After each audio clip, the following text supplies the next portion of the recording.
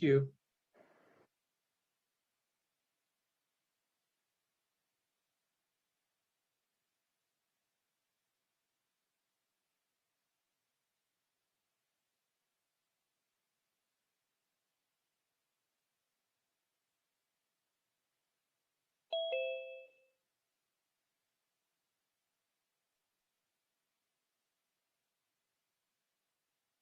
Good morning, Sherry. Hi, good morning, Rhonda. Can you hear me okay?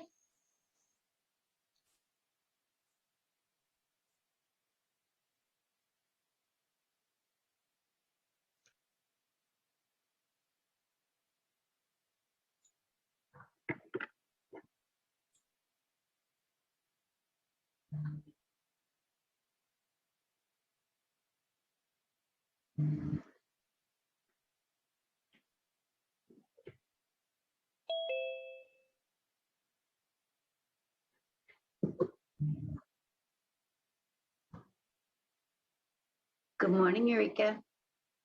Good morning. How are you? Good, thanks. How are you? Good, thank you. Have a great meeting. Thank you.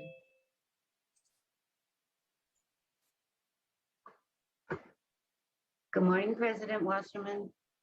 Good morning, Wanda Schroeder. How are you? Wonderful. How are you? You know what? I celebrated our 41st anniversary last night and I'm feeling good.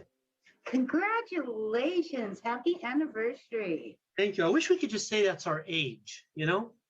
Thank Yeah. you, Rob. Thank you, Rob. That's what I'm thinking more. I'm feeling more like 41. Wow, what a wonderful milestone. Congratulations. Thank you. And my mom said I'm now older than she is, so I don't understand the new math.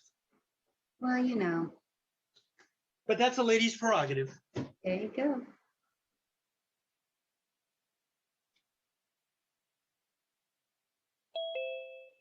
Two, three, four. I've got 25 people on my screen. That's cool.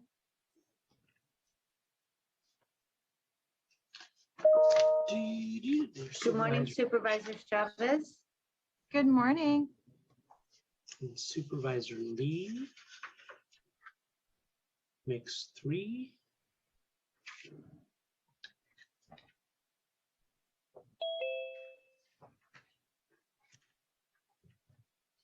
Good morning.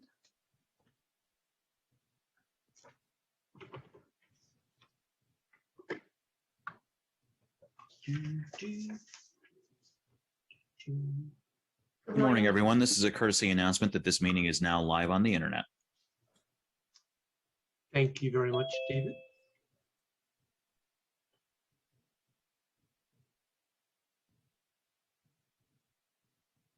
Supervisor Chavez, do you happen to remember who did our Pledge of Allegiance 2 weeks ago? I'm sorry, I don't. I don't either. Was it you? Okay, I'm sorry, I really don't. Don't remember either. Supervisor Lee, do you remember? Rhonda, do you remember anybody? I want to say it was Supervisor Ellenberg, but I'm not 100% sure. Okay. I can check the video from the last meeting if you'd like. Thank you. That would be nice. Just trying to rotate it. Maybe Supervisor Simidian. There's Supervisor Ellenberg. Oh, you know what? I think it was Joe. Okay. That would mean next in line would be Supervisor Chavez. Excellent, thank you. Yep.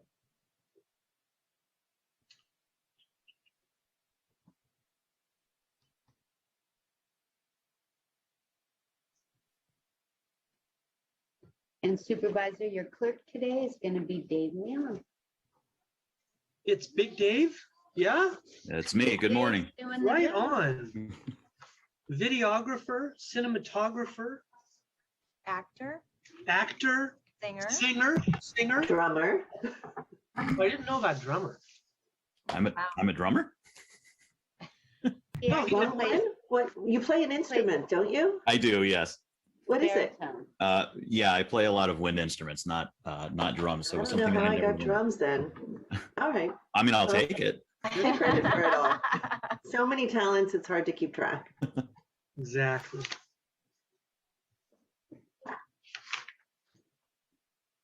Now that you've blown his head out of proportion, Yeah, there you go.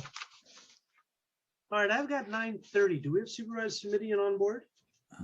we do not yet have him, sir. All righty. Recording in progress.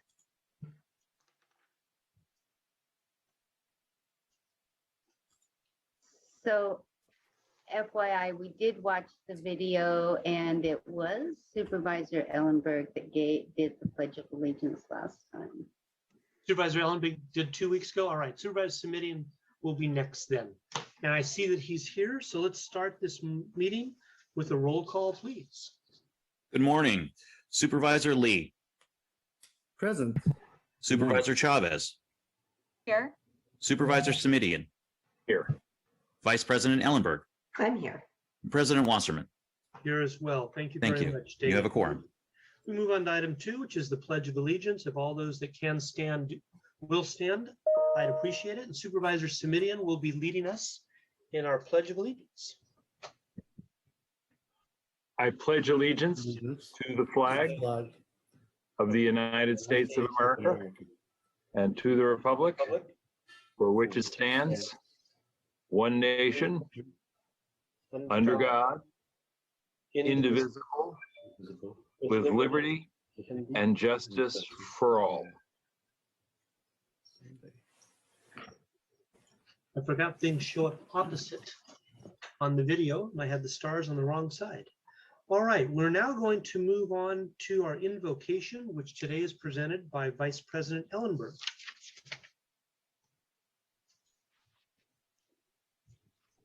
Unmuting. Soon.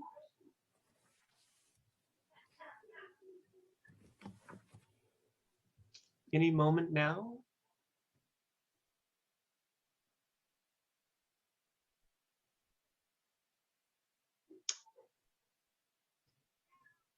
Would you like me to do it, Madam Vice President? No?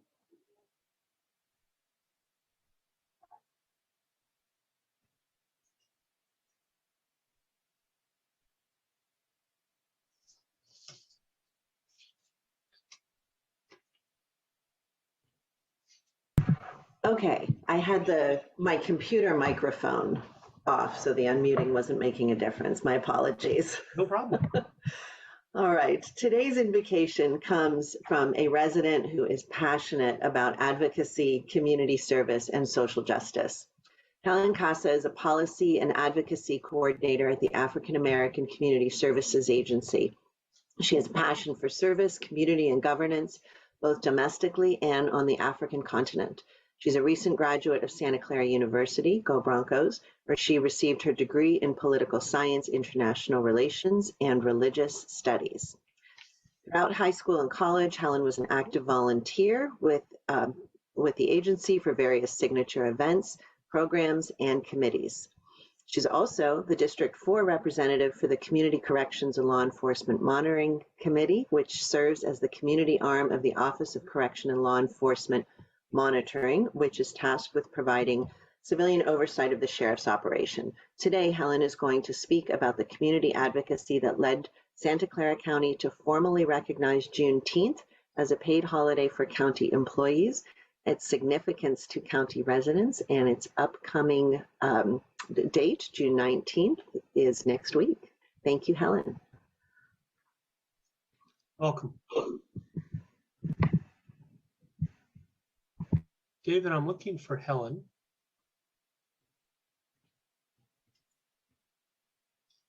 I'm looking as well. One moment, please. Vice President, do you know if Helen is here? We found her, President Wasserman. She was on the attendee list. I've promoted her. Thank you very much. I just promoted her as well. Great. Lots of promotions. Thank you. Here she is. Please, Helen, go right ahead.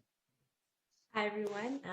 My name is Helen Casa, as Supervisor Ellenberg said, and I am the Policy and Advocacy Coordinator at the African American Community Service Agency located in downtown San Jose. A 43-year-old historically service-based nonprofit centered around the mission of preserving the dignity and culture of a diverse Black community in Santa Clara County. We are proud to be celebrating 40 years of hosting and organizing Santa Clara County's Juneteenth in the Park Festival. We welcome all to join in the celebration both in person on Saturday, June 19th at the Santa Clara County Fairgrounds, as well as June 13th through the 18th for a week-long mix of virtual and in-person programs that we lovingly call Education Before the Celebration. And so with that being said, I would like to start by thanking Supervisor Ellenberg for inviting our organization, the AACSA, or the African American Community Service Agency, to speak on the significance of Juneteenth and recognize its first official observation as a paid county holiday in Santa Clara County. Santa Clara County being the first in the entire state of California to do so. And of course, I would be remiss to not acknowledge now State Senator Cortese, former supervisor, for championing this effort with us at the AACSA, and to you all who unanimously voted in support, and to all the change makers of the community who wrote, called, and made public comments in support of the AACSA's initiative to have Juneteenth be recognized at the county level. So I was asked to share the significance of Juneteenth and what we all as a community can do moving forward. But as I sat in front of my computer to prepare my remarks, I reflected on an invocation I gave in 2015 in honor of Black History Month to the city of San Jose. And at the time, I was 16 years old and deeply frustrated with the lived reality that Black History Month truly was just not enough. And that racism and systemic oppression was not an issue of the past, but rather a living, breathing pandemic of today. I spoke about wanting Black history, Black stories, and Black lives to be a part of the conversation Monday through Sunday, 12 months of the year, 365 days. I couldn't understand the hypocrisy of the celebrated remembrance of the MLKs and the Rosa Parks of the civil rights movement of yesterday, but the demonization of the Kaepernicks of today.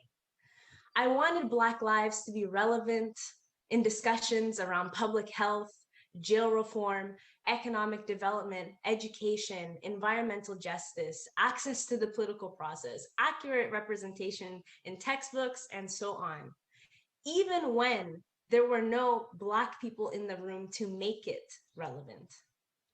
I wanted more than a flag raising and more than a proclamation ceremony. I wanted funding to be redirected, task forces and committees to be formed, and justice-centered policy to be implemented.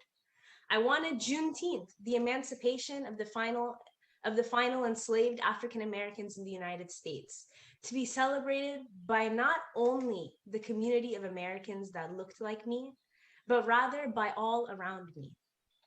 I wanted people to know it existed. I wanted people to know that we existed, our history existed, and is important enough to be known, celebrated, and observed without question, along with the 4th of July, Memorial Day, Thanksgiving, and New Year's, to just name a few. So who would have known that in a short 6 years later, so much would change, and that some of those dreams would actualize into real policy today? This is a true testament to what can be done, because as we say at the AACSA, there is strength in unity. Thank you, and happy Juneteenth. Thank you, Thank Helen. you so much. Vice President Ellenberg. We're now going to move on to announcements in Memorial. And unfortunately, we have several. I'm going to speak about these individuals, and then we'll have a moment of silence afterwards. Wednesday, May 26th was a shocking and tragic day for our community. The senseless shooting that took place at the VTA rail yard across from our county government center killed 9 innocent people. My heart goes out to all the Valley Transportation Authority employees and families of the victims of this devastating mass shooting. I am so grateful and proud of our VTA heroes who not only stepped up for us during the pandemic, but now must face the realities of this tragedy. I extend my gratitude to all the law enforcement officials who were there and those who will continue to help us navigate this sobering moment in our history. Today, I want to honor the fallen VTA employees who had served our community as bus and light rail operators, mechanics, linemen, and assistant superintendent. Abdul Wahab, known as Abdi, Alagmandan was 63, was a Hayward resident and VTA substation manager for 20 years. Abdi moved to the US in 1995 from Tehran, Iran, with his wife, Firuze Davalu, and their 2 sons, Sina and Sohail. Abdi was known as a tinkerer and a handyman. He loved spending time with his family and enjoyed making them laugh. Abdi was funny, a great father, role model, and husband who worked hard for his family. Adrian Beleza, age 29, from Gilroy, was the youngest of the victims killed in the mass shooting. He and his wife Heather had a 2-year-old son named Joseph. In 2014, Adrian joined VTA as a bus operator trainee and then became a maintenance worker and light rail operator. Adrian enjoyed his job with VTA and was happy to be able to provide for his family. He liked to talk politics, eat barbecue, and go to the beach. Adrian started his shift at 4 a.m. so he could spend time with his family in the evening. Adrian was a father, a husband, and a brother. Excuse me, there we go. Alex Ward Fritsch, age 49, was a substation manager and resident of San Jose who worked for VTA for 9 years. He grew up in Ben Lomond. He loved tiki crawls, dirt bikes, Star Wars, and being with his wife, Tara. Alex was the family's sole income provider. He is survived by Tara and their 3 children, a 30-year-old daughter and 2 teenage sons. Alex was known to be an optimistic man, passionate man, and a dreamer who loved his family with all his heart. Jose de Jesus Hernandez III, age 35, started his career at VTA in 2012, working as a transit mechanic, rising the ranks to substation mechanic. He enjoyed playing guitar and building motorcycles in his spare time. Jose's father was also a VTA employee who is now retired. Lars Kepler Lane, age 63, was a San Jose resident and an overhead lineman who worked for VTA since 1999. Lars was days short of his 64th birthday and planned to go to Sacramento to celebrate. Just 2 weeks after, he and his wife Vicky, both avid travelers, planned to go to Maui. He was also an avid bicyclist. Lars was a great husband and friend that took pride in the work that he did at VTA. Paul Magia, age 42, joined VTA in 2004 after a nudge from his father, who worked for the agency for more than 3 decades. A 32-year veteran of the transportation service, his father Leonardo suggested Paul work part-time while he studied in college. Paul drove the 64 bus lines, and his father drove the 25 bus lines. They would meet at Willow and Lincoln Avenue every night and wave to each other. Paul is survived by his parents, wife, and 3 children. He was a great dad, son, husband, and friend. Timothy Michael Romo, age 49, grew up in Greenfield, California, where his father was once the mayor and police chief. He lived in Tracy and commuted to work. Timothy was an Air Force veteran and a 22-year veteran overhead line worker for VTA. He leaves behind his wife, 3 children, and 2 grandchildren. Timothy was a great man, a great husband, and a great dad, and a better grandfather. Michael Joseph Rudimetkin, age 40, and his wife Gloria just celebrated their 10-year anniversary.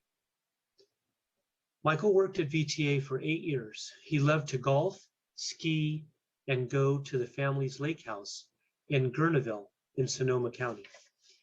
He also enjoyed motorcycle riding and tinkering on motorcycles and cars as a hobby.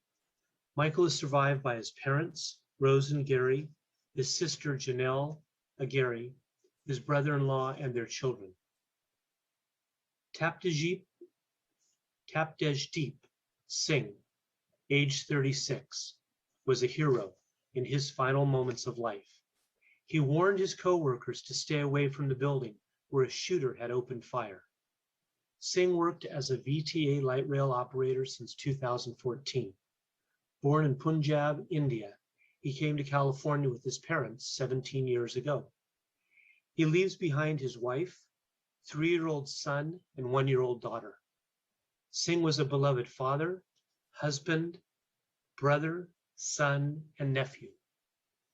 On behalf of the County of Santa Clara and our Board of Supervisors, I extend to the 9 victims' family and friends our sincere condolences.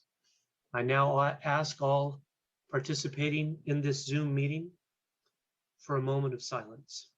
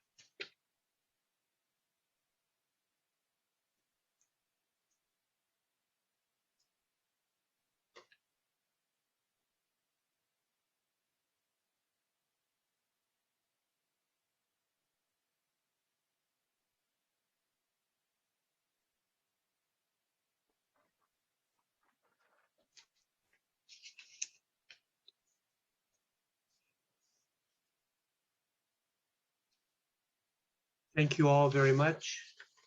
God bless those individuals, families, and friends. We're now going to move on to commendations and proclamations. And this is a commendation for School Link Services for its positive impact and dedication to providing service coordination and family engagement for children and families throughout Santa Clara County. And we turn to Supervisor Lee.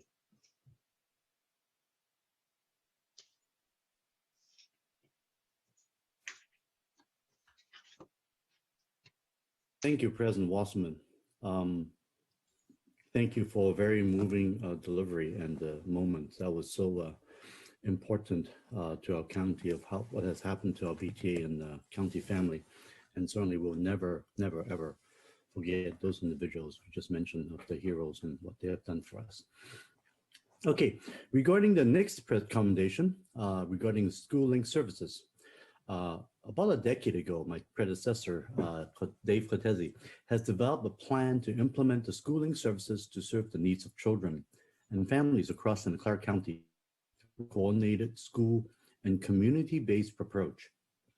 Today, the Board of Supervisors would like to recognize the schooling services, a partnership between our Behavioral Health Services Department and the 15 school districts in Santa Clara County.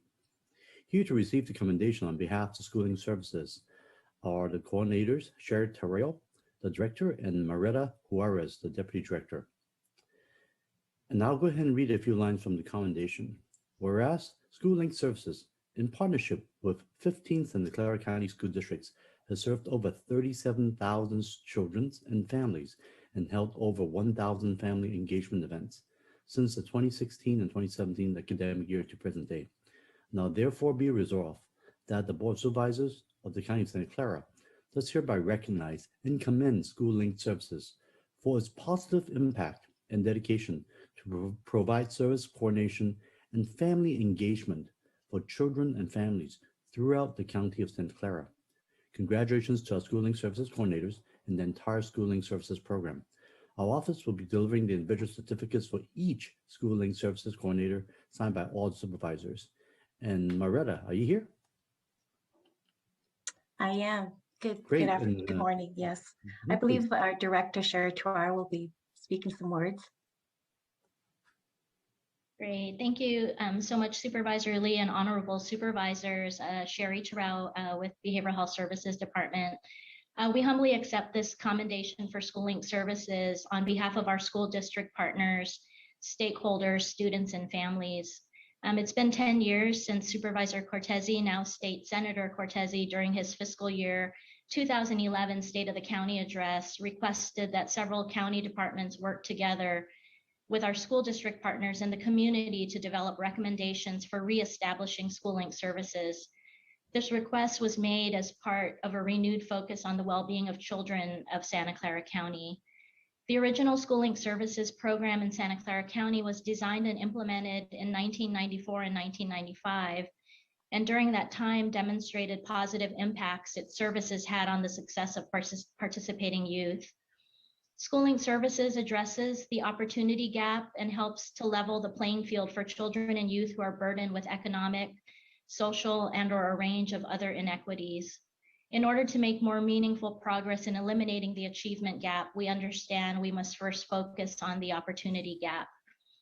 Still today, 10 years later, after reinstituting School Link Services, our vision is that all young people will gain the knowledge, skills, and attitudes necessary to ensure their healthy transition to successful adult roles and responsibilities. We are committed to continue working toward a future in which all young people in Santa Clara County graduate from high school with the foundation necessary for college or a career, and for economic self-sufficiency, healthy family and social relationships, civic and community involvement, and lifelong learning. We thank you very much, Board of Supervisors, for your continued support of School Link Services. Thank you. Thank you. Thank you, Sherry. Thank you, Supervisor Lee. With that, we're now going to move on to item number 6, which is public comment, which is the opportunity for anyone to speak about anything not on today's agenda. Dave Leone, our clerk, will put up the timer based on the number of people signing up, again, to speak for anything not on today's agenda. And Dave, if you'll please set the timer. I'm asking everybody to register now so we can set a time that is appropriate. We'll give another few seconds here. Okay, Dave, will you please set the timer for 1 minute each? Yes, sir. One moment, please, while we set that timer, and we'll get started as soon as we're ready. Thank you. Our first speaker is Genevieve. I am unmuting you. Please accept the unmute. You'll have 1 minute to speak. The timer will start when you begin speaking. Hello, my name is Genevieve Logsdon, a prevention case manager from Community Solutions. Our mission is to create opportunities for positive change by promoting and supporting the full potential of individuals, the strength of families, and the well-being of our community. I work specifically in the In Touch with Teens program, an evidence-based curriculum for adolescents in the school setting. And according to surveys conducted by the In Touch with Teens program, over 55% of youth in South County have witnessed at least one form of violence. And also, in addition, the study in 2020 from Santa Clara County, Connecting the Dots, has shown that youth that has experienced one form of violence is much more likely to experience and perpetrate all forms of violence. So I believe that our programs could use funding from the American Rescue Plan to expand and reach a larger scope of youth in Santa Clara County. Thank you. Our next speaker is Christy Connors. I'm unmuting you. You will have 1 minute to speak. Yes, hi. Hi, my name is Christy Connors, and I am a parent, a business owner, and I am calling in today regarding the push for vaccines. Our county has made huge strides, and we were above 80% fully vaccinated in our county until they opened it up to 12 years old. We are still pushing for vaccinations. We are pushing to 100%, but our county's Board of Supervisors and Dr. Sarah Cody refused to repeal any restrictions. We have the highest vaccination rate in the nation, as well as the strictest regulations in the nation. The new mask mandate doesn't recognize our accomplishments, and I call on this board to recognize the accomplishments of the families of Santa Clara County, the sacrifices that we have all made in getting to this goal, and to repeal these mask mandates and repeal what the requests are at the mandates on businesses. Thank you. Next speaker is Cupcake. You have been unmuted. You have 1 minute to speak. Yes, my name is Susan Bassey, and for the last 5 years, I've been trying to get the supervisors to pay attention to what is going on with the corruption in our local courts and our district attorney's office when it comes to children and issues related to domestic violence. Domestic violence and false harassment claims that are being misused in our courts are at the subject of the Gilroy Garlic Festival mass shooting, as well as the VTA shooting, and the failures of this county are responsible for those two events because they continue to engage in the same practice. Last week, I learned that a divorce case involving a court-appointed attorney by the name of Heather Allen, who has made hundreds of thousands of dollars that have been paid by county taxpayers through the county's Michael Rossi and other attorneys, was involved in a case for over 10 years where the children have now sued the father for sexually molesting them for years. You continue to miss the signs, you continue to harm children, and you continue to use taxpayer money to do it. The next speaker is Rhoda Fry. I'm unmuting you. You will have 1 minute to speak. Rhoda, are you there? Yes. Go ahead. Good morning, supervisors. I'd like everyone to know that last week, Supervisor Chavez held a very long back-mid meeting pertaining to reducing particulate matter from refineries. There were about 200 speakers. Supervisor Chavez's management of the meeting was nothing less than remarkable. She was patient, kind, measured, and kept the meeting on track. Wow, kudos to you. Y'all should be proud to be working with her on the board. Speaking of PM, particulate matter, did you know that Lehigh in Los Altos Hills' backyard is our state's #4 particulate matter creator? It's really unhealthy, and it's basically like having a bunch of petroleum refineries right here in Los Altos Hills. So I hope y'all can do something about it. And once again, big shout out to Cindy Chavez. Thank you very much. The next speaker is Walter Wilson. You have been unmuted. You will have 1 minute to speak. Walter, are you there? Yes, good morning. Excuse me. Good morning, President Wasserman, board and staff. My name is Walter Wilson. I'm with the African American Cultural Center Project. And what I'm speaking about is on consent today, and it is to thank you, the board, Cindy Chavez, for her work, and Supervisor Ellenberg for supporting this project, the African American Cultural Center Project, which is the purchase of the Momentum property on the Alameda for the purpose of the new African American Community Service Agency. The center, which will include housing, retail, commercial, and many other services for the community. A special thanks also to the board for your support, the Deputy County Exec Key Lee, Consuelo Hernandez, to the County Council, to Dave Manette, Executive Director of Momentum, and his board and their vision and leadership. Thanks to Joanna Ferris, President of our AACC Board of Directors, to Milan Ballington, Executive Director of the African American Community Services Agency, for his leadership and vision and to create the new African American Community Services Agency. And the next speaker is a phone number ending in 910. I am unmuting you. You will have 1 minute to speak. Phone number ending in 910. I'm asking you to unmute. Okay, that there might be a technology problem there. Our next speaker is Judy Kulo. I'm unmuting you. You will have 1 minute to speak. Jody Kulo, are you there? Yes, I'm here. Go Good ahead. morning, supervisors. Can you hear me? My name is Jody, and I speak on behalf of the residents of Santa Clara County that are here with me today and watching this meeting live. We are the Freedom Coalition Santa Clara. We have many chapters across California, and we are growing. Our mission is to restore our state of California and local community, giving power back to the people.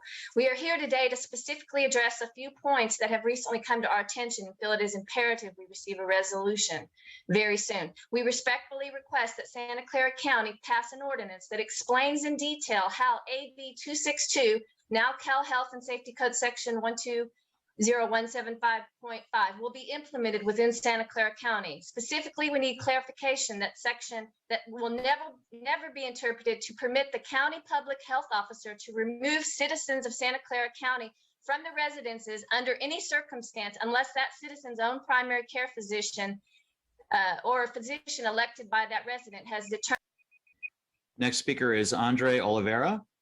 You've been unmuted. You will have 1 minute to speak. Go ahead. Hi, everyone. My name is Andre Oliveira.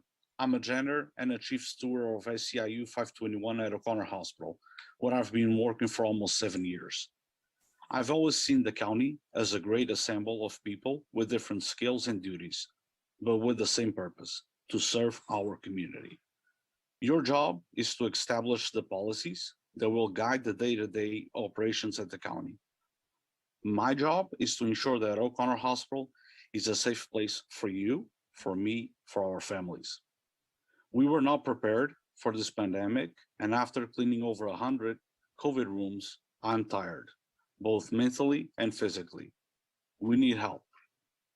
Please, please help us serve our community. Thank you so much for your time. We're going to go back to the phone number ending in 910. You've been unmuted. You will have 1 minute to speak. Go ahead. I just wanted to, I guess, call out a situation, and I'm a little bit frustrated. I've sent numerous emails to 2 supervisors' offices and never received a response. And I'm super frustrated because I am a constituent of one of them. And you constantly hear them speak about how they're working for women and how they're on women's issues. And I don't know if, so first of all, I'm specifically speaking to Supervisors Ellenberg and Chavez. Ellenberg, I am your constituent, so I should be receiving responses as such. I don't understand why your offices don't respond. It's been on a variety of issues. I just think that it's intensely disrespectful. And there are issues that both of you have said are issues that are deep in your heart and that you speak on often. So it just seems that out of respect. The next speaker is Scott Largent. Scott, I'm unmuting you. You'll have 1 minute to speak. Go ahead. Thank you. Good morning, everyone. Scott Largent. I'm heading over to another homeless sweep. It really doesn't matter which one of the 13 cities this stuff's going on. As we continue to torture and waterboard our homeless community, this is just straight up torture is what it is. One of the other sweeps I went to last week, they bounced everybody from creeks up into parking lots and they re-sweep it a couple days later. They send them down into a big dirt desert patch down there. The cities, what they're doing is just vicious. And the county is the one that needs to step in and start really protecting the people on the streets. This is a whole well thought out plan right now of just, maliciously prosecuting the poor out there and just, stacking them with ticket after ticket after ticket. This stuff is not helping them. There is no plan in place. And the Muppets that run our city, I mean, this is a disaster right now. We need county leadership to step in and do what they cannot do. The next speaker is Daniela Anaya. I'm unmuting you. You will have 1 minute to speak. Go ahead. Hello, supervisors. I'm a clinician working for the Behavioral Health, Family and Children's Services Department. We serve birth to 5 and school-age populations. Last October, the department implemented a redesign for how birth to 5 clinicians conduct assessments, what we call AFIs. This redesign increased clinicians' caseloads 33% from 6 cases a month to over 8 cases per month. It also cut the time clinicians need to complete assessments by 50% from 60 days to 30 days. This change is not only impacting clinicians, driving them to burn out, but also impacts client care. We hope to have your support in fighting for more frontline staff and reducing caseloads per clinician. Thank you for your time. The next speaker is Marilyn Mara. I am unmuting you. You will have 1 minute to speak. Go ahead. Hi, I'm Marilyn Mara, SIU Public Health Nurse, registered nurse. First, want to acknowledge you. High rate of vaccination is remarkable with infections declining. Thank you so much for your leadership and hard work. I've noticed it, and so do many. With inequities exposed more, hope you continue to remember those inequities even after the pandemic. SEIU are in the front lines. That's before, during, and after the pandemic. Seriously consider our proposals in relation to the American Rescue Plan. 1 minute is not sufficient time for me for what I'm about to bring up. There is staffing crisis in our communicable disease program in public health. My fellow public health nurses, only 6 of them are drowning, attending to 79 or more communicable diseases such as measles, pertussis, CRE bacteria infections, bacteria that develop resistance. We need more public health nurses. Thank you. The next speaker is Pho Bui. I am unmuting you. You will have 1 minute to speak. Go ahead. Pho Bui, are you there? Okay, Pho might not be there. We'll move on to the, go ahead. Wait, give me a second, please. Okay, thank you, supervisors. My name is Pho Bui, and I'm a psychiatric social worker 1 working for the behavioral health department at Juvenile Hall. When I first started at Juvenile Hall, we have 18 clinicians, and now we are down to 6.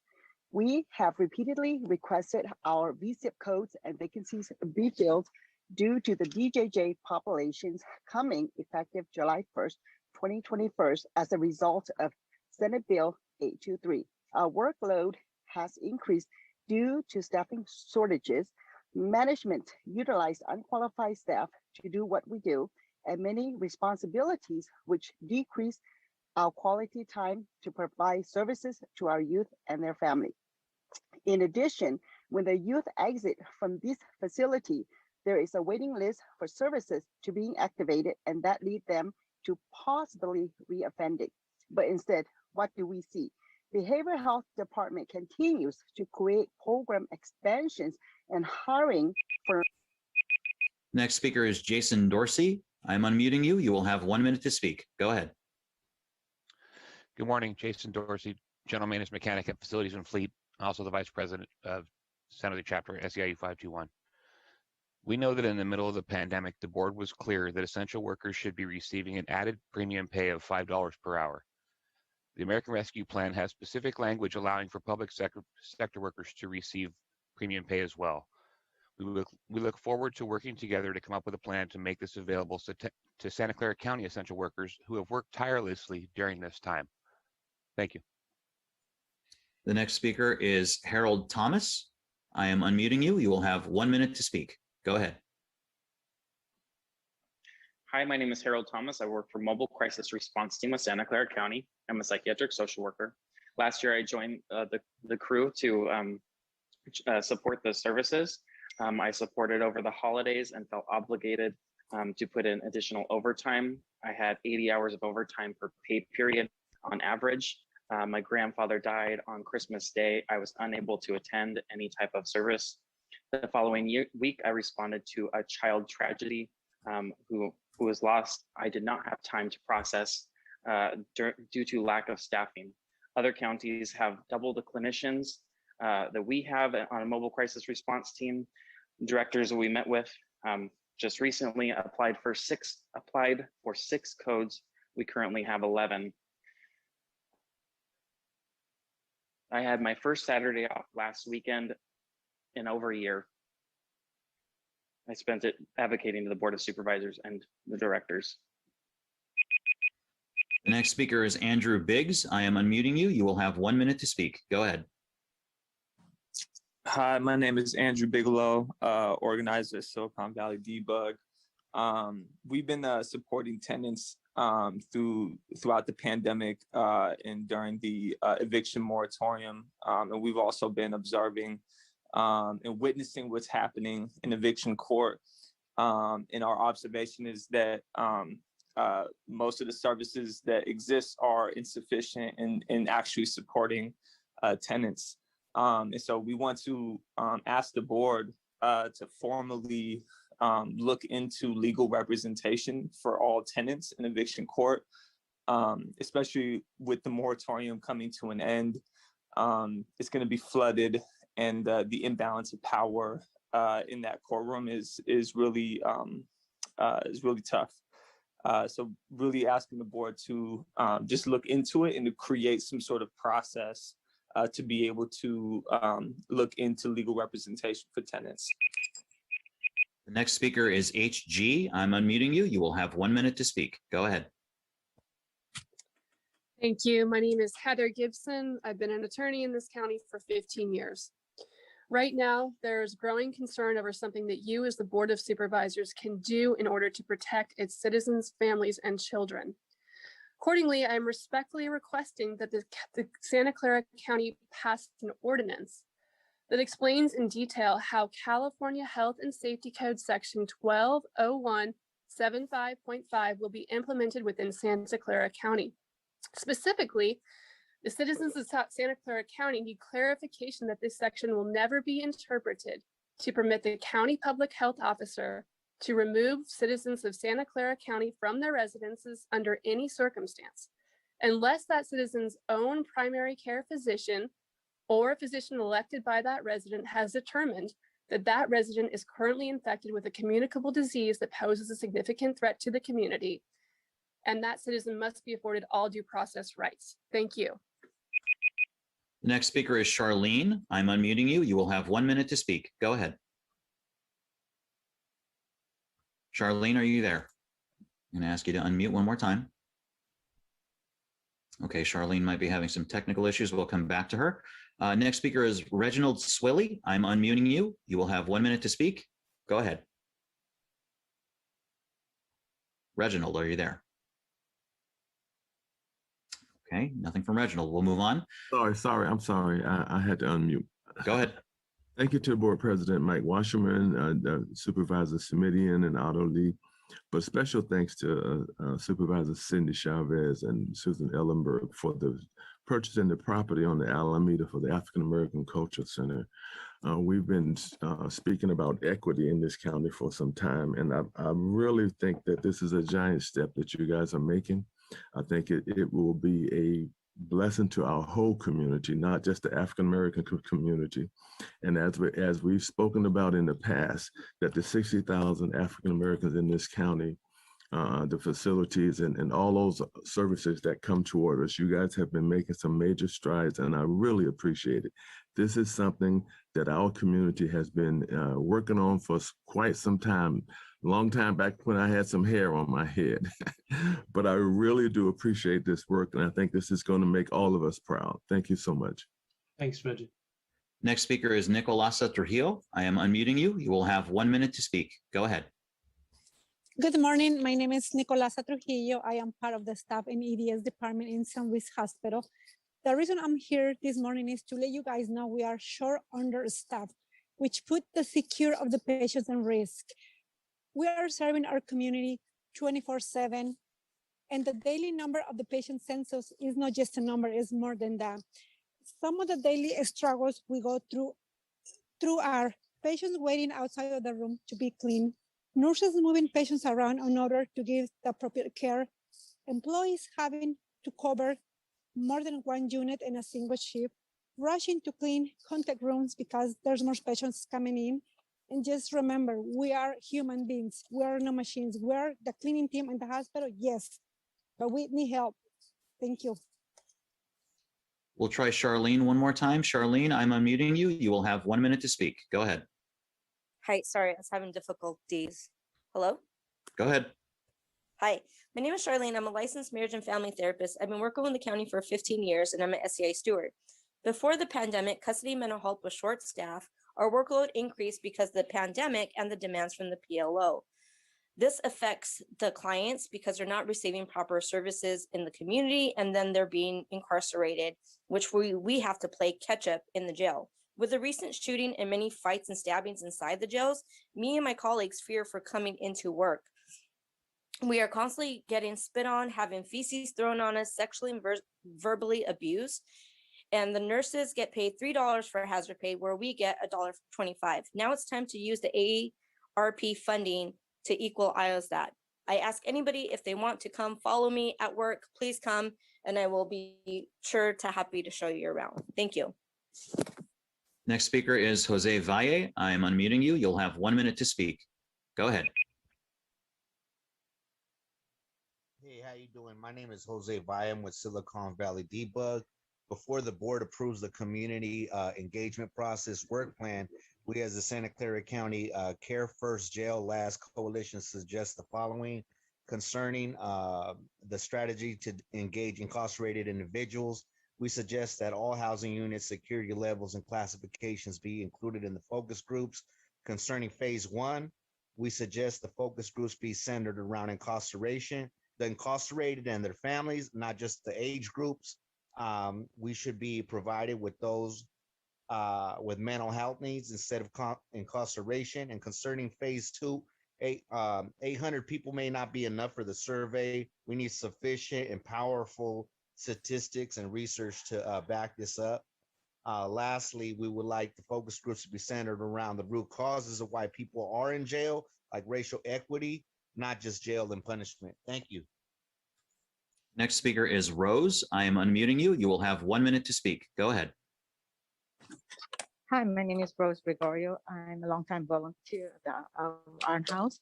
I just want to thank you all for helping our Unhoused in Fair Oaks to have a roof over their head. And I'm very sure they're more appreciative than anyone else. They are all happy there. And I want to thank the county for supporting the program. And I'm hoping this program will help our Unhoused find a stable job and housing eventually with the help of the case manager. In addition to that, I'm just asking, since some of our Unhoused has mental issues, I hope eventually we will have some mental health program that can help them be independent and a productive citizen to our society. Again, I thank you all for helping our Unhoused get a roof over their house. And thank the county for helping us. Thank you. The next speaker is Marianne Waddell. I am unmuting you. You will have 1 minute to speak. Go ahead. Hi, my name is Marianne Waddell, and I am a social worker at DFCS now for 7 years, and I'm also the vice chair for the SSU chapter. Data shows that a Black child in Santa Clara County is 8.17 times more likely than a white child to enter foster care. And a Latino child in Santa Clara County is 4.26 times more likely to enter foster care than a white child. Both of these disparities are higher than the state level. While the board was promised that departments would reorganize, DFCS has eliminated more frontline positions to add back management positions, and the reorganization has led to further disparities in the child welfare system. Using the ARP to fund frontline positions would help equalize these disparities by preventing the removal of children by eliminating the need for the child to go to the receiving center or Next speaker is Andre Hunt. I am unmuting you. You will have 1 minute to speak. Go ahead. Andre? Oh, try that one more time. Andre, go ahead. Hello? Go ahead. Hello? We can hear you. Go ahead. Okay. I'm sorry. My name is Andre Hunt. I just really wanted to take a moment to thank Supervisors Chavez and Ellenberg for their support for the project on the Alameda, the African American Community Service Agency, in conjunction with the First Community Housing. It's a project that we've been working on for many years. It's been a long journey. We're just about there, and we really do appreciate your support for this project. And it does speak to equity for the African American community in Santa Clara County. Thank you very much. Next speaker is Cynthia Longs. I am unmuting you. You have 1 minute to speak. Go ahead. Cynthia, are you there? Cynthia, when you are unmuted, go ahead and speak. You have 1 minute. Hello, Go ahead. We can hear you. my name is Cynthia, and I'm a debug advocate. I have a son in the main jail awaiting court. Before the Board of Supervisors approve the community engagement work process, we suggest that all the housing unit security levels and classifications be included in the focus groups. Please ensure that family members with mental ill people are also surveyed. We should also consider what should be provided for those with mental health needs instead of incarceration. We also suggest that the focus group be centered around the incarcerated. Also, the number 800 is not even 1% of our 1.9 million people. So I suggest that we urge the facilitators to ensure that the number of people surveyed is a statistical representation of Santa Clara County's population. Also, I noticed that there are different languages. I urge the facilitators to make sure that they don't skew the results by having favoritism and making sure that they. The next speaker is Regina Celestin Williams. I'm unmuting you. You will have 1 minute to speak. Go ahead. Good morning. I just want to say thank you to the Board of Supervisors as well as the staff for the item moving forward regarding the purchase of 2001 The Alameda. I am Regina Celestin Williams, the Director of Housing Development for First Community Housing. And our mission is to build high quality, affordable housing that responds to the needs of diverse communities and embraces environmental sustainability. And we could not be more thrilled to work with the county and the greater community to do this in partnership with our partner, the African American Cultural Center. So we look forward to working with you all, and I just want to say thank you again. The next speaker is Hector San Roman. I am unmuting you. You will have 1 minute to speak. Go ahead. Good morning, supervisors. I will ask you for only 15 seconds out of your screens, please, from your phones. And I just wanted to ask you, since the county is preparing to return to work, to really consider for the works that are not necessary to come back to work. In other words, one of the things of the lessons of the COVID-19 is that now we can know how many people can actually come back to work and how many people can work from home. So I would like you to consider this situation because it can save money to the county by not renting or using facilities that are not necessary. And two, to consider that so many positions are able to do their functions at home without the need to return to the office. Thank you so much. Next speaker is Todd Langton. I am unmuting you. You will have 1 minute to speak. Go ahead. Yes, hi, Todd Langton from Agape, Silicon Valley. First of all, just want to thank you, Supervisor Otto Lee, for all your help with the Unhoused. And then also Linda Jones, Ken Johnson, and Michelle Covert from the county. They're just tremendous to work with, and they've helped us out in a big way. I've got just an idea that I'd like to share, and I brought this up in the city council meeting also. But there's two large groups of potential labor and volunteers that could really team up and work with the county. And that one group is obviously the advocates, all the volunteers that go out regularly to help with the unhoused. And two is the unhoused themselves. And I just think we could all work together to help keep the camps clean and the efficiency, eliminate the waste. I have already started a database of volunteers and the encampments. I'd like to work together with the county to help build that and see if there's a way we can all work together more efficiently and get this issue resolved in homelessness in Santa Clara County. Thank you. Next speaker is Brian Larson. I am unmuting you. You will have 1 minute to speak. Go ahead. Sorry, can you hear me? Yes, go ahead. Okay. Hi, my name is Brian Larson. I live in District 2. I'm a member of Surge Sacred Heart as part of the Care First Jail Last Coalition.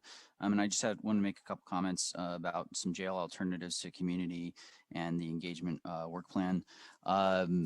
You know, when conducting these surveys, it's really important. I just want to emphasize, you know, to involve truly representative cross sections of the site impact or the system impacted people from all security levels, classifications, and housing units, and people who are living with behavioral health issues and disabilities. We just really need to make this a restorative process and involve everyone. That's it. Thank you. Next speaker is Mohammed Barate. I am unmuting you. You will have 1 minute to speak. Go ahead. Mohammed, are you there? I'll ask you to unmute one more time. Yeah, my name is Mohammed Berete. I work in behavioral health, and my issue is the injuries that we are sustaining. There are staff and patients, violence and injuries, and I don't know what the supervisors plan to help us try to reduce the workplace injuries, because we are having a lot of staff getting injured in behavioral health, and there is no plan with the management there to help reduce the injuries between that, and staff are getting injured and there is no support in that. Yeah, so we are trying to see what we can get from the Board of Supervisors as recommendation for us to be able to reduce that, because right now there's no recommendation and there's no teamwork there. So thank you. That concludes our public speakers. Thank you, David. I appreciate that. And any speakers that spoke about items that are on the agenda should not speak again, so that everything is kept fair for all speakers. We now move on to item number 7, which is the consent calendar. Supervisors, we have a number of changes. Mr. Leon, will you please read what those changes are to the consent calendar? Absolutely. We have a request from Supervisor Lee to consider item numbers 10 and 11 concurrently. Item number 10 is a public hearing, the Santa Clara County Financing Authority Lease Revenue Bonds Capital Facilities 2021 Series A. Item number 11 is to adopt a resolution of the governing board of the Santa Clara County Financing Authority authorizing the issuance of not to exceed $425 million aggregate principal amount of the Santa Clara County Financing Authority Lease Revenue Bonds Capital Facilities 2021 Series A. We have a request from President Wasserman and Supervisor Lee to add item number 17 to the consent calendar and a correction to item number 17 to reflect Supervisor Lee as a co-sponsor. Item number 17 is to approve a referral to administration to report to the board with options for consideration relating to a sponsorship in the amount of $5,000 in support of the Sunnyvale Community Services Backpack Day event. We have a request from President Wasserman and Supervisor Lee to add item numbers 18, 19, and 20 to the consent calendar. Item number 18 is to approve a referral to administration to report to the board with options for consideration relating to a sponsorship in the amount of $5,000 in support of the Palo Alto Community Fund's Back to School events. Item number 19 is to approve a referral to administration to report to the board with options for consideration relating to a sponsorship in the amount of $5,000 in support of the West Valley Community Services Back to School event. Item number 20 is to approve a referral to administration to report to the board with options for consideration relating to a sponsorship in the amount of $5,000 in support of the Community Services Agency Back to School event. We have a request from administration to hold item number 28 to date uncertain. Item 28 is to consider recommendations relating to a license agreement with AT&T Mobility Corporation. We have a request from administration to hold item number 29 to August 17th, 2021. Item number 29 is to receive a report relating to community engagement and outreach policies for housing developments. We have a request from Supervisor Chavez to remove item numbers 45, 46, and 47 from the consent calendar. Item number 45 is to consider recommendations relating to a memorandum of understanding with Silicon Valley Creates and funding for the promotion of arts and culture in Santa Clara County. Item number 46 is to approve job specifications and amend classification plan to add classifications of director, children and family policy, chief equity and inclusion officer, assistant human resources director, assistant labor relations director, chief financial officer, assistant director of pretrial services, and deputy director, Department of Planning and Development, and to revise the classification of controller treasurer. Item number 47 is an adoption of executive leadership master salary ordinance number NS-20.21. Finally, we have a request from Supervisor Lee to remove item number 70 from the consent calendar. Item number 70 is an adoption of ordinance number NS-19.43, amending certain sections of Chapter 7 of Division A3 of the Santa Clara County Ordinance Code relating to land use lobbyist disclosures. And that concludes my list. Thank you, Mr. Leon. And I'm going to say I was going to recuse myself from item number 28 because of my financial conflict dealing with my ownership in AT&T. I'll just put that on the record, even though it's being held to a future date. With that, I will look for supervisors first. And then, David, we have 3 people wishing to speak, but if that's on public comment, I'm not going to allow that. If it's on the consent, I will. We'll start with Supervisor Chavez. Thank you. I'd like to add back item 45 to consent and 46 and 47 with comment and direction if my colleagues are comfortable with that. Please. Thank you. Item 45, it relates to the SB Creates budget. And what I'd like to do is ask staff if we could add to our budget discussions next week an addition of $500,000 to SB Creates in order to address the loss of income that our nonprofits, particularly our small nonprofits, have had as part of our as part of the downturn in the economy. But so I'm not asking for a decision today. I just want to make sure we can have that discussion next week. And then on item 46 and 47, these are items, the reason I pulled them off is we have the Director of Children and Family Policy and our Chief Equity and Inclusion Officer. And there are two things that I wanted to ensure. One is that these report directly to the county executive, or they are county executive positions.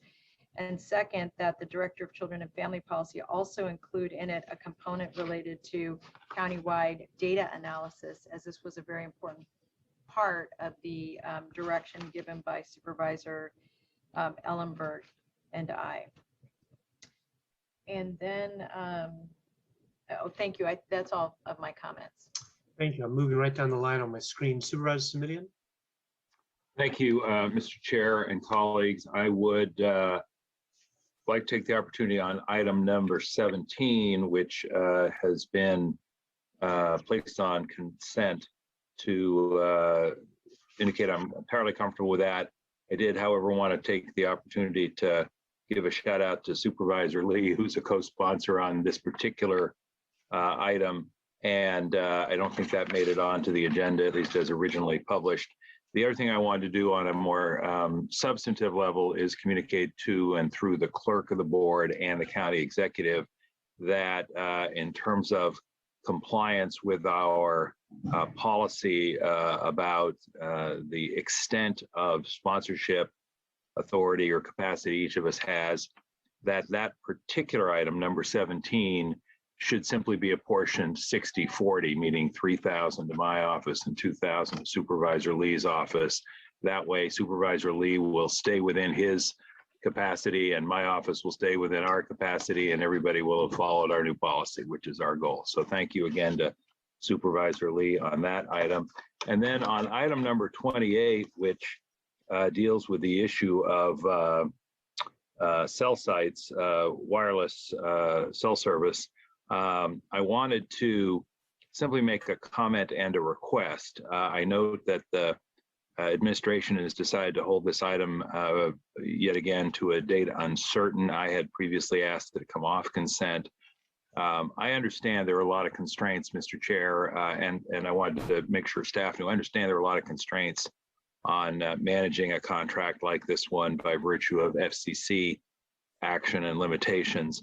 I did, however, have to chuckle when I noted that, at least as far as I could tell, and I gave the item a pretty thorough going over, when I was asking about the locations of the 5 to 10 sites that were to be identified, we were given 1,299 potential sites and told us it might be somewhere among the 1,299 sites, but there was no real indication as to where these antenna would be placed, which then meant as a practical matter, it could be darn near anywhere in the county. The other issue there was that I was curious to know how many of these we were talking about citing. The staff report continued to indicate 5 to 10, but I didn't find in the voluminous contract documents anything that limited it to 5 to 10. So two questions when this comes back to us. One is there in fact a limit on the number of these, or is it theoretically possible there could be 1,299 of them? And the second question, and I want to underscore the importance of this, is the contract with AT&T and Singular going to include a contact person that real live members of the public can email and call by phone and get a real live human being to answer their questions about these antennae? Again, colleagues, this may seem a relatively obscure item, but I know from the smaller communities that have taken this item on city by city that it has the potential to engage the public quite a bit in terms of noise issues, aesthetics issues, and concern about potential health effects. And while each of us will have our own views on that subject, I just want to make sure that if we have a contract which provides relatively modest remuneration, that there is somebody at AT&T Singular who will actually deal with these calls when they come, which inevitably I think they will. So through the chair to the administration, if we're going to have this item held to a date uncertain, I would like to ask that further clarification on those items, the potential limit on the number of sites and the availability of a contact person be provided if and when this item comes back to us. Thank you. And we'll make that through the vice chair since the chair has to recuse himself on that item. Thank and if you participate in that backpacking, remember a hat or sunscreen. Yes, we now sir. move on to Vice President Ellenberg. Thank you very much. First, I just want to make some quick comments on 45, 46, and 47, which Supervisor Chavez is putting back onto consent. I certainly support that. I want to second her request for including in a discussion at our budget hearing an allocation of $500,000 to the arts community. This is tremendously vital work for mental health, for our quality of life, for the services that they provide, the education and art across our county. And I think that it's a sector that has been largely neglected and would very much like to see us help as much to the extent possible that we can make them whole following the pandemic. And with regard to 46 and 47, also want to give a strong second to Supervisor Chavez's comments regarding the necessity that this new role is filled by someone who reports directly to the county executive, is at a senior executive level, has access to do the data related work. And would just like to add one piece that as this office is developed and builds, I would like initially for there to be reports monthly at the Children, Family, and Seniors Committee, just with status reports as to how the office is being developed, how it's being staffed, and that gives us opportunities to discuss any potential iterations or adjustments along the way as this office gets its feet and begins its work. On item 32, I just want to make a clarification. These are the minutes from our May 25th board meeting when the board approved the resolution to adopt AOT. I want to confirm that the board is directing administration, that the board directed administration to develop a mechanism for oversight of this program in parallel with the implementation planning that's underway, so that both an implementation plan and an oversight structure are brought back together to the board for review and approval. That wasn't reflected in the minutes. And Dr. Smith, I just want to confirm that that is your understanding. Dr. Smith. We'll come back with addressing the issue. Could you elaborate a little bit more? I'm not sure what you meant.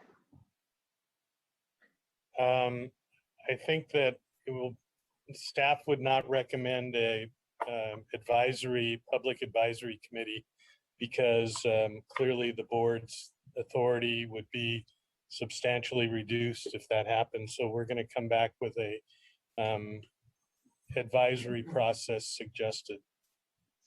Okay, and when is that going to come back? We'll come back with the plan. When the plan is proposed, the AOT plan. We'll come back with a plan as well for an advisory and oversight process, as well as an implementation of AOT itself.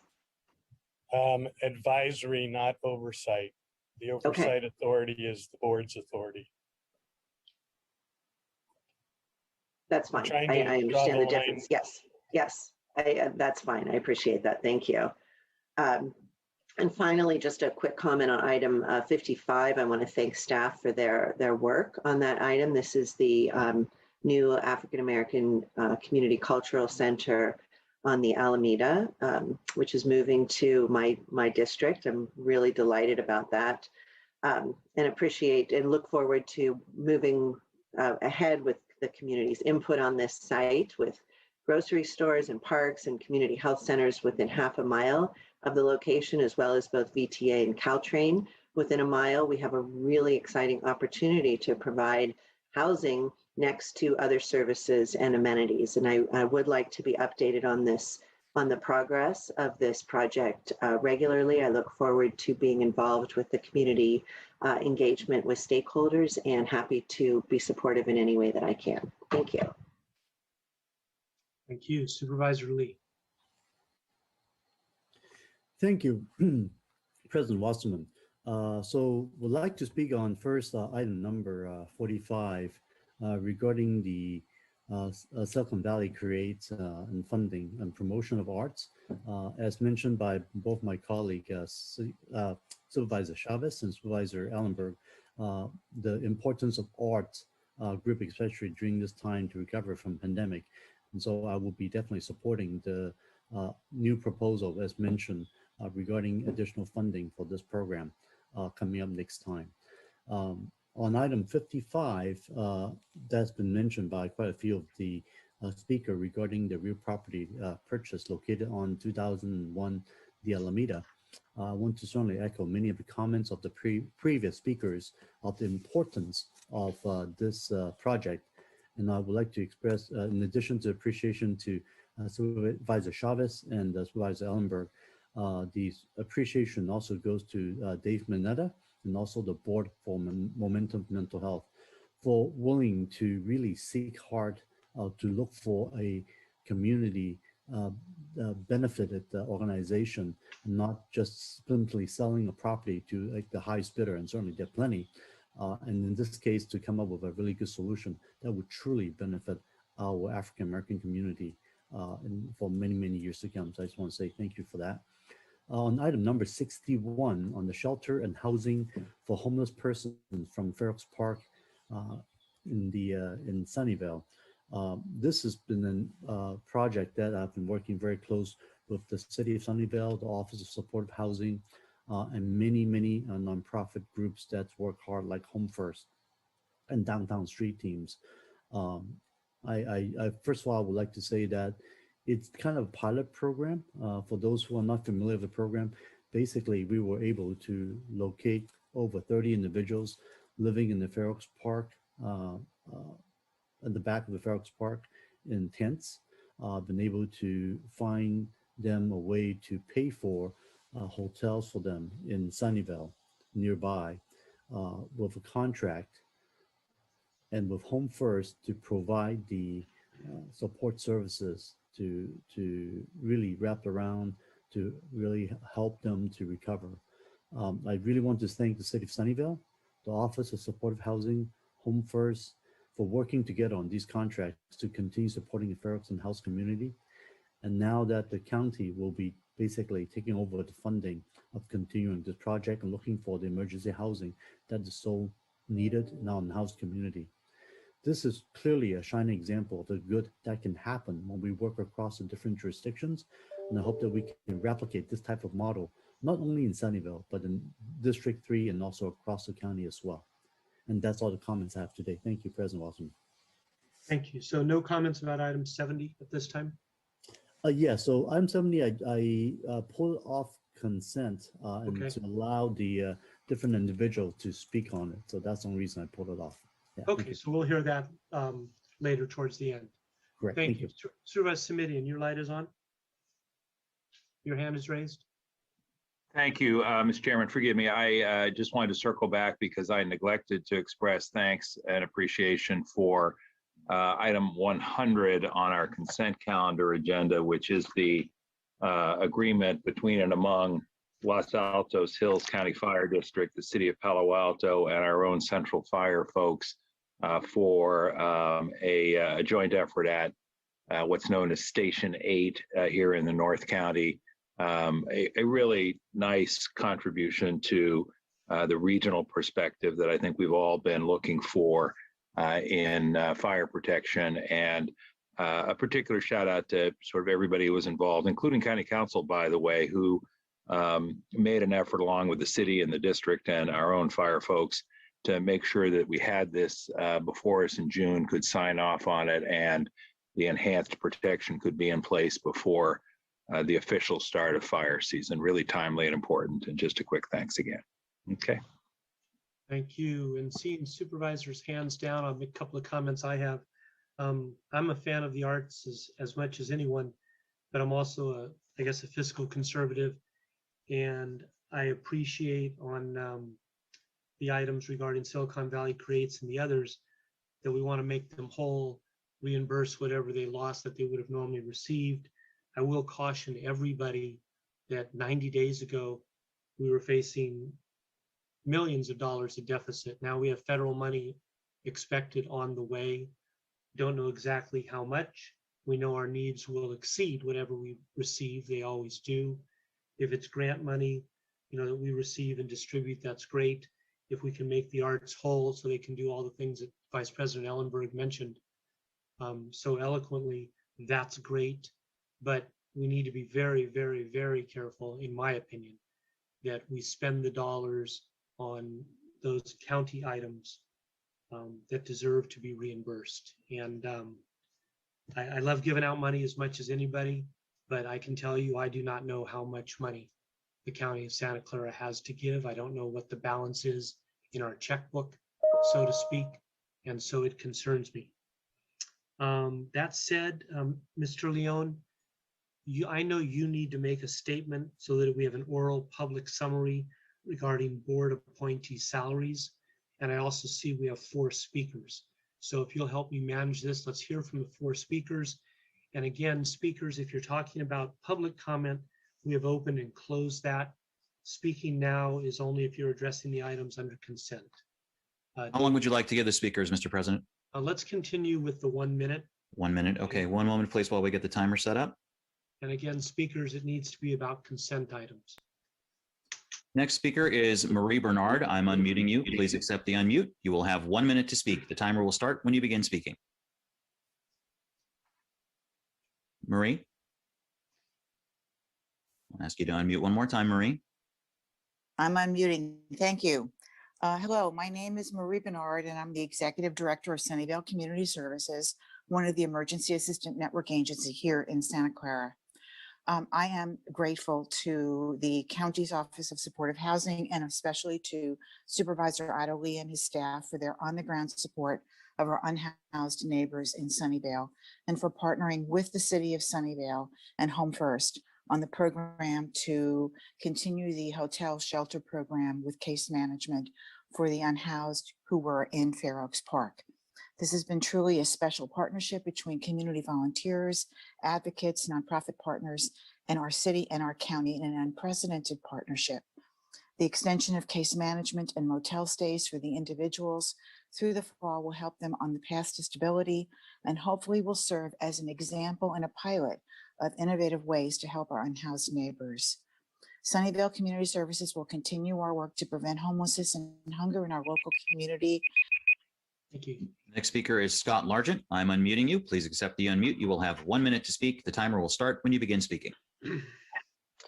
On the consent calendar, I was reading over the positions that we need, basically the vacancies and the unfilled stuff involving behavioral health is pretty much what I'm getting at right now. We have a lot of volunteers in our community. Todd Langton was explaining that earlier in public comment. I'm sitting here just thinking about the people that go out to these encampments with me, invite me to their meetings, their presentations. And these are successful business owners, retired social workers from our county, anywhere from doctors, nurses, lawyers. I mean, it's some real talent out there that's volunteering their time that the county could really embrace right now. These people have their boots on the ground. They're in the creeks. They know everybody out there. And they're coming up with some really good ideas. And I'm worried that the city and the county are crashing and burning on this whole situation. I think you guys should really embrace this right now. This is free labor in a way, and they're good people. And you guys. Next speaker is the phone number ending in 910. I'm unmuting you. You will have 1 minute to speak. Go ahead. Hi, totally agree with what Scott just said, by the way, but I'm calling in about item number 61. The program at Fair Oaks has been a success. I think that it's actually in large part to everything that Otto's done. Can't say enough nice things there. We appreciate all of his support. 2 things that I would like to add. I think that it should continue all the way through winter so that people don't end up potentially on the streets during winter. and that it should definitely expand. More rooms, more people, share the wealth, make it a greater success than it already is. I just really, really want to heap praise on Otto Lee, but also heap praise on the Office of Supportive Housing. Those people are the real rock stars of the entire county, and they deserve all the praise in the world. That's it. Thank you. Thank you. Next speaker is Matt Nisbet. I'm unmuting you. You will have 1 minute to speak. Go ahead. Good morning. My name is Matt Nisbet. I'm the Operations Director at the King's Academy School in Sunnyvale. Over the past couple of years, the plight of residents camping in Fair Oaks Park is one on the minds of many of our school community, from current parents, students, and young siblings to prospective families and even veteran staff members. Sentiments were mixed between concern and compassion, but a common thread was a sense of uncertainty. That was until the city and county stepped in. When made aware of this new transition assistance program, item 61, some in our school community wanted to contribute necessary personal items. Some wondered what was the next for these individuals, and some had a sense of relief that effective resources were now being provided for these neighbors. The sense of encouragement was palpable in witnessing the ensuing success of this city and county initiative. I am inspired that the work accomplished by our local efforts can serve as an example for other communities to emulate. Homelessness is not immediately solved with a simple door key being handed over. Developing the new roots of a stable life takes time through counseling, coaching, basic medical care, legal assistance, and sustenance. I am hopeful that the city of Sunnyvale and Santa Clara County can continue partnering together to strengthen this model. The next speaker is B. Beekman. I'm unmuting you. You will have 1 minute to speak. Go ahead. Hi, Blair Beekman here. You guys have had some success in trying to really develop and understand what the eviction moratorium is about, and for both tenants and owners to understand the process and the choices that are available to ourselves. To make those choices open and available and understandable for all of us, that's kind of the goal. And I just wanted to remind ourselves of this good work and what we can accomplish and work towards, all sides can work towards. And that creates our community harmony and unity, and we survive this era.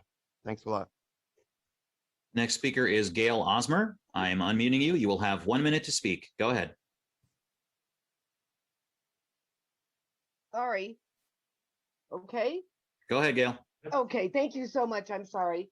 I just want to thank the board and the city of Sunnyvale, and especially Supervisor Lee, for all their hard work and support of this Fair Oaks group. This is a family. They need to stay together, and they need case management, and they need all the support. And I really, truly believe they need to be continued. Please let them stay where they are. Unfortunately, next month, South Hall from San Jose, they are closing it. So there's 240 people probably going to be out on the street. We don't need more unhoused folks. Sunnyvale has done a wonderful job. The county, you all have done a wonderful job. And I really, truly hope you continue to support this group. Thank you so much. Thank you, Gail. That concludes our public speakers. Thank you, David. Would you please make your oral summary of the board appointees' salary increases? Yes. Pursuant to, I'm sorry, go ahead. I was saying, as required by state law. Go right ahead. Pursuant to state law, the following is an oral summary of changes in compensation to local agency executives. Item 105, which is on the consent calendar for final adoption today, provides for a salary range increase of 3% to the county executive, 5% to the county council, 4% to the clerk of the board, 4% to the public defender, and 3% to the director of child support services. Thank you very much for that. And I know you have all the changes and recommendations made by the various supervisors regarding the consent items. With that, I'll ask for I need a nomination to approve in a second. So moved. Thank you. Thank you. Supervisor Lee made the motion. Supervisor Chavez made the second. Any further discussion, board members, about the items on consent? Seeing and hearing none, Dave, will you please take a roll call vote? Supervisor Lee. Aye. Supervisor Chavez. Yes. Supervisor Simidian. Aye. Vice President Ellenberg. Yes. And President Wasserman. Yes, as well. Thank you very much. We're now going to move on to item number 8. Consuelo, I'm sure, is standing by. And this is a public hearing. I'm going to open the public hearing at this time. David, I don't see any speakers on. We do have a speaker. Please allow the speaker to speak on this item. We'll continue with our 1 minute. All right, one moment, please, while we get the timer up.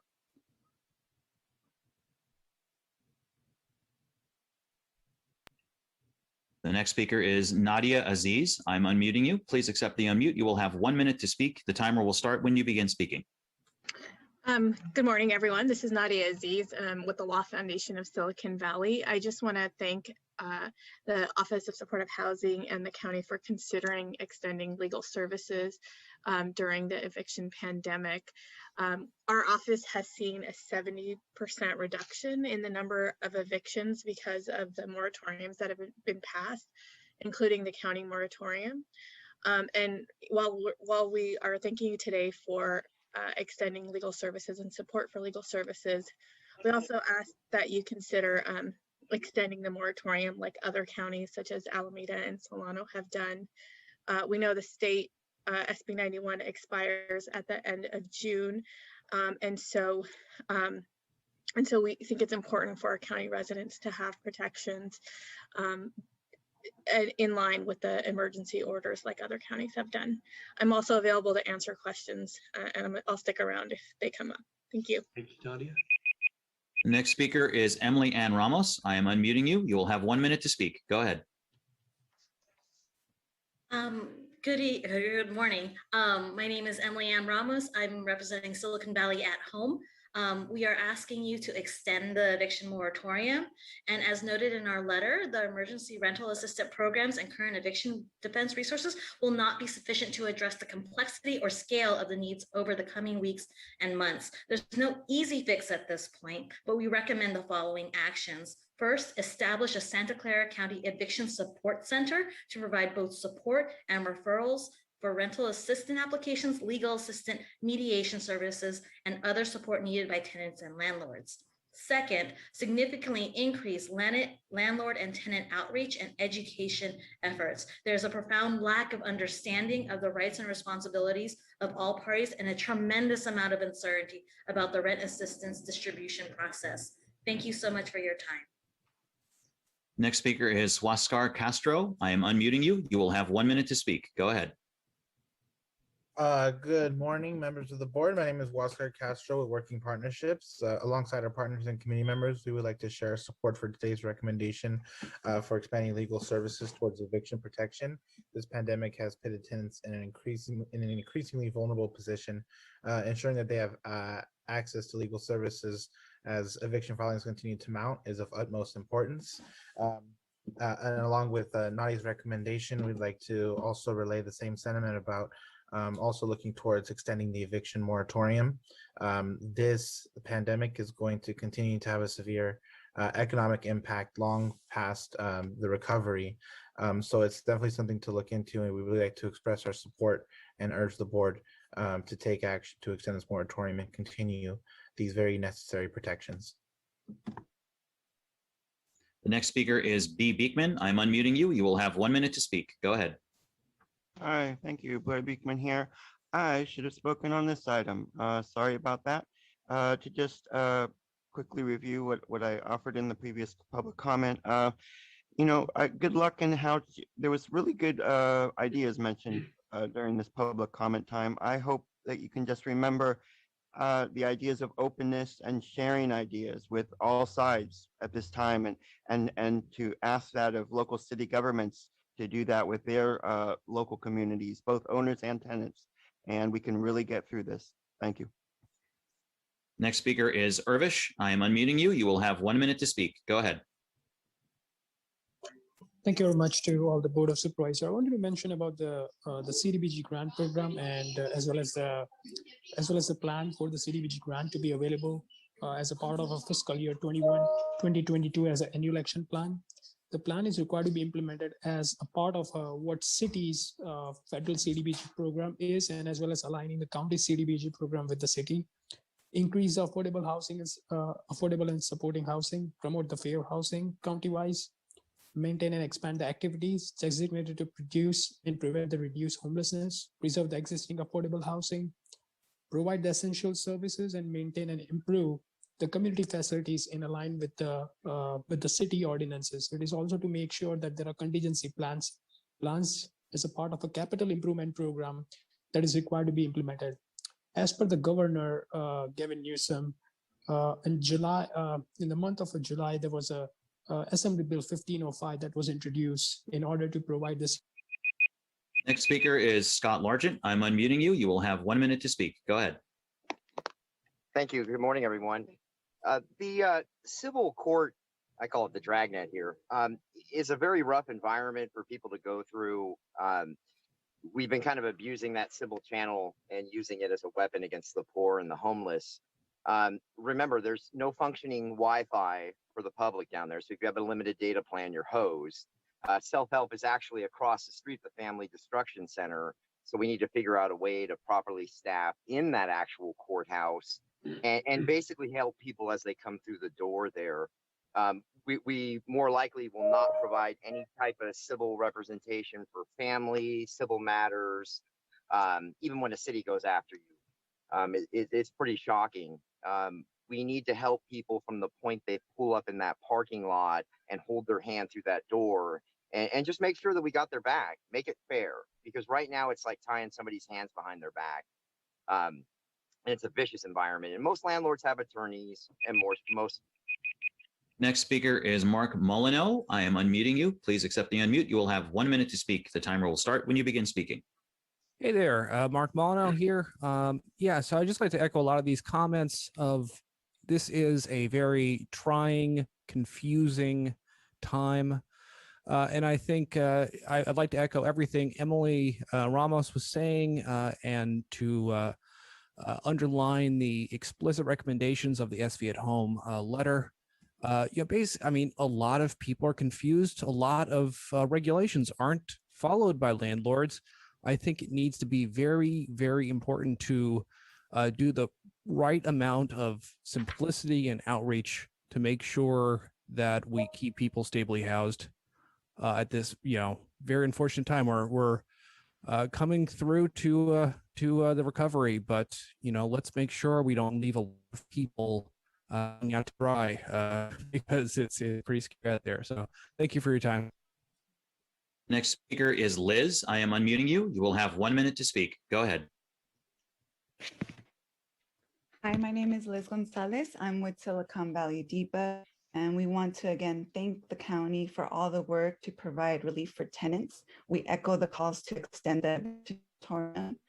Part of our work at DBUG to support tenants during the pandemic has been observing eviction court, and there is a dire need for expanded legal representation. Even with the eviction moratorium, our county has the highest number of evictions in the region, so more must be done. We're asking the county to go further and explore legal representation for all tenants so that each person, each family facing the compounding crisis that is eviction has a fair opportunity to defend themselves. We're asking you to ensure that a balance of power can exist in legal proceedings to meet our county's goals to prevent homelessness and protect tenants who are overwhelmingly women and people of color. And thank you for your consideration. We look forward to working with you on this. Next speaker is Andrew Biggs. I am unmuting you. You will have 1 minute to speak. Go ahead. Hi, Andrew. Yeah, can you? We'll try unmuting you one more time. Oh, can you hear me? Yes. Okay, right on. My Andrew name is is not Andrew. accepting the unmute request. Oh, David, we can hear him speak. I'm not sure what you're not hearing. I'm so sorry. No worries.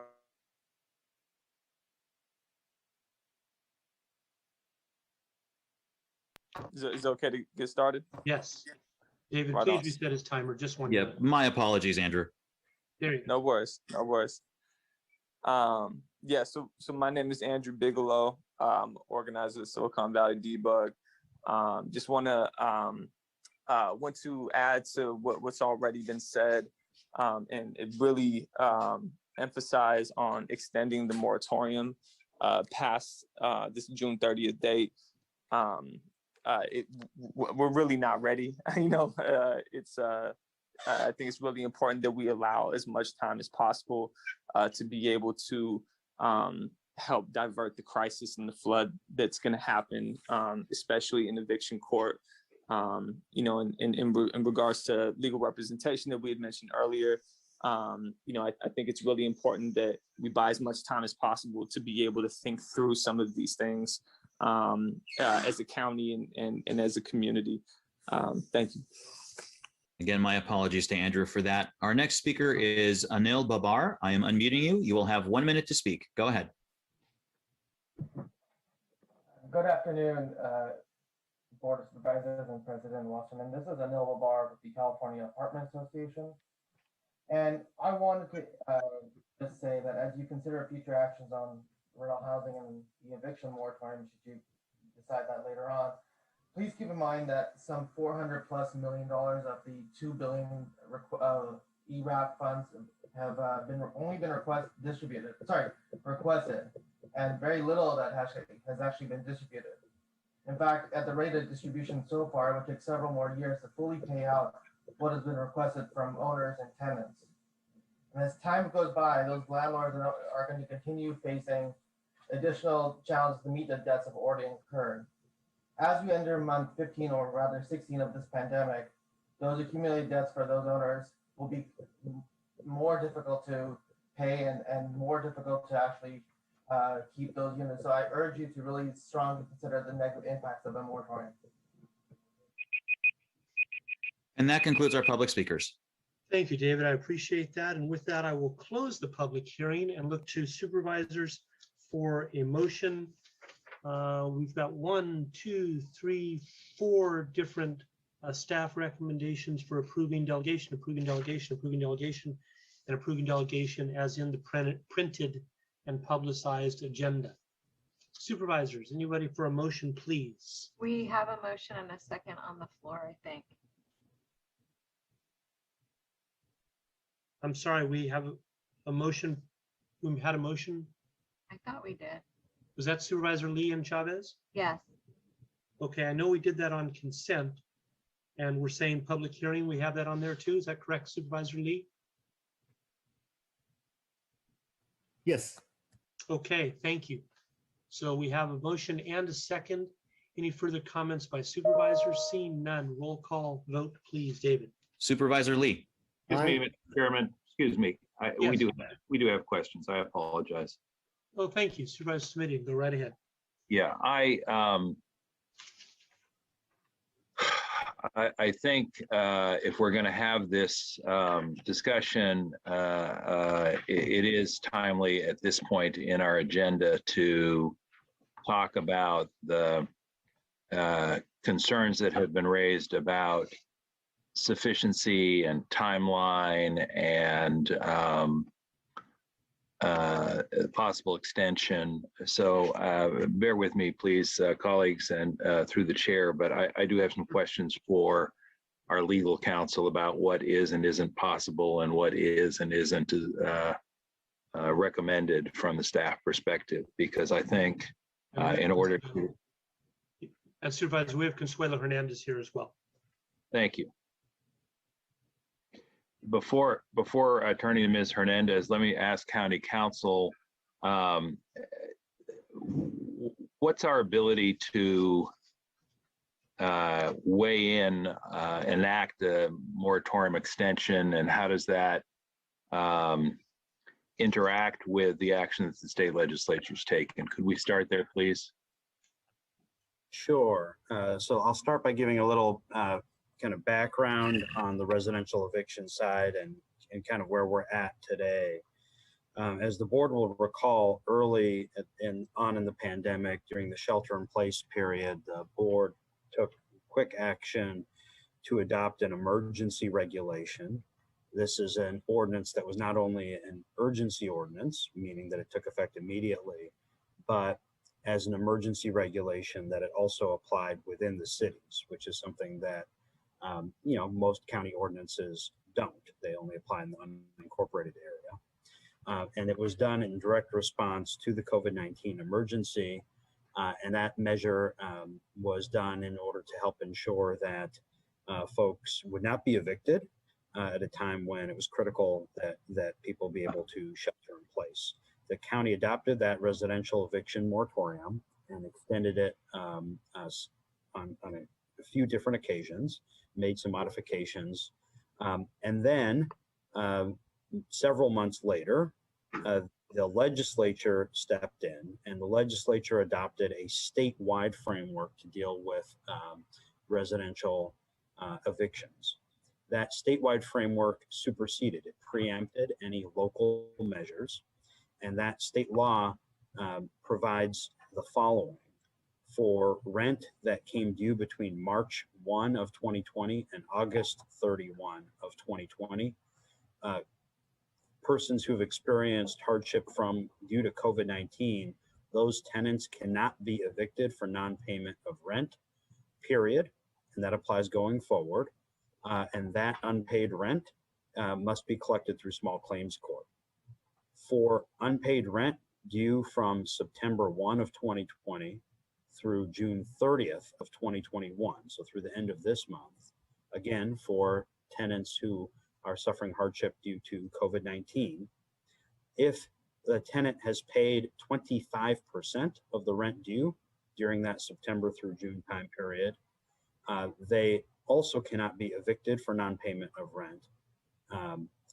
If they have not paid 25% of the rent due in that time period, then beginning August 1st of 2021, it is possible for a landlord to begin an eviction proceeding with respect to those tenants.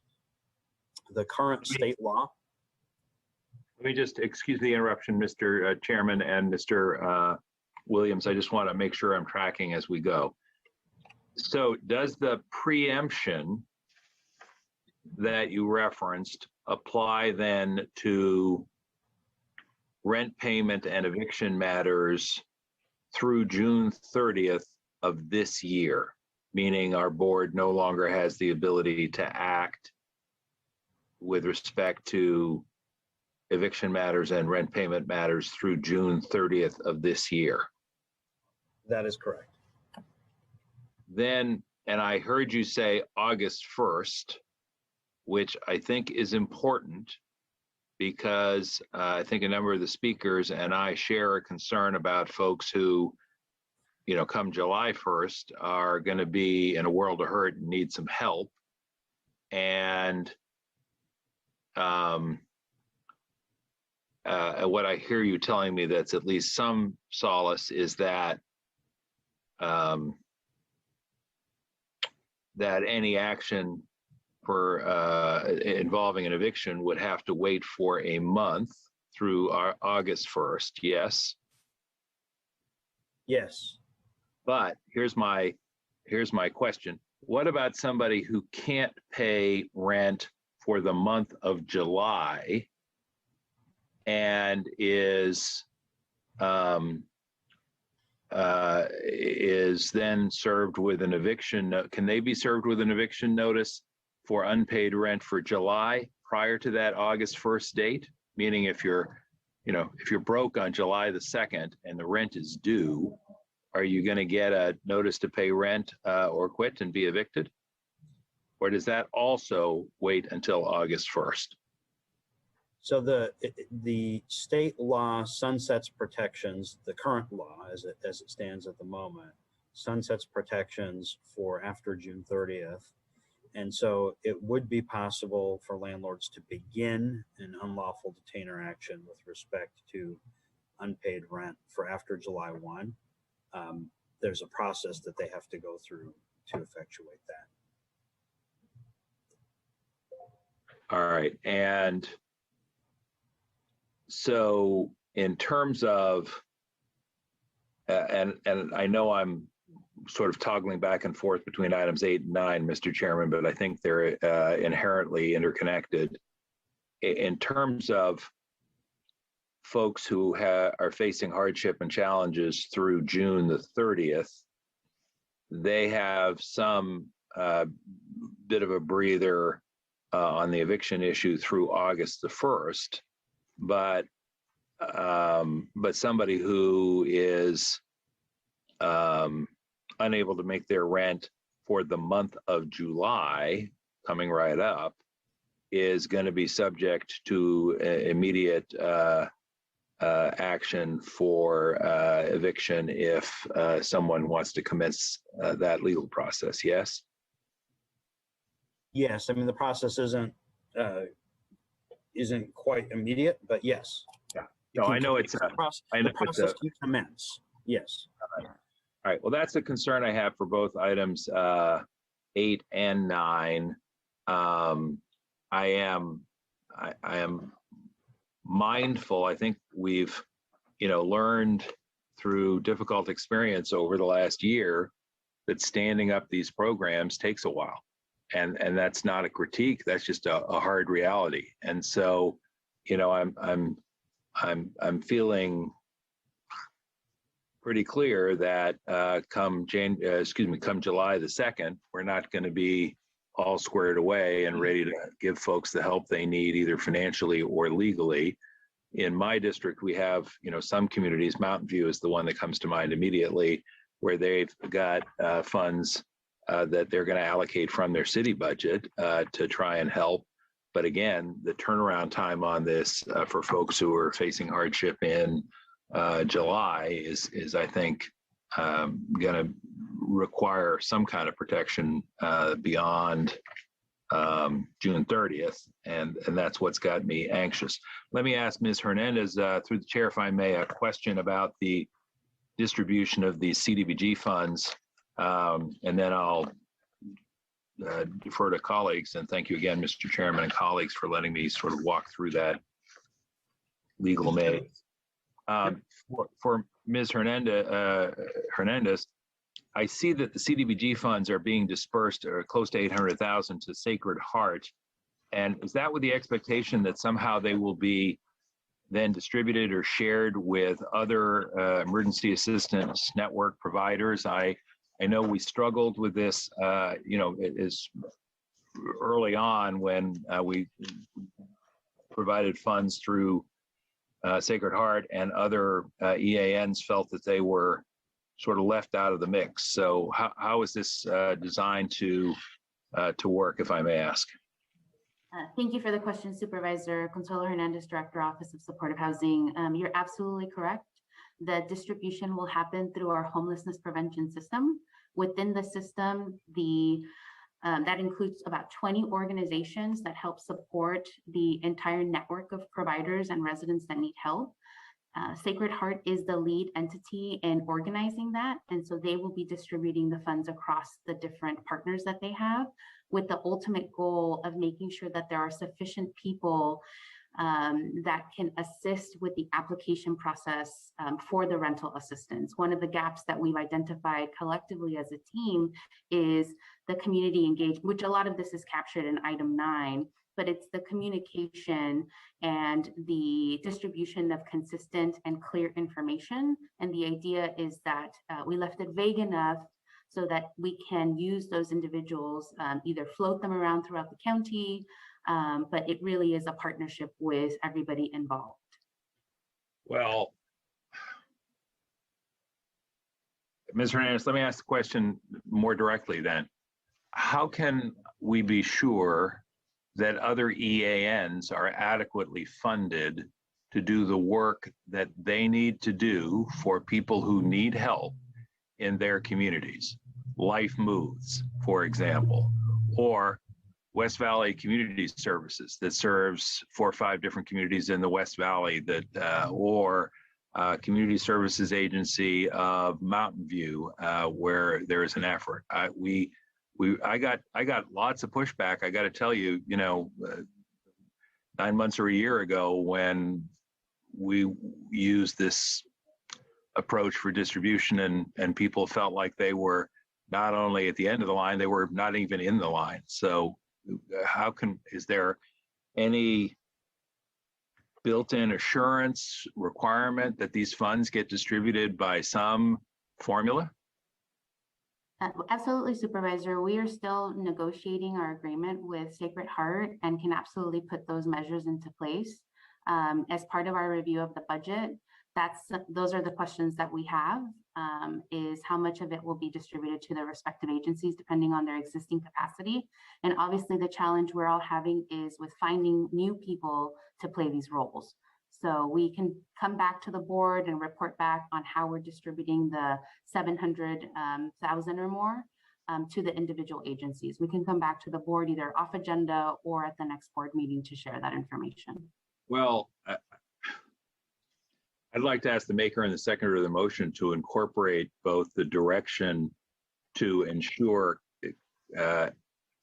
equitable countywide distribution and use of the funds, and a report back off agenda to the board at the earliest opportunity, if the maker and the seconder are amenable. And I mentioned 3, but there are, certainly other EANs out there. We heard from Ms. Bernard earlier at the Sunnyvale Community Services Agency. There's another one that, is obviously in the mix. Supervisor Ian Chavez, are you amiable? You okay with that? Yep, there's a thumbs up from the motion maker. Supervisor Chavez, are you fine with Supervisor Smidian's request? I just need to ask, I need to understand what that means. I don't know what equitable relating to this means. And I guess I have a question through the chair for Supervisor Smidian and actually for Consuelo as well. I do recall, and I apologize that I can't put my hands on it right now, that there was a report out of the investments that were made via nonprofit, because actually Supervisor Smidian raised this concern when we initially talked about this. And so what I am really interested in understanding is, Supervisor Smidian, the nonprofits that you raised, were they unable to access resources in either phase 1 or phase 2 of the of this work over this last 14 months? I don't remember specifically what tranche of funds we're talking about through the chair, but I do know that there was more than a little concern from more than one of the EANs that came to and through my office. And I was prepared to chalk that up at the time to the fact that we were all scrambling and doing the best as we could. I get that. But I think we have some history now we have a network of EANs precisely because we need a network of EANs.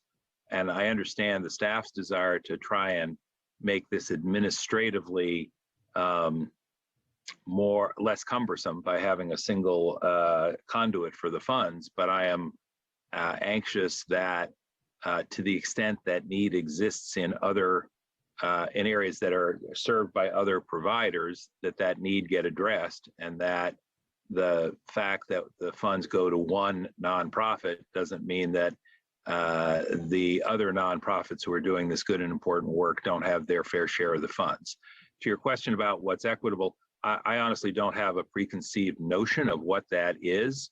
I'm certainly not talking about sending funds where the need is not great. It has never troubled me, as you know, that we send more money to one part of the county or another because that's where the need is. I'm good with that. I just want to make sure that there is a process in place that protects the needs and interests of residents throughout the entire county who are not served by this one particular provider. And it sounds to me like that is not yet the case, but I was appreciative of the fact that Ms. Hernandez said that could and would be the case if we can get the maker and the seconder to agree to incorporating that direction. Well, that brings me to my second question, and that is to Consuelo. My understanding, Supervisor Smidian, is slightly different than that. As a matter of fact, that money has been moving throughout the county, and I do just want to reiterate the point that you're raising that I think is really critical, which is that because a need is less obvious doesn't mean it's not there. And so I'm not quibbling at all with that, but I am concerned that early on there were a lot of bumps, and I think you're right, Supervisor. We were moving fast and engaging nonprofits and all that, but at least in the recent months, I had heard no more concerns or complaints. And so, Consuelo, I guess what I want to ask you is, my understanding is that resources were being shared countywide with all the EANs who had an interest in participating. And I just want to get that on the record that either yes, that's happening, or no, it's not. And that we, you know, and that Supervisor Simidian's issues were in fact addressed early on. And if not, that's a concern of mine as well.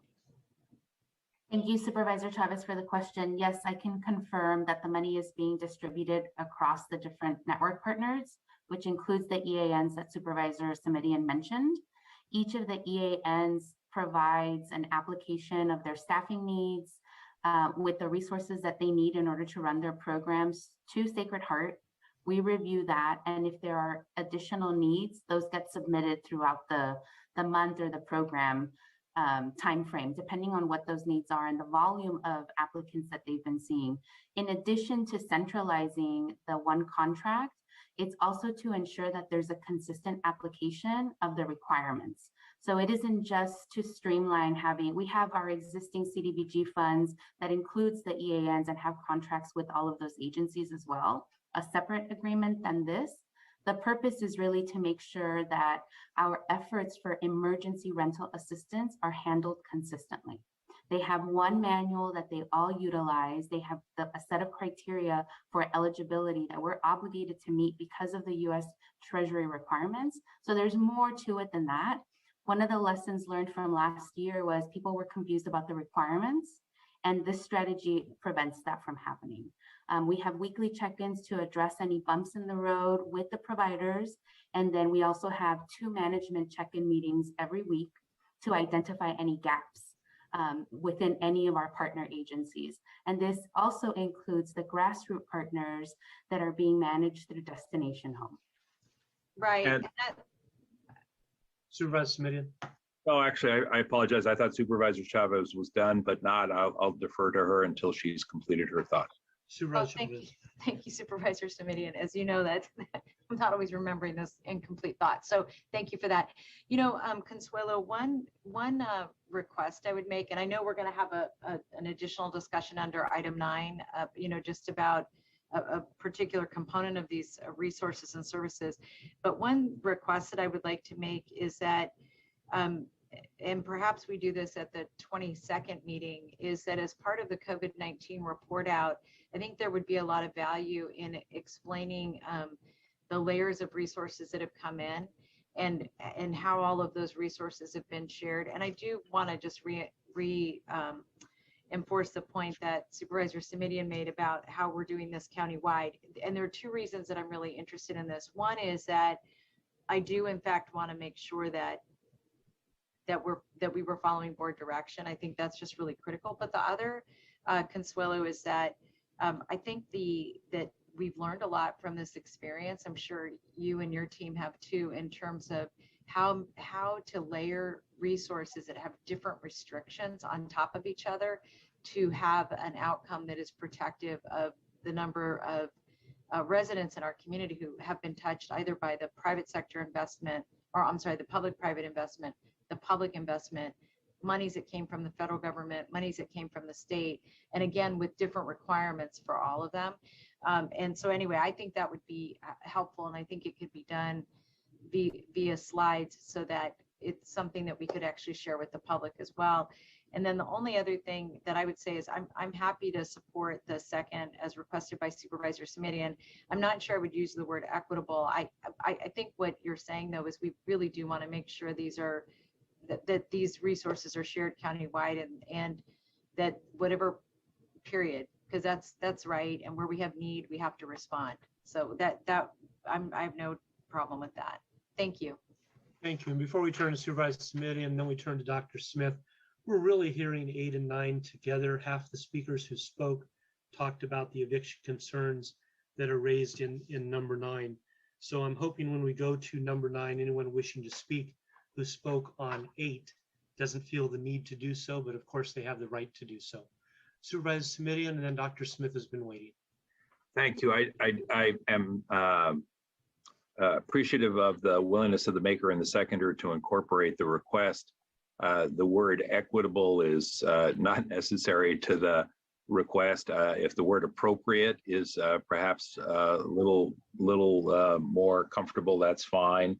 And I want to be clear. As I said earlier, I'm not interested in sort of looking back and second guessing or critiquing. I think, you know, we've had a hard year together and people did the best they could.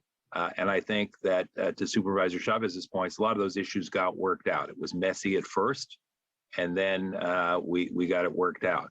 But my point here, and I'm going to go back to Mr. Hernandez, is as things now stand, there is an allocation proposed of $800,000, $795,000 and change to one organization, which is Sacred Heart, as I understand it.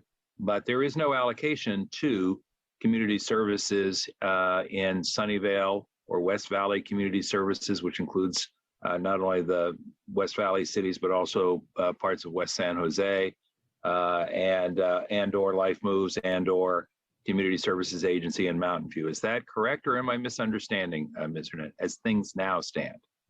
You're correct, Supervisor. The contract is primarily with Sacred Heart, and then they will subcontract with the 20 network partners, which includes the EANs that you mentioned and St. Joseph's, for instance, in Gilroy.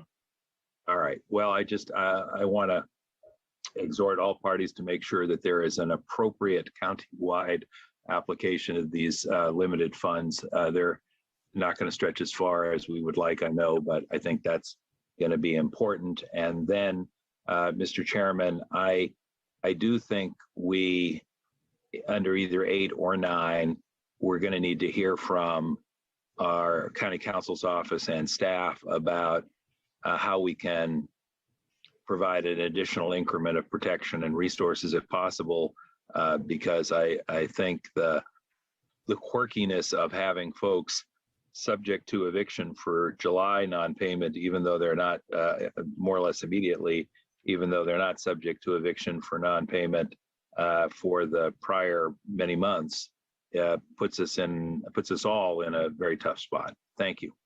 Yes, tenants and landlords. Thank you. Dr. Smith. I just wanted to clarify the direction, just to be sure from a staff perspective that we respond appropriately to the board. What I'm hearing is that as far as the board direction regarding the delegation, that you'd like us to make sure that in the delegated contract with Sacred Heart that we assure to the greatest extent possible equitable or appropriate distribution among all of the appropriate agencies, and make it clear that this is money that's in great part supposed to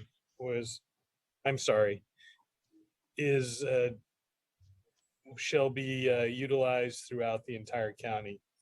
And then we'll get a report back to you as a board off agenda about how we're doing that, what language we think is appropriate to accomplish that goal. Is that what I'm hearing? That's certainly what I heard. Supervisor Simitian? I think Supervisor Chavez has her real hand up now. Supervisor Chavez? Sorry, your Yeah, screen thank was you. not on my screen.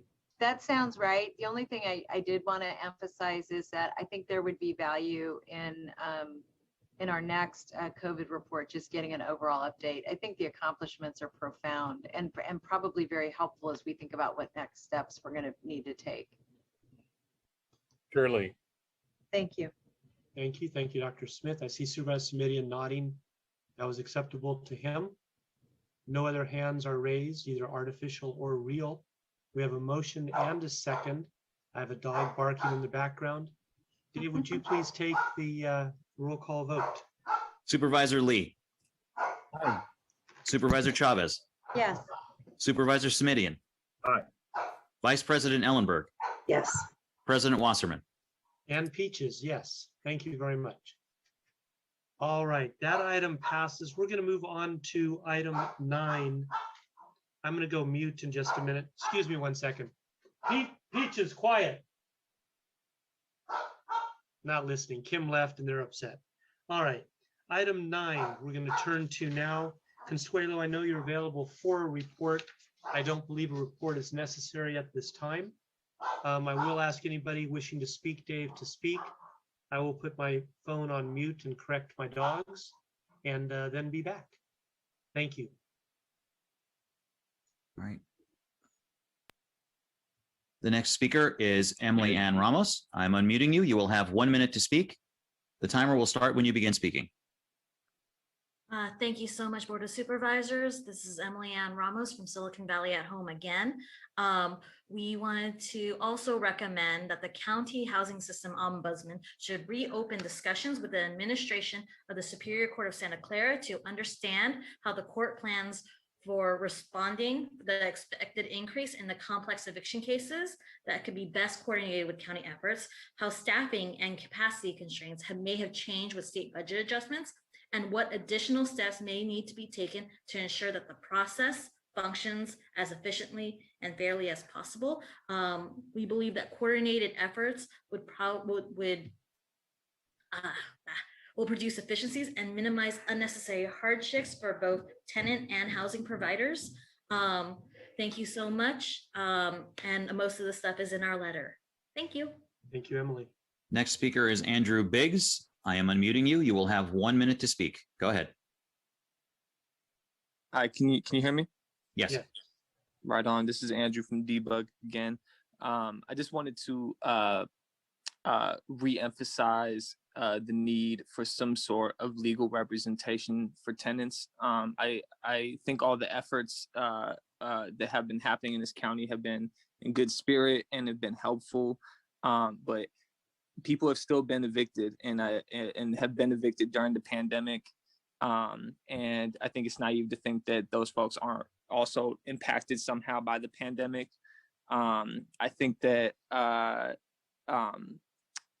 it's really important that we ask and explore the option for legal representation, and I really just can't express how our observations of being inside eviction court is that most other services fall short, and the imbalance of power is just going to railroad tenants Next speaker is Liz. I am unmuting you. You will have 1 minute to speak. Go ahead. Hi, thank you. I'm Liz with Silicon Valley Debug. Thanks for letting us add to our earlier comments. Overwhelmingly, tenants show up to court alone. We have seen tenants that have a COVID impact declaration, but because they're not being taken to eviction court for unpaid rent, the judge is not considering that COVID impact. We've seen illegal lockouts, discrimination, and retaliation that the judge cannot consider during court proceedings. Tenants are being taken advantage of. One tenant was given a weekend extension to find a lawyer, but he couldn't get a call back within time. And when he showed up to court, he was made to sit in the back as if he wasn't there.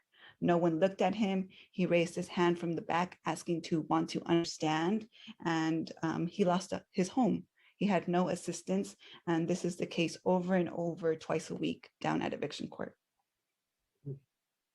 Next speaker is Mark Molyneux. I am unmuting you. You will have 1 minute to speak. Go ahead. Hi there. I spoke earlier about other issues, but I'd like to speak specifically now about just the eviction moratorium and how it's very important to make sure we extend it here, on an ongoing basis beyond what goes to the state, because it is expected Gavin is going to sign something in the state level. But as we know, last time he signed it and actually preempted any further county action. So those counties that moved early protected their folks in a way that those who moved later didn't, with even stronger protections. I think we should assume the worst out of the state, and we should get everything done now. Don't leave anything for granted. I commend Samidian's comments, trying to make sure that we are making sure no gaps and we're actually doing what we can do to cover people, and would again recommend SV at Home's letter of recommendations. Thanks for your time. Next speaker is Urbish. I am unmuting you. You will have 1 minute to speak. Go ahead. Thank you very much. I wanted to mention about the eviction moratorium. I just want to mention that as a part of a CARES Act, the eviction moratorium was in place in March 2020 last year. The CDC stepped up and provided the moratorium extended until the March 31st, and then afterward, the 1.9 trillion American Rescue Bill was passed and signed into law in March 2021. That bill also extended the guideline until June 2021. However, still, some of the state and some of the county and state governments, they have come up to extend the moratorium. However, the Governor Gavin Newsom signed the legislation January to extend it until June 30th. So I think it is a time for the county to step up and extend the moratorium, and as well as the federal eviction moratorium court cases that has been filed with the U.S. Department of Justice and as well as with the County of Santa Clara, such that the case would be to provide the eviction notices. Next speaker is Ann Marquardt. I am unmuting you. You will have 1 minute to speak. Go ahead. Thank you.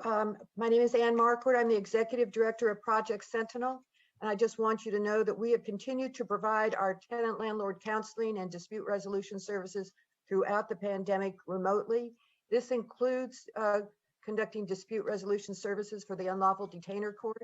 We do look forward to the court opening up where we'll be able to send our volunteer mediators in to meet with the parties on the day of court to help them out. And I just want you to know that I'm here available in case you have any questions, and that we deeply appreciate county staff, Consuelo and her staff, to recommend us for additional funding to help out with the anticipated cliff of cases that are to come down when the moratoriums expire, which we wish they wouldn't do. Anyway, thank you very much. The next speaker is Nadia Aziz. I am unmuting you. You will have 1 minute to speak. Go ahead. Hi, this is Nadia Aziz again with the Law Foundation of Silicon Valley. I just want to add and reiterate the comments I made earlier, but I just want to highlight that evictions are a racial justice issue. Just based on the data from the Law Foundation of Silicon Valley, over half of our eviction cases were clustered in 6 zip codes, which correspond to the hardest hit communities that were hardest hit by COVID. And of the eviction cases that we have been working on since the pandemic, over 80% were people who are non-white, people of color. And then we've seen a 55% increase in the clients that we serve being monolingual Spanish speakers.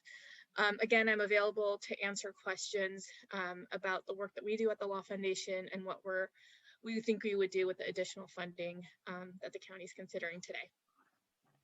The next speaker is Huascar Castro. I'm unmuting you. You will have 1 minute to speak. Go ahead. Thank you.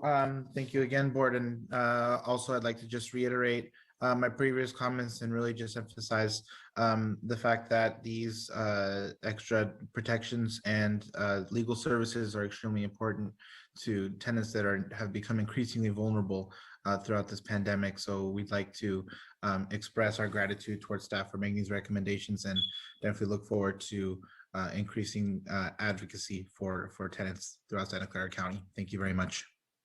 And that concludes our public speakers. Thank you very much, Dave. Appreciate that. All right, that was receiving a report. Consuelo, anything else that you feel you should add at this time? And then I'll turn to Supervisor Chavez. Thank you, Supervisor Wasserman. We did provide this preliminary report through Hewlett in March. It's a very dynamic situation because we're navigating the complexities of emergency rental assistance.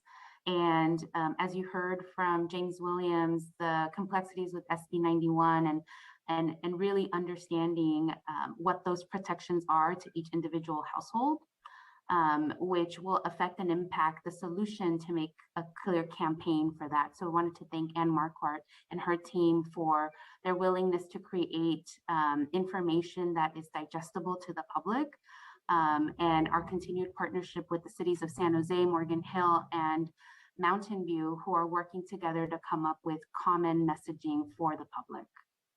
Thank you. Supervisor Chavez. Yes, thank you. I would like to move receipt of the staff report with 2 additions. And one is that I'm would like the staff on the 22nd to come back for options for the board when considering the eviction moratorium. I mean, considering the eviction moratorium, you know, what do we do if the state does X? What do we do if the state does Y? What can we do in the county pockets? What can we do countywide? Or what should, and to get those options from our team. And then the other is that I think that we should have, again, a resource discussion as part of budget. And the key question for me is, what is the capacity of our nonprofit partners to expand legal services beyond what they're currently being expanded to? And for example, whether or not we need to look at process. And what I mean by that is, does it make sense for us to work with a nonprofit partner to have somebody in the courtroom available when people get to court and don't know about our services, which it sounds like that is happening quite a lot based on the observations of the public. And that would be my motion. Second. Thank you. I believe that second was by Supervisor Simidian. Is that correct? It was. Thank you. Thank you. Supervisor Chavez, are you done? Supervisor Simidian, did you have additional comments? I did. I appreciate the report, appreciate the effort that it represents. I share Supervisor Chavez's concerns and appreciated the additional direction she provided. I guess my message to the administration as one of 5 board members around budget and resource issues would be this. We have been fortunate to be the beneficiaries, along with other governments, of some state support at a critical time, and certainly federal support at a critical time. And I have been a little more cautious, perhaps, than some about sort of relaxing on the budget matters that have been a challenge for us over the past year.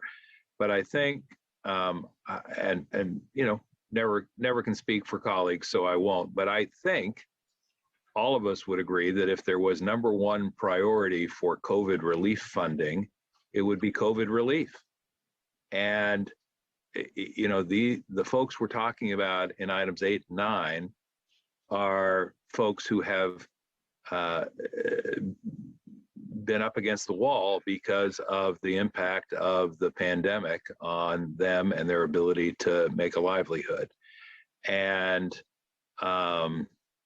so if there was any first call on these funds that we have received and will receive, understanding that they are one time only, stretched out over 2 years. It seems to me that this is an area where such expenditures make a legitimate claim for being at the top of the list. And so I want to support that. I also want to support the expressions of concern that have been raised by members of the public and by colleagues about the difficulty of making your way through our legal system. And, you know, that's another conversation for another time, perhaps more broadly. But right here, right now, we don't have time for that conversation. We got folks who are going to be in the system often, if not most of the time, through no fault of their own.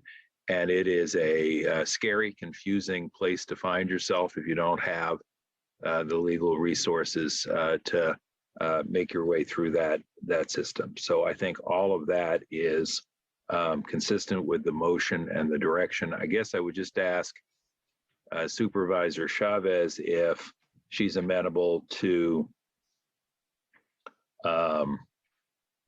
also ask for a report back on what we need to do to get our rental response program as a county up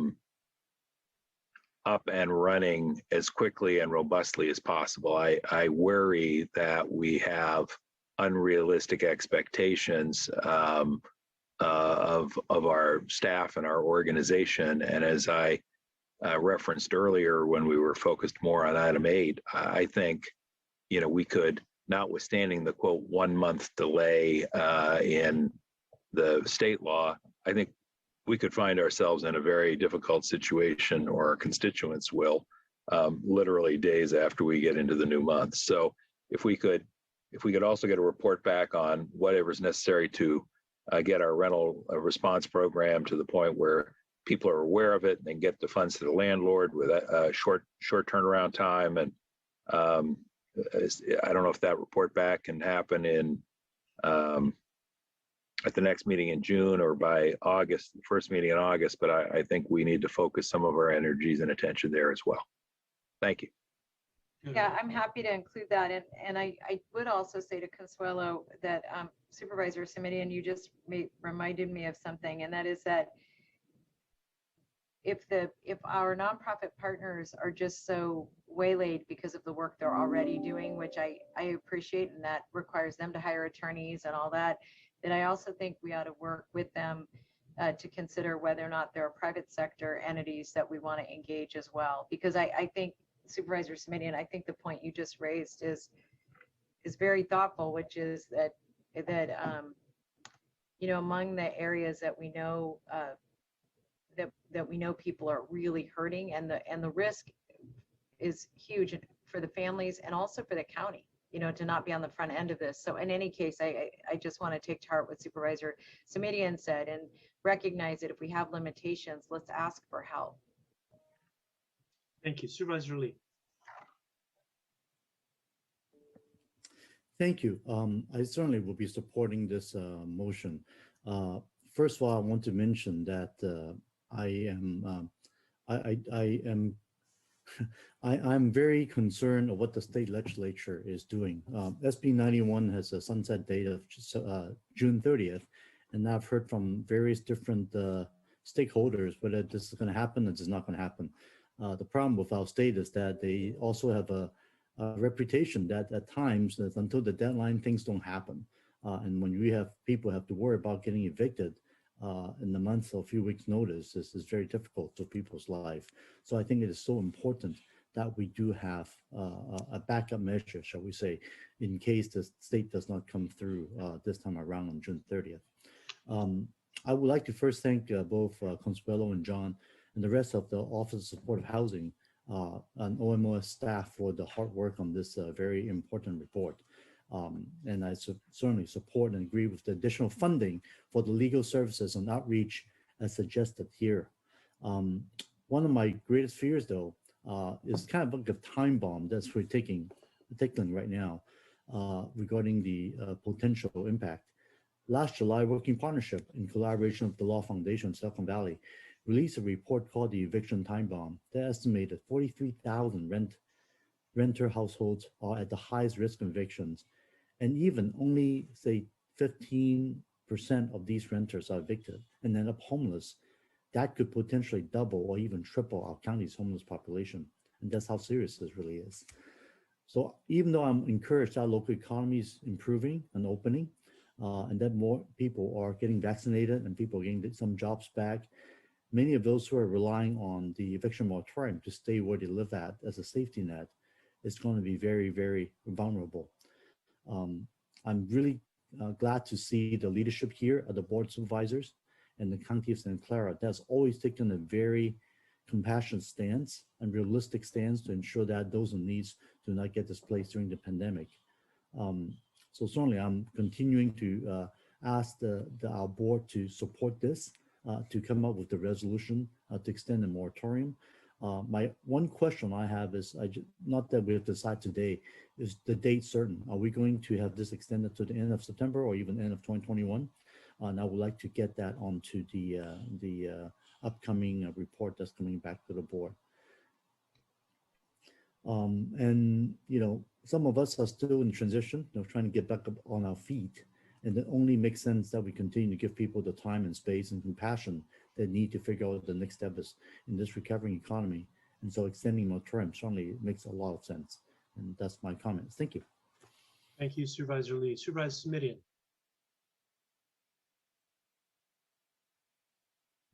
No further comment. Thank you. Okay, thank you.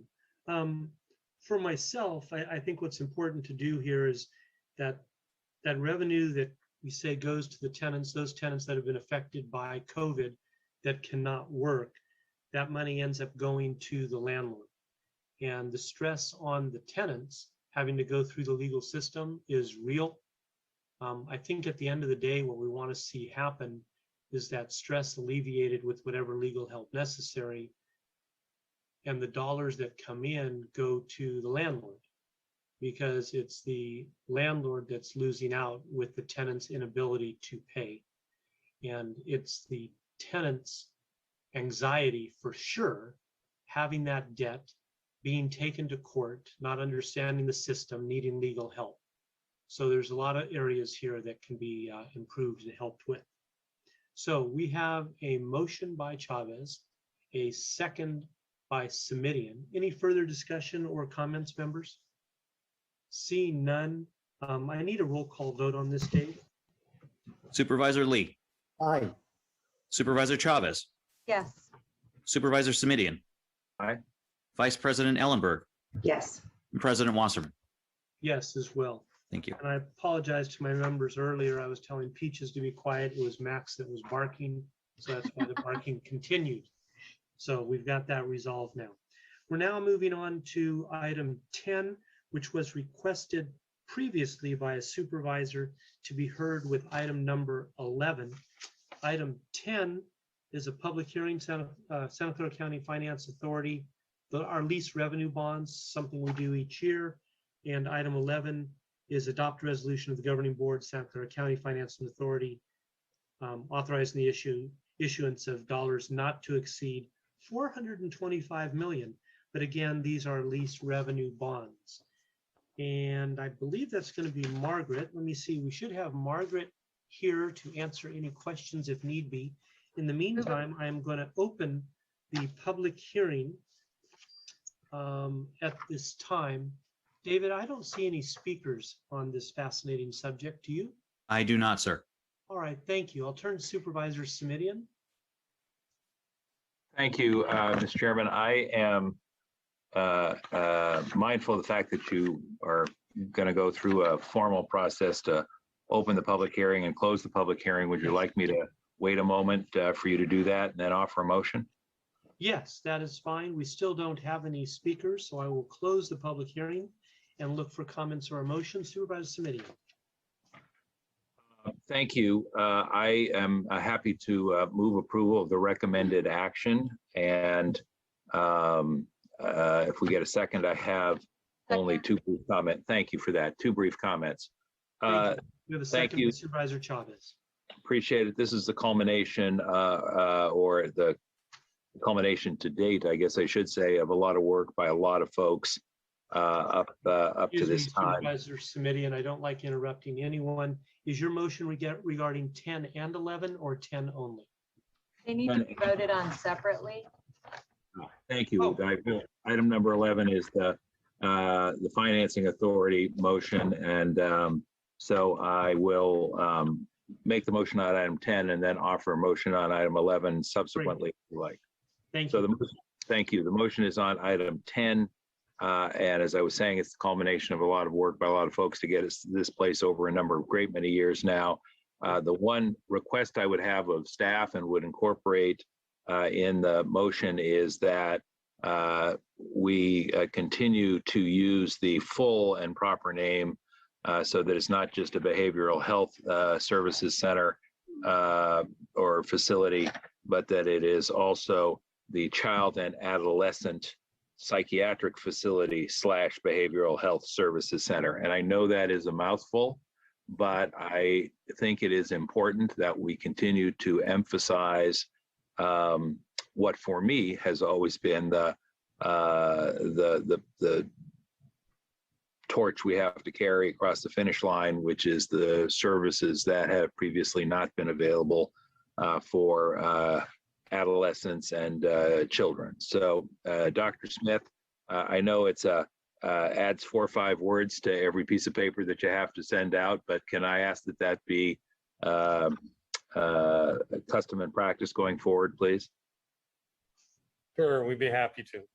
Thank you. And I think it's just the fact that we're working now with folks in finance after working with folks in fleets and facilities to make sure that we were inclusive in that way. So again, motion on the floor, and thank you to all. Thank you. We have a motion by Supervisor Submitting. I like that addition. Supervisor Chavez, you seconded it. I don't see any other hands raised. David, please call for the vote on item number 10's motion. Supervisor Lee, Aye. Supervisor Chavez, Yes. Supervisor Simidian, Aye. Vice President Ellenberg, Yes. President Wasserman. Yes, as well. Thank you. And thank you. And with that, we'll flip over 326 pages for item number 10. And we'll move on now to item number 11, Supervisor Simidian. Move the recommended action with the same direction as to naming. Second. Thank you. And I'm going to give just 30 seconds here for anybody from the public wishing to speak on item number 11.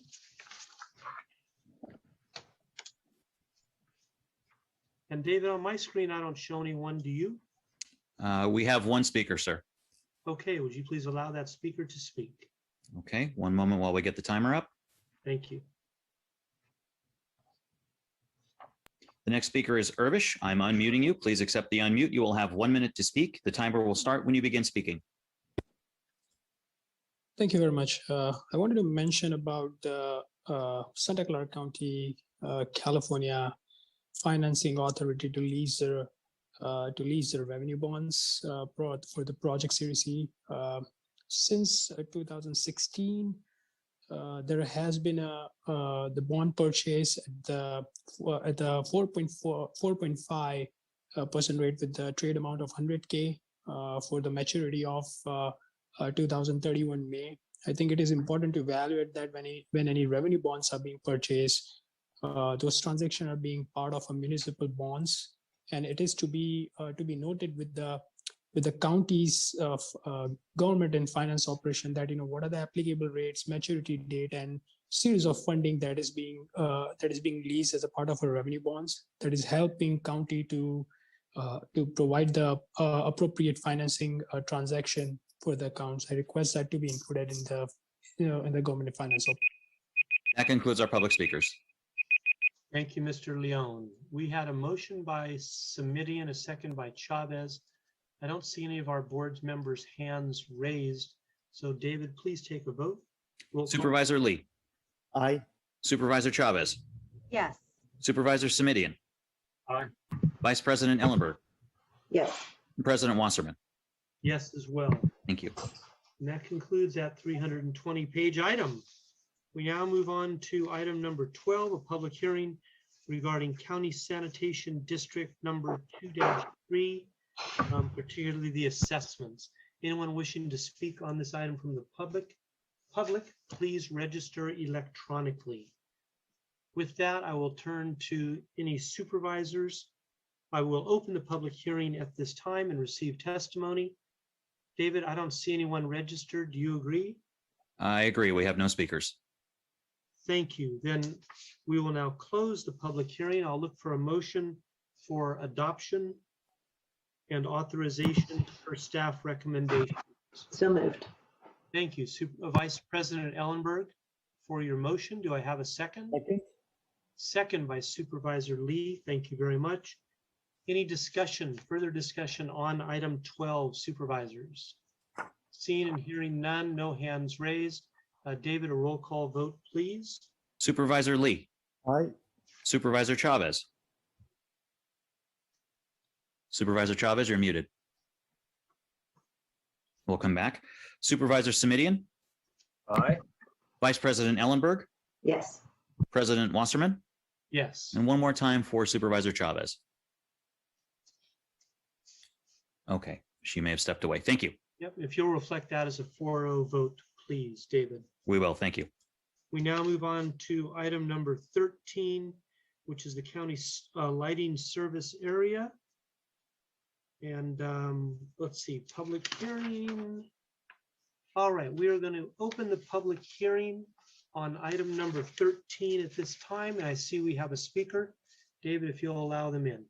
One moment while we get the timer up.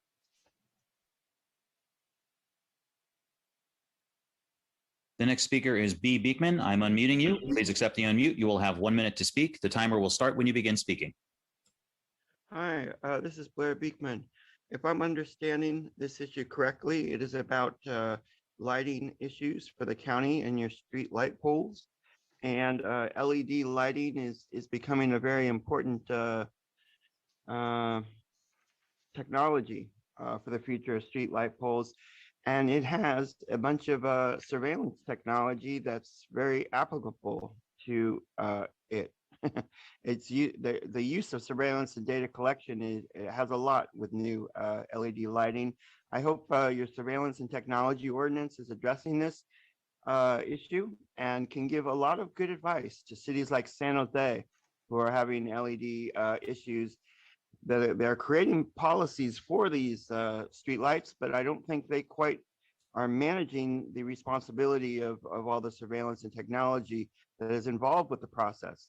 So your guidance with this issue can be really important at this time. And that concludes our public speakers. Thank you. So that is item 13. So I need to close the public hearing, which I'm doing now as we have no more speakers there. This is item 13. I look for a motion. Supervisor Lee. Yes, I'll move as recommended by staff. Happy second. Thank you. We have a motion and a second. I've already closed public hearing, so the speaker just went away. So we're good on that. I don't see any other hands raised or comments. David, roll call vote, please, on item 13. Supervisor Lee. Aye. Supervisor Chavez. Yes. Supervisor Simidian. Vice President Ellenberg. Yes. And President Wasserman. Yes. Thank you. Thank you. That passes unanimously. That was item 13. 14 is a time certain for a public health official to give us a report on COVID. We'll come back to that sometime after at 1 o'clock. Item 15, I believe, Supervisor Lee, your referral.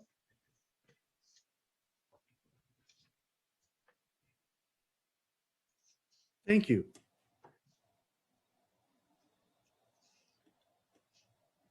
Anything you wish to? Yes, I'm just getting my notes here. Thank you so much. So thank you, President Wasserman. And thank you for, first of all, adjourning today's board meeting in memory of our VTA employees lost their lives on May 26th. And, you know, this is a tragedy that I hope will be the very last time we hear about this while I'm still on this board. And I would say that that week has certainly been my worst week since I've been on the board ever. A lot of attention has been placed on the VTA rail yard issue and also the Gilroy Garlic Festival shooting a couple of years ago. And there's certainly no lack of news on the bad news we keep hearing regarding severity of firearm violence in our country. According to our DA's office, robberies, aggravated assault crimes involving firearms have increased significantly in recent years, making crimes involving firearms certainly one of the most important and urgent issues facing our county residents. The purpose of this referral is twofold. The first is to ensure that the firearm buyback events are held in a more periodic manner each year at different locations throughout the county to make it easily accessible for people who want to get rid of their firearms. Currently, right now, these events are held infrequently and in a relatively small scale. These events also have been held in partnership with other offices like the District Attorney's Office, the Sheriff's Office, and other local law enforcement agencies. In each of these events, we've been able to collect an average around 400 to 600 firearms. And it's a big enough problem that we really believe that on average, with 24,000 firearms being sold each year countywide, the numbers we're receiving seems small. However, as we know, the problem is not a matter of how few guns we're getting back. The issue is if guns are not wanted or unnecessary or fall in the wrong hands of people who have mental health issues, the result could be absolutely disastrous. I have contacted various mayors in the county, including Mayor of Sunnyvale, San Jose, Gilroy, and Milpitas, and they all have expressed some interest to support and join our county in the firearm buyback program efforts coming up. And so as the staff report coming back on this, I would like to get more information on the costs associated on hosting these buyback events and recommendation for expanding and hosting these events on a more frequent basis. Second, I would like to get a progress update on the existing body of work conducted by the District Attorney's Office and the Sheriff's Office as it relates to firearm violence reduction strategies and how it may be impacted due to effects of the pandemic. In particular, I would like to get the clarity on the roles of the District Attorney's Office and the Sheriff's Office would play in terms of removing the firearms from individuals with temporary or permanent restraining orders, as well as other effectiveness and challenges that we've done. And this, my understanding, the Sheriff's Office already has had a challenge with receiving timely information on the restraining orders from the courts. And if I could also ask the Sheriff's Office and DA's Office to work collaboratively with the court to streamline that, this would be great. As for the Sheriff's Office and its voluntary relinquishment program of the firearms, the one thing I'd like to add to this request is recommendations for allocating an up to amount of funding that may be used to further incentivize residents to relinquish their firearms if they are unable to attend or participate at a buyback event.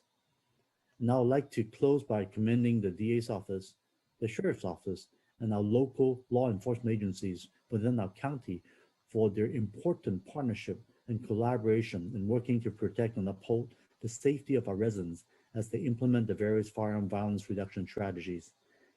Absent the common sense federal legislative actions on banning assault weapons, among other firearms reform efforts, our local jurisdiction like ours must rely on ourselves. Scaling up and consistently hosting buybacks will not be the silver bullet by any stretch of imagination, but I'm hoping that it would reduce the violence that we have experienced in our county. Thank you. Thank you, Supervisor Lee. I've got some thoughts of my own, but I see Supervisor Chavez. Thank you. Yeah, thank you. A couple things that I wanted to raise. First of all, I'm happy to second that motion.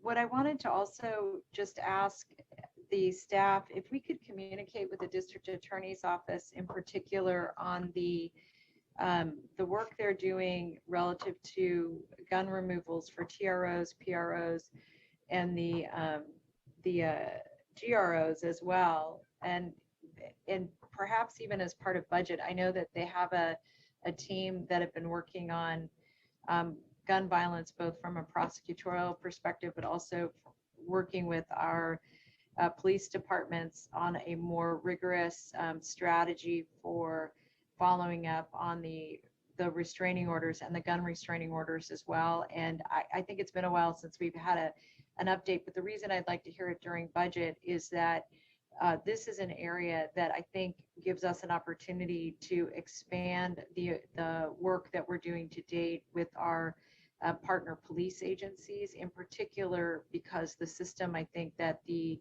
District Attorney's Office has developed is actually very robust. I think relatively understaffed, but very robust given the few resources that they have. So if that could be shared with the District Attorney in particular for budget hearings, that would be very helpful. Thank you. Thank you. And seeing no other hands, I'll add in my 2 cents. Oh, we have one speaker. David, why don't we go ahead and recognize that one speaker, and then we'll close the public portion, and then I'll speak. Okay, we'll set the timer up. Thank you. The next speaker is Irvish. I am unmuting you. Please accept the unmute. You will have 1 minute to speak. The timer will start when you begin speaking.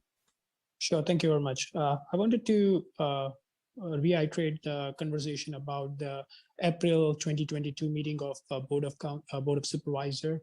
The Santa Clara County considered overhauling and regulating the sheriff's military style weapon policy, hitting the calls for the demilitarization of a law enforcement, and the Santa Clara County Board of Supervisors voted unanimously to analyze how the Sheriff's Office spends its budget on those equipments as a part of a 1033 program. And so is the case with the Supervisor Joe's submission, and as well as the Supervisor Otto Lee commented on this matter as a part of implementing the new policy. Such policy should be implemented in a way that in accordance with the firearm policy as well, which allows the relieves the people to utilize unwanted firearms within the Santa Clara County. So certainly a program to implement as a part of firearms and code of ordinances to implement as a B19 division within. That concludes our public speakers. Thank you very much. Suraj Chavez, your hand is still raised. Did you have additional comments? Sorry about that. Thank you. Okay, thank you. I'll make just brief comments to Supervisor Lee. And I'll just say the least senior on this committee, and I get to call myself the most senior, even though I know Supervisor Smidian has almost twice my years on as a county supervisor. Supervisor Lee, thank you for giving credit to both the DA and our sheriff's office for their previous gun recall, gun efforts, the buyback program. They were very creative. The number of people that showed up, the number of weapons that were voluntarily brought in was absolutely astounding. I'm glad to hear in your suggestion here, working with the SO and with the DA, and that the mayors you spoke to want to participate as well. Very, very successful. Also, so that you know, a few years ago, it was brought up, and Supervisor Chavez just mentioned all the O's, the TRO, and the other couple O's that all had to do with restraining orders, which allowed the guns to be confiscated. I am 100% behind anybody who has a court-issued restraining order against them for any type of violence, that the gun be taken. I get that 100%. We didn't have the person power or perhaps the priority in the past to do that. But as Supervisor Chavez mentioned now, the DA's office has a very robust program in place. I look forward to your speaking with them to fully understand what they do now and their cooperation and collaboration with the court system so as to do that now. A few years ago, we didn't have a program that existed as far as that goes. We do have an exemplary program now that does. And I think many of the existing programs tie in directly with your vision. And I look forward to your collaborating with them and perhaps enhancing what already exists. And for all those reasons, I'll be supporting your referral as well. Seeing no other hands raised or public speakers. Oh, we've got another hand raised. Supervisor Chavez. Thank you. Thanks. I appreciate it. One request I wanted to make to the staff, again, as part of budget, could you report out on the public cost of gun violence referral that I put forward in October of 2019? And the reason I ask is that there was some in January of 2020, actually, over a year ago, the staff was going to come back with a report in 2021, and it's been a few years. I'd be interested in just knowing where we are in that process. I think it would help with some of what Supervisor Lee's trying to accomplish, and so thank you for that. If that could be part of the motion. So is that all right, Supervisor Lee? Absolutely, yes. Thank you. All right, seeing no other hands raised except Supervisor Chavez's electronic hand, which I know is a mistake. David, would you please call for the question? Supervisor Lee. Aye. Supervisor Chavez. Yes. Supervisor Simidian. Aye. Vice President Ellenberg. Yes. President Wasserman. Yes. Thank you. Thank you. Members, that concludes item 15. We're going to do 16 now. 17, 18, 19, and 20 were handled earlier. And then we can get reports from the county exec and county council, and then we will break for lunch. So we now turn to item number 16, which is to consider recommendations relating to community engagement and operation practices. And this is Supervisors Ellenberg and Chavez.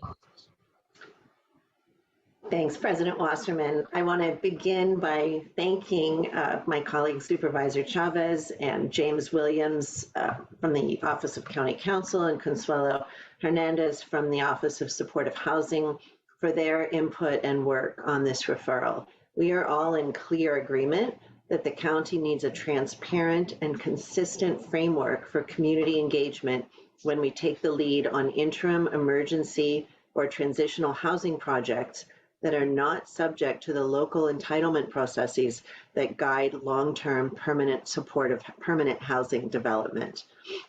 Today, Supervisor Chavez and I are requesting a report back from administration that proposes a standardized, transparent process for community engagement and participation, as well as minimum standards for operation management plans. It's critical that we create this clear outreach and engagement process for potentially impacted neighborhood residents in order to build and strengthen partnerships with our residents and our communities. I want to be clear that the intent of the referral is not to slow down or stop emergency or interim housing solutions for our most vulnerable residents. The intent is to make sure that neighbors of the proposed projects are aware of the planned development and have opportunities to engage with staff very early in the process to ask questions, offer feedback, and make suggestions that will help ensure that the project fits well with and complements the existing neighborhood. It's important that county residents have reason to view themselves as partners in this critical work. I've heard from a number of my residents that they believe that the county is not sufficiently transparent, and I want to begin to change that sentiment and create some standards going forward. There are 3 requests that I hope you'll incorporate when creating a plan to bring back to the board. And my motion will be to approve the referral with these requests addressed. First, whether the minimum standard of informing residents within a 2,000-foot radius in the urban area is appropriate, or whether something larger, 3,000 or 4,000 foot radius should be considered. Second, to include physical, easily visible signage at the location that provides basic information about the project, as well as contact information. And 3, of course, engaging the relevant supervisor to identify neighborhood leaders who can help us ensure that messaging and outreach reaches all neighbors. Thank you so much. I'll look forward to seeing the proposed plan come back to us in a couple of months. And turn to my colleague Supervisor Chavez on this. Thank you. I'm happy to second the motion. And just, I wanted to thank Supervisor Ellenberg for really putting fresh eyes on this and thinking very collaboratively and long-term about our partnerships with neighborhoods. And I think in particular, you know, I want to just emphasize the point that Supervisor Ellenberg raised about making sure that this is robust and still timely, and that we are able to meet that balance. I just wanted to let my colleagues know that some of you may recall that we have a good neighbor policy that I brought forward actually many years ago, and I will be bringing forward to our next board meeting a request to expand and to strengthen that policy. And part of the reason for that is that Supervisor Ellenberg's experience really in her communities have really reminded me that the county is a major owner of property, and that one of the ways to encourage everybody to be a good neighbor is to be a good neighbor, and that the county has a higher obligation in that regard, and public sector should in that regard. So I'll be bringing that forward so that what we have in addition to the minimum standards relative to outreach is that we really hold ourselves to a higher standard relative to our own conduct in neighborhoods. So thank you again, Supervisor Ellenberg. Thank you. And it sounds like those 2 are very related items. We have no public speakers on this item, but we have Supervisor Lee who has a comment, and we'll call a vote. Thank you, President Wasserman. And first of all, thanks to Supervisor Ellenberg and Supervisor Chavez for this important referral for a neighborhood outreach and notification. During the April 20th Board of Supervisors meeting, I made a verbal motion on dais asking the county staff to review and access the CALI's SV's recommendation around community engagement along with the City of San Jose's audit report. And I feel that there's actually quite a bit of overlap similarities with the previous directions I provided during that meeting. And if it's okay with the maker and the second of the motion, I would like to ask if county staff can consolidate with item number 29, which I believe been pushed back, and which was stemmed from my request back in April, that these reports as well, they are scheduled to come back during the August 17th Board of Supervisors meeting, so we could look at those together. And then making sure that the staff's work is not being duplicated, number one. Second is, of course, I want to make a quick discussion regarding the nature of this bill that way came from AB 932, which is a state law allowing the county with a type of an emergency shelter ability to build housing on county land, especially for transitional or interim housing, without having to go through the city's planning process. The reason for that is because NIMBYism, as we have learned, has been one of the biggest problem in terms of putting emergency housing to help so many of the unhoused and homeless individuals. And that's why AB 932 is there to allow the county to have that flexibility. Certainly, that flexibility does not mean the county should not do any outreach or very little outreach to the neighborhoods. So I think hearing the input from neighbors is always important, and whether or not at the end we would agree on to the final outcome, I think it's important to make sure that our neighborhood always have the ability to know what's going on. And I think it's important, that's why this, whether the three things that Supervisor Ellenberg has mentioned about the minimum standard of the radius, signage, contact information, engaging leadership leaders, these are all really important points to make sure that our outreach is effective and meaningful. And I would say I certainly would support this motion moving forward, but those are the things that I would like to ask the maker and the seconder to support hopefully as well. Thank you. Maker, you okay with that?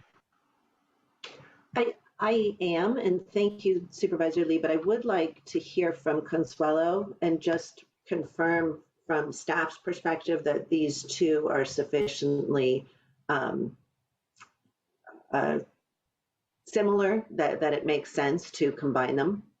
Sure, thank you. And we'll turn to Consuelo in just a minute.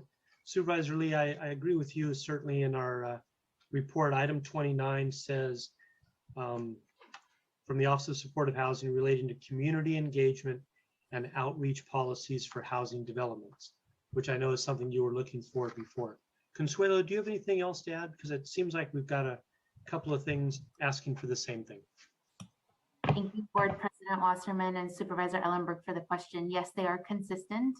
Some of the recommendations that are in the Catalyze SV and in the audit from San Jose actually speak to the 3 points that Supervisor Ellenberg raised. Good. Great, thank you so much. Very happy to incorporate your suggestions, Supervisor Lee. Thank you. So my suggestion would be, and Consuelo, it's kind of all filtering to you from 2 or 3 different directions, including what Supervisor Chavez brought up.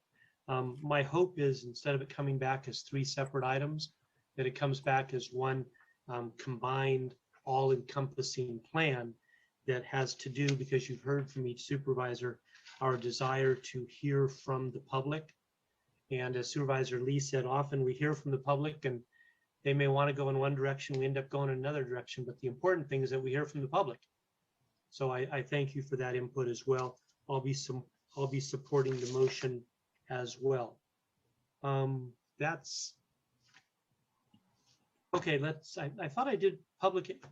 Did I do from the public already, Dave, or did I not? You did mention that you were taking public speakers and these hands were raised after that. Okay, let's hear from these 2, please. Okay, one moment, please. We'll get the timer set up.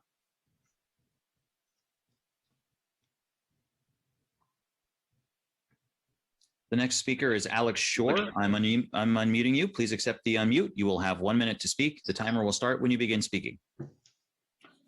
Thanks so much, Dave. Sorry, President Wasserman, I didn't get that hand raised quick enough. No problem. Appreciate the time. This is Alex Shore, Executive Director of Catalyze SV. Gosh, what an awesome moment this is to have 3 supervisors talking about community engagement policy and having staff coordinate and collaborate with them on this. Fantastic. Really, really appreciate it. These are the conversations we're seeing happening throughout local government, sometimes not as speedily in some governments as we'd like to see, but they are happening.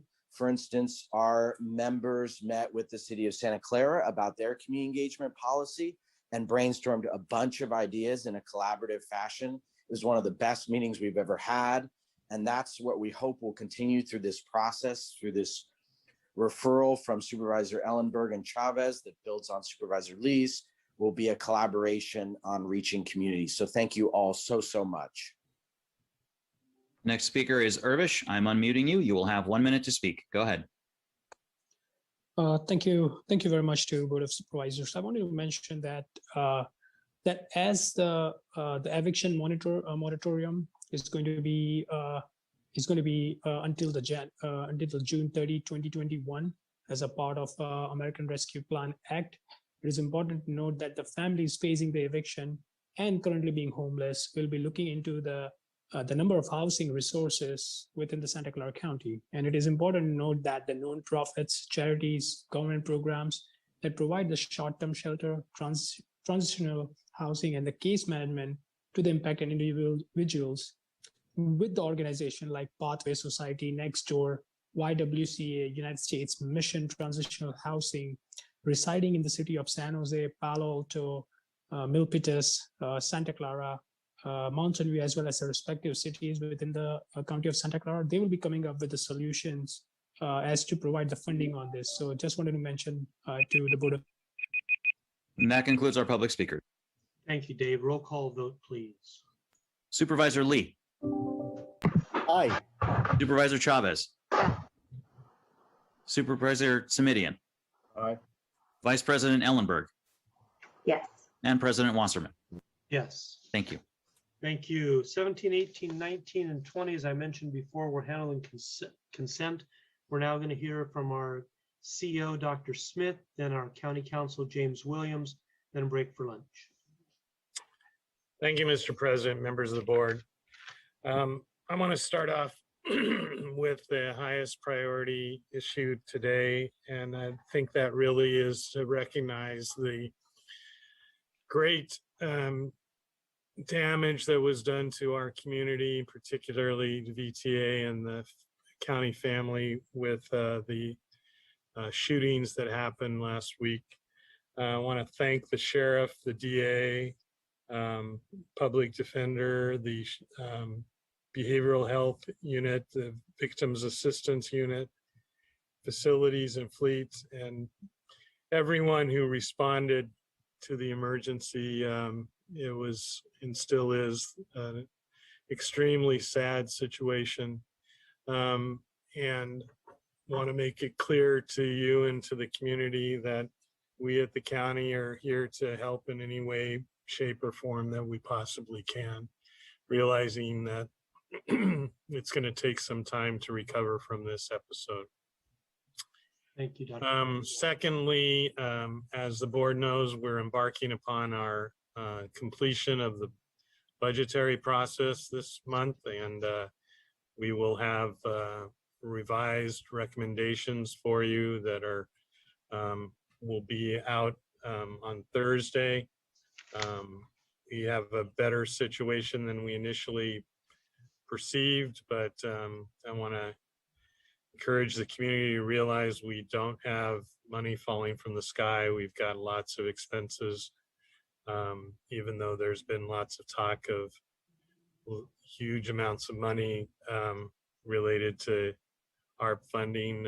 Much of that has already been spent in the sense that we have expenditures in the hospital and health system and the COVID response that don't have any other funding source available to them, so they will fall on the general fund if not helped out with some of the ARP funding. That's not to say that there's not room for changing processes and setting priorities. There obviously is.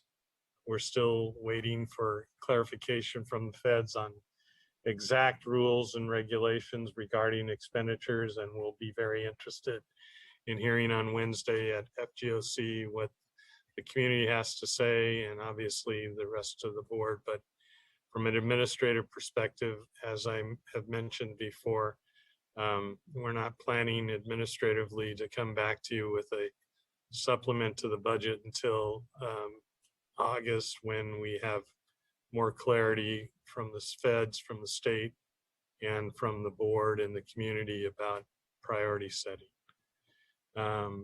So with that, I will turn over the comments to you and County Council.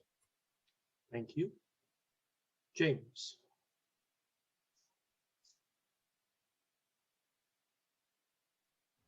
There were no reportable actions taken at the closed session meeting of June 7, 2021. That concludes my report. Thank you.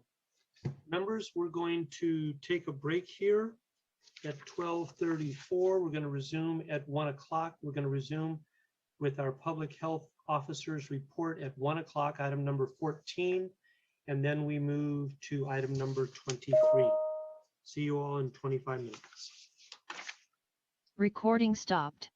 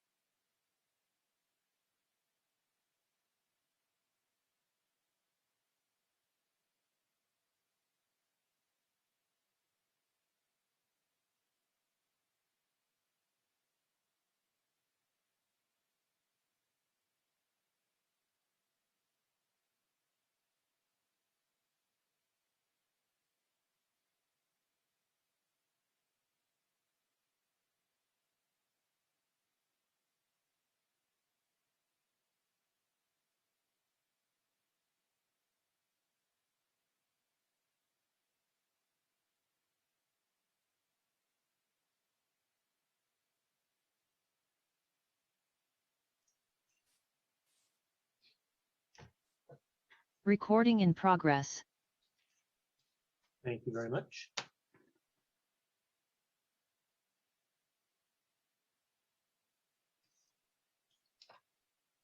Hello, Vice President. Hello, Supervisor Simidian. Hello, President Wasserman. You know, I just ate some M&Ms and it said 3 servings, but I don't know. All right. You're muted, Supervisor Simidian, but I'm sure it was a compliment. Here we have Supervisor Lee. Mr. Leon, I see that you are here when we are joined by, oh, we have Supervisor Chavez, maybe yes, maybe no. I haven't seen her turn on her camera yet. All righty.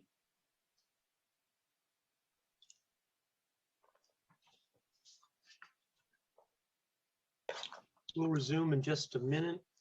And if you'll take a roll call just to document our presence, that would be great. Supervisor Lee? Present. Supervisor Chavez? We'll come back. Supervisor Simidian? Here. Vice President Ellenberg? I'm here. President Wasserman? Here as well. Thank you And very much. one more time for Supervisor Chavez, please. Okay, she's not back yet. Thank you. You have a quorum, sir. Thank you. Let's open up with item 14 and turn to Dr. Sarah Cody, the public health official of the County of Santa Clara.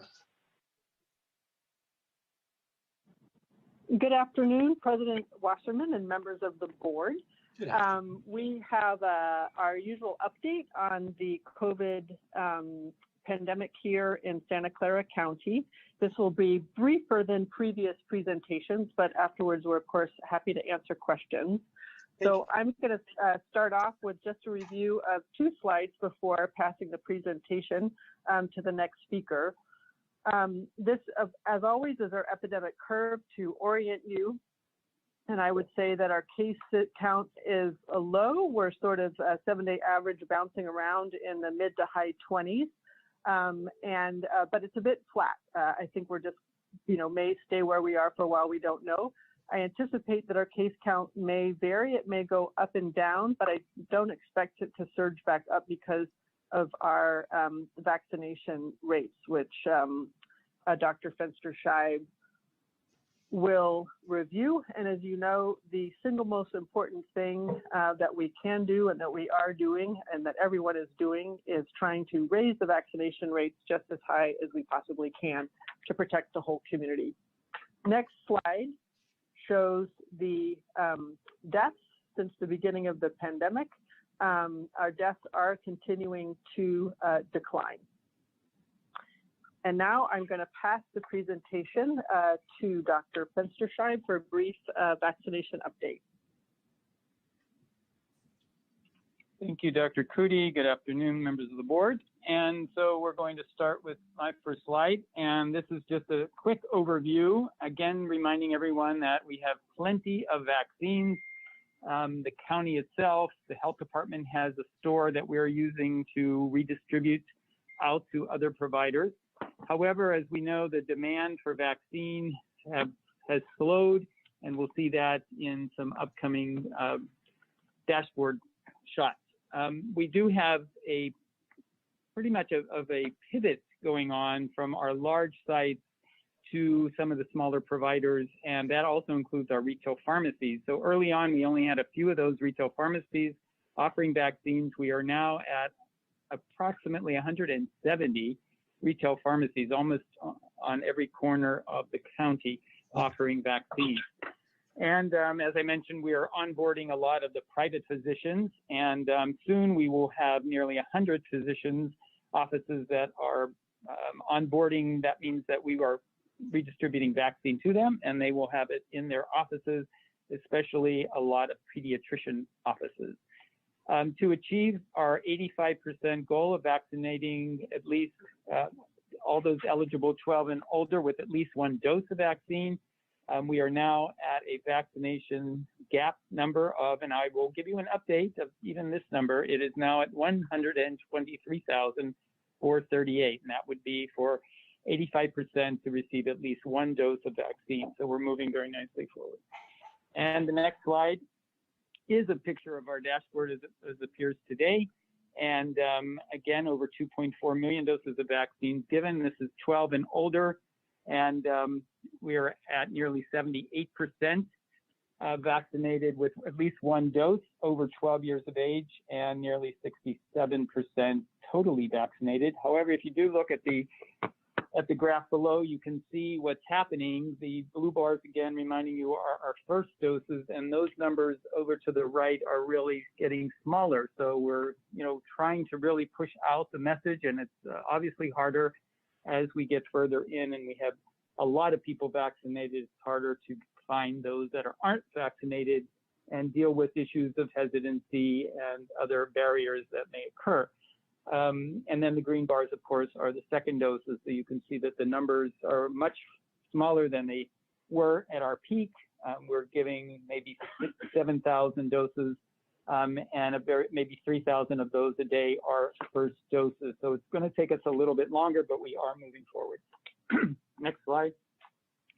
I think this is the most exciting number, and I'm really happy with it. This is 16 years of age and older. We have hit 80% vaccination rate of at least receiving one dose, and 70% fully vaccinated, and that is quite amazing.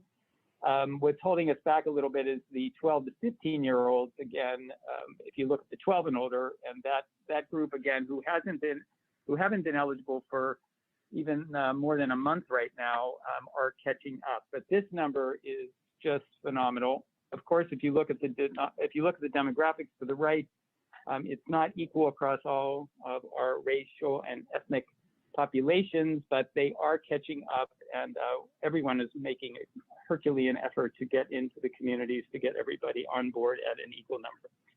Next slide does give you the specifics about all of those demographics. And again, you can see if you just look at all of the different age groups that the Asian population, again, has been the history, has done an outstanding job, but everyone else also is moving forward and I think doing a great job. And if you look at the second grouping there, 12 to 15-year-olds, that's again the group that is going to take a little bit of time to catch up. We know that kids are finishing up their finals in school, and some have put off their vaccination until all that's over, but we expect with a lot of activity focused on schools, mobile pop-ups, and the pediatrician's offices, we will move that number up as we move forward. So the numbers are looking very good. And I'll give you those numbers nationally and compare it when I get to a further slide here. Next slide. Again, this is just the breakdown by racial and ethnic groups, and you can see again that the Asian population is way up there, but everyone else is kind of clumping together, which is kind of good because we've been able to close the gap along the way.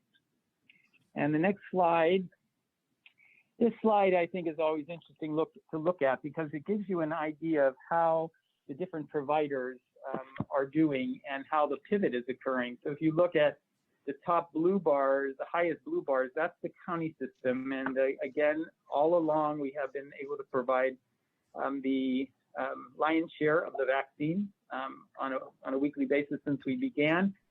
We are, again, pivoting away as we begin to wind down in our mega sites, but you can see the salmon colored bars are the retail pharmacies.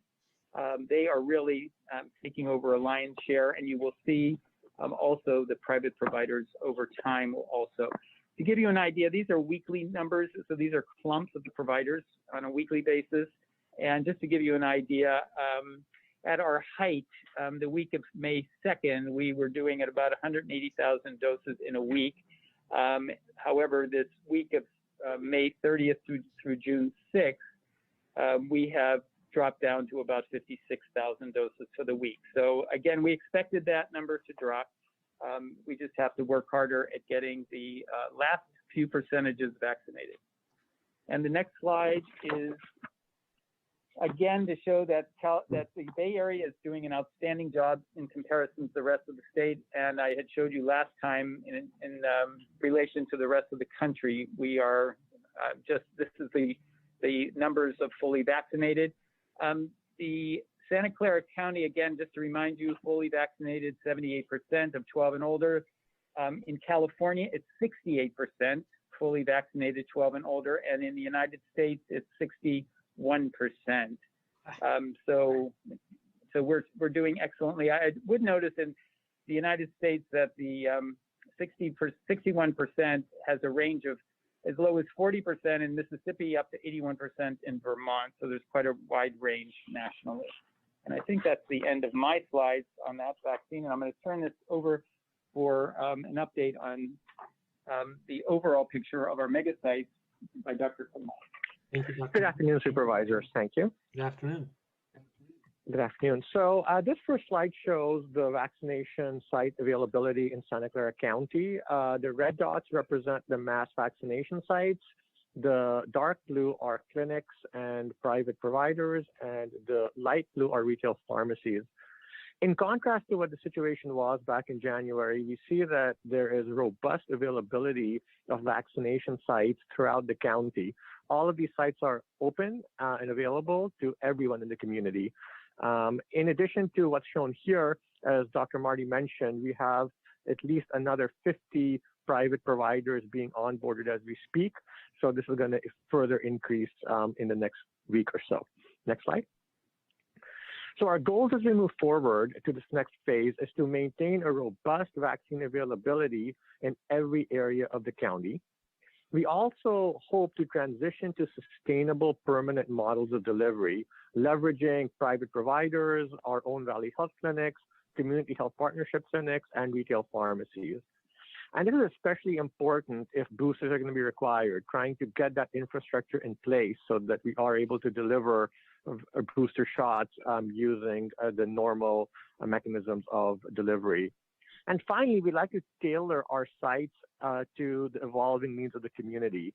And so the idea being that we have seen that although we have maintained our mass vaccination sites, the demand has been shifting more to the smaller, more familiar providers, including retail pharmacies and private healthcare providers. Next slide.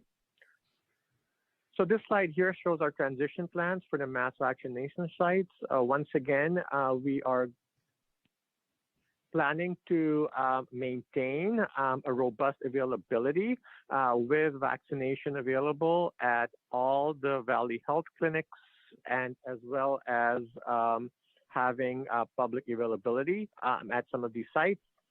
And the mobile vac sites will continue to operate. And I will pass it over to Brian.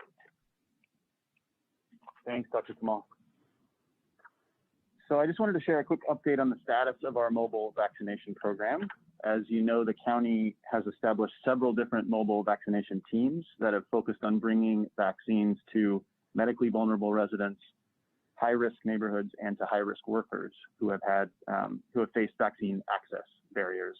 So this slide shows the quick timeline on when the county rolled out some of these different programs, including the in-home vaccination program. But I wanted to just summarize to date some of the numbers. So to date, the county's mobile teams have popped up a total of 176 place-based or neighborhood-based clinics, and 143 of those were located in either East San Jose or South County, so our areas that were most heavily impacted by COVID. We've had 95 clinics at long-term care facilities providing vaccinations to both residents and staff. We've had 32 clinics now that have been held at work sites. Many of those were at agricultural work sites, but more recently that has expanded. And our efforts to reach youth have included 22 clinics so far at schools. So all told, there's been 325 total clinic days that the mobile vaccination program has delivered. And that doesn't include the in-home vaccination program, which is a partnership with our local fire agencies. And that program's now vaccinated about 800 individuals. Demand has really slowed down there as well, but we are keeping the program going in partnership with our key partners in fire. Now that program has its own page on our website, just an FYI. So there's information on how to request that service. There's an intake form, and the phone number and email address are still a good way to request that service as well. The overall program the mobile program has vaccinated more than 47,000 individuals now, And demographically, it's really been reaching the populations we've been most trying to reach. Quickly, in terms of where we're headed, we're continuing to look for partnerships with employers to do worksite clinics. We've reached out to all work sites, all 100 plus work sites that experienced an outbreak during the pandemic to see if they'd benefit from an on-site clinic, and some are taking us up on that offer. We're also reaching out to employers in industries likely to have workers in our remaining unvaccinated populations. In terms of schools, we continue to try to reach youth at school events. We'll have several more in the coming weeks. And we've also reached out to all or nearly all community colleges to offer clinics. Today we're at Mission College and at West Valley College.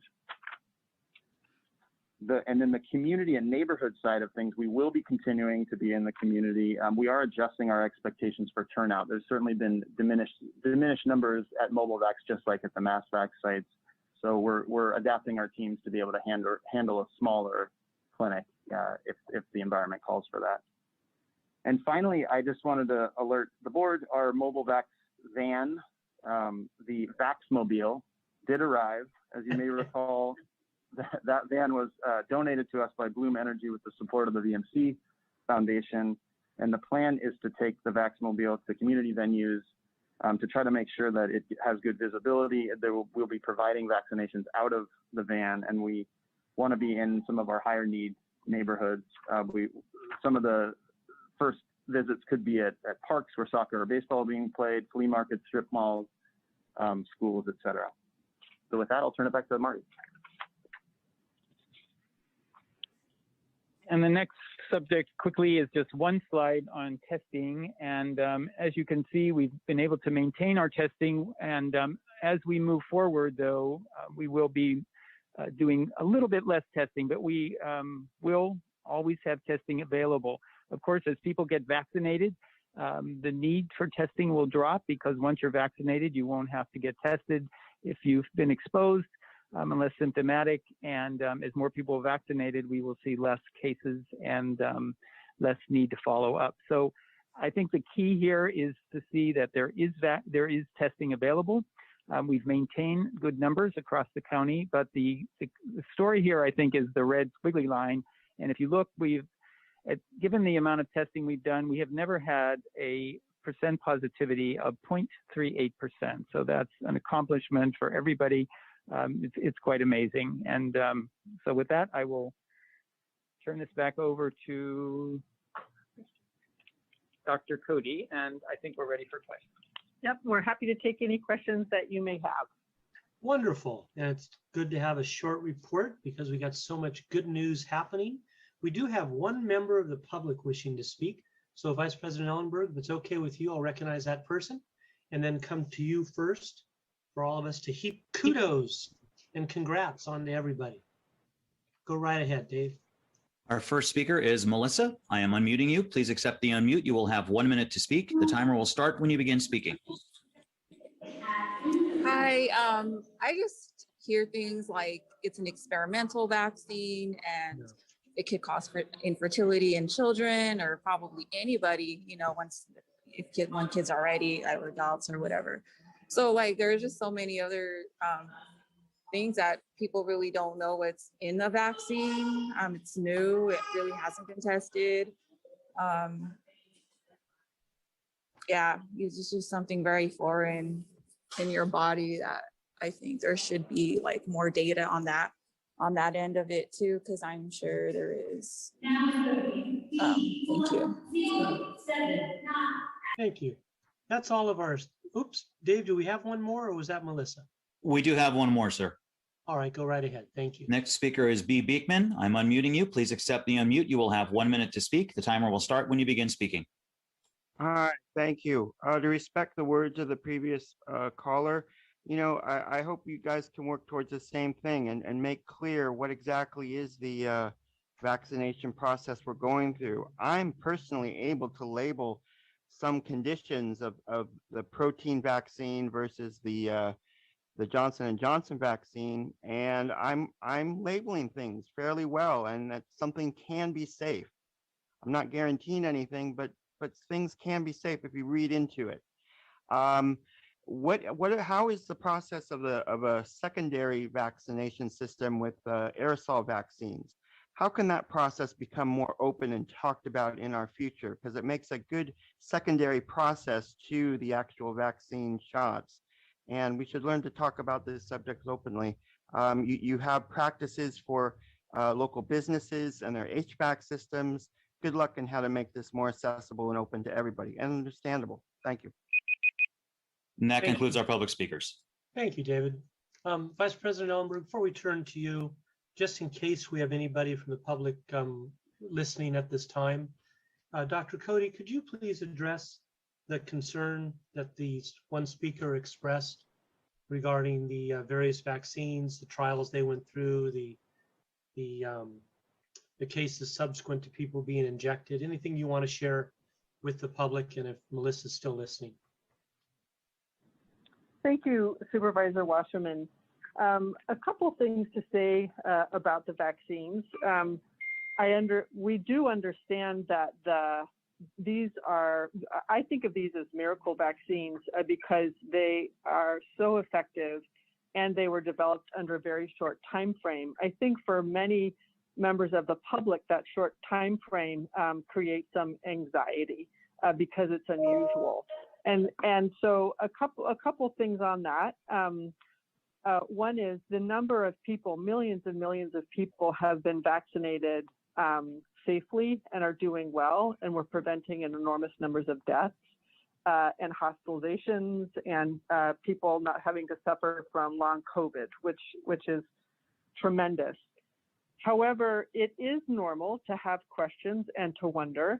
And so what I would encourage is if there are people who are not vaccinated and they have outstanding questions, I encourage them to talk things over with a trusted healthcare provider or a colleague or a family member and to get their questions answered.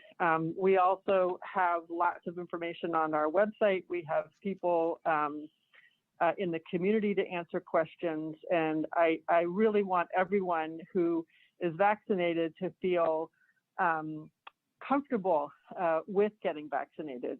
I know that I was not only comfortable, but anxious and eager to be vaccinated along with my family members, but not everybody is like me. We want to really meet people where they're at, answer their questions, and have them get to a place where they feel comfortable. Dr. Cody, you're very nice and gracious as well. I'll step out a little bit further, as I sometimes do, and I'll say 100 million Americans have been vaccinated for several months. We're probably up to 200 million Americans now. And so it went through the phases 1, 2, and 3, and the record of preventing hospitalization and preventing deaths is amazing. And I, like you, encourage anyone who has any doubt to go to their primary physician and get the information and then get vaccinated. Supervisor Ellenberg. Thank you so much. And Dr. Cody and Dr. Fensterscheib and team, the 80% number is truly monumental. That is really unbelievable work and speaks so well, not only for our public health team, but for our emergency operations, for our public information folks that got this word out, that have been running an education campaign, our ambassadors, the Tibet team, and people in the community. This happened because of tremendous broad networks of partnership. And I just, I'm really in tremendous admiration of this work. So thank you. I have a couple of questions about the approach as we move to smaller providers.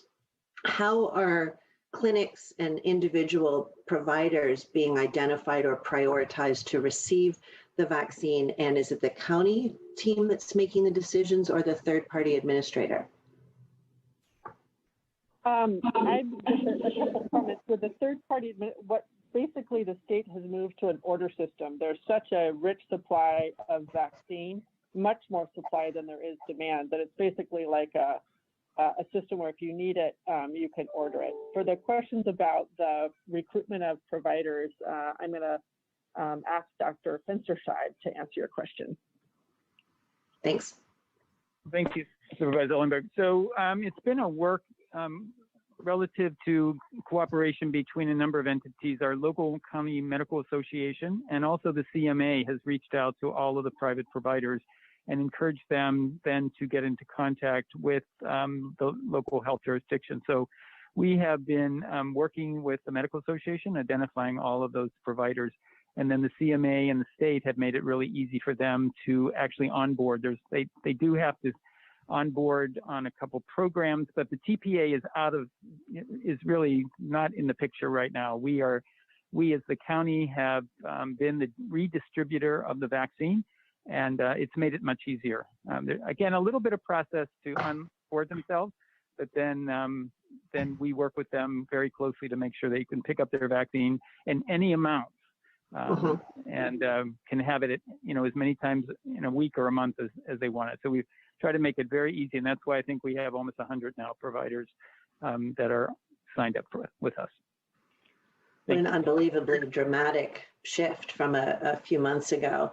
So on the flip side, thank you for answering the question about the providers. Now I'm thinking about what steps we're taking to increase targeted outreach and communication to residents that haven't been vaccinated, to let them know where they can go, especially as the big, kind of publicly recognizable sites shut down. Are we messaging, how are we messaging that the vaccines are free, even at clinics or retail pharmacies that might have fees for other services, or generally any other information folks need? Are we doing something different now or additional as we move to the smaller sites? Hi, Supervisor. This is Brian. We're not doing some. Hey, we're not doing anything different, but we'll be folding that message into our existing infrastructure, communications infrastructure. So all of our Chebet partners, all of the work that our PIO does, both on social media and all the media buys that they, the radio ads that they have, the TV ads, the broad kind of swath of different outreach that they're doing from a public communication standpoint. As we shift from a mass vax environment to more of the smaller environment, that will be folded into all of our communications. I think it's a critical point, and things are changing, and folks will definitely want the community to know that through all of our channels. Right, good. Thank you so much. And now I just have two more questions, Supervisor Wasserman, about the vaccine supports. In the vaccine hesitancy surveys that I've seen some data that shows a fairly high proportion of low-wage workers who are concerned about having to miss work if they have side effects after their COVID vaccination. I know that the federal relief program includes incentives for employers to provide paid time off for workers to be vaccinated or take leave if they have side effects. But I think this only applies to businesses of a certain size and may leave out day laborers, gig workers, or other smaller scale workers. Are we seeing here any evidence that this is a challenge for local remaining unvaccinated residents? And if we are, is there some way that our isolation and quarantine program reimburse workers for lost wages if they're not already covered through their employers? Hi, Supervisor Brian. And we are seeing anecdotally some of that at the doors. Your point is really well taken. We try to immediately share information about, for example, the state paid supplemental leave that's available to anyone working in a company with 26 or more employees, that you are entitled to 80 hours of paid supplemental leave. The program's through at least September. It may get extended. And you can use that time for getting your vaccine. It can be anything COVID related. If you were out sick, for example, with COVID symptoms, or if you had a side effect from the vaccine, that took you out for a day. I'm concerned about the smaller. I'm concerned about the under 26. Exactly. And so we anecdotally, we do, there have been we'd get a little bit of that feedback in the field, and we do try to note that employers should be offering still time off, but there isn't that secure benefit. So I'm not aware of us really planning for isolation and quarantine yet, but we can look into that and see. It's been just anecdotal evidence so far. What we'll try to do is have those conversations and see if there's any way to come back with something. But it hasn't been a broad group that's in that smaller employer category, but it's a question that does come up. I'd like to get an off-agenda report back then about what our options are. If we were, funding hotels and isolation supports for people to quarantine for 2 weeks, and that has slowed down so dramatically, I would think that we would be able to help people for the 1 or 2 days that they need to miss work if either they are self-employed, and I'm thinking, even about house cleaners, sole business practitioners, sole business owners, the day laborers. As I said, we should be able to find some support for them for a day or two, and great if the numbers are small. But I would like some more information off agenda about what our options are there. I also saw, as part of the federal push to meet a national 70% vaccination goal by July 4th, that partnerships with childcare providers are being launched for parents to access free drop-in care so they can be vaccinated or if they have side effects. Are we doing anything locally to coordinate those resources and engage local childcare providers?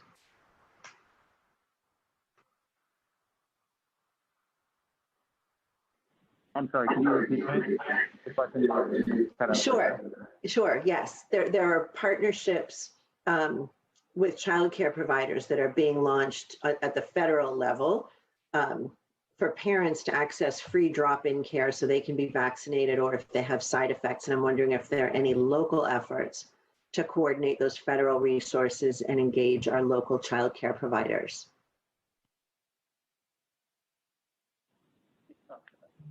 We're not aware, but we can ask some of our partners. It's not something I'm aware of, at least. I'm looking in the room, and the folks in the room, at least.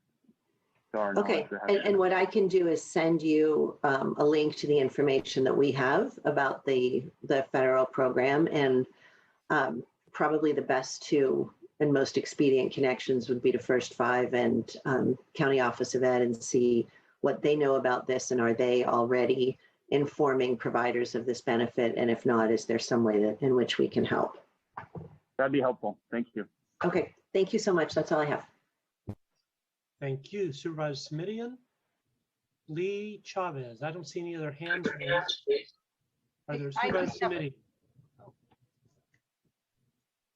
Supervisor Simidian, your hand is raised. Thank you. I just wanted to ask current thinking on the variance, which has been a sort of a ever-changing consideration and concern. Thank you, Supervisor Simidian. As you know, we now have a fairly robust surveillance system, meaning that we're able to sequence all of the positive specimens that we have that are sequenceable. And statewide, I think they're sequencing a higher and higher proportion. So far, the vaccines are performing very well, even with the introductions of new variants. However, we're not, all the way relaxing in our chaise lounges just yet. We are still really on alert and watching those variants very, very carefully to make sure that they don't bump up our case rates. And we still do fairly detailed case and contact investigations so that we can understand, for example, if there's introduction of a new variant that's causing, significant transmission, we would be able to pick that up. So in short, we've invested in surveillance so that we can understand how the variants are behaving if and when they are introduced into our communities. Thank you. Thoughts, if any, new developments around boosters. You know, I ask this question pretty routinely because I'm anxious about the potential need for essentially another round, which thus far does not seem to be the case. Thank you, Marty. There are two issues here. So one is the durability of the vaccine, and that would necessitate a booster if we saw that the vaccines were beginning not to be as effective against the viruses. The vaccines basically have been pretty effective so far, and they can only measure them for as long as the vaccines have been in people. So that's about 9 months, and they still are very robust. Listening to the feds and Dr. Fauci, the thought is that we probably could go a year, if not more, before even thinking of needing a booster for anybody that's been vaccinated. But again, the data is out, and they can only follow it along for the time being for the number of months that people have been vaccinated. As far as having to use a different vaccine because of a change in the variant, that's not happened yet because the vaccines have been effective against all of the variants. So more to come on that, but so far so good on both scenes. Nice. For those updates. And my last question, Mr. Chair, is perhaps to or through the County Council's office as well as Public Health, which is, all right, so June 15th is almost upon us. How will the world, or at least the state of California, be different the day after June 15th arrives in terms of rules, regulations, requirements, expectations, so on and so forth? Sure, I can tell you what we know, and there's obviously pieces that we don't. What we know is that the blueprint framework, where we're now in the yellow tier, will be retired on June 15th. That means that there will not be any capacity limits or activity or industry-based limits in place from the state, and there already are not any at the local level. The state has indicated that there will be mandatory rules for indoor events of over 5,000 people. And the basic rule there is that they are requiring either a negative test or that you are fully vaccinated. And that there will be some recommendations for outdoor events of over 10,000 people, although those are not mandatory requirements. That's in essence it in terms of activity or sector-based limits at the state level from CDPH. With respect to masking, there will be some changes, but the details are yet to be announced from the state. But we expect, based on the public information shared, that it will look a lot like the CDC guidance. In other words, people who are fully vaccinated do not need to wear face coverings, and people who are not fully vaccinated should wear face coverings. To what extent and what sectors, and the details of what that looks like will be forthcoming from the state. Again, we have no local rules regarding face coverings, so it's just the state rules that are applicable. And then the last piece, which is probably the most significant, is related to Cal OSHA. These are the regulations that apply to employers with respect to their employees. There are new regulations that go into effect on June 15th. They are more relaxed from the current Cal OSHA regulations that are in place, but they still include a whole number of significant requirements related to face coverings, as well as trainings, materials, cleaning protocols, a whole variety of other things. The board that adopts those regulations has formed a subcommittee to look at further loosening of those rules. No proposals or drafts have been provided at this time. So that's kind of the essence of the state regulatory framework.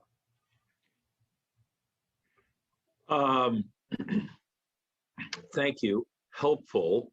A little bit more jumbled than I had hoped for.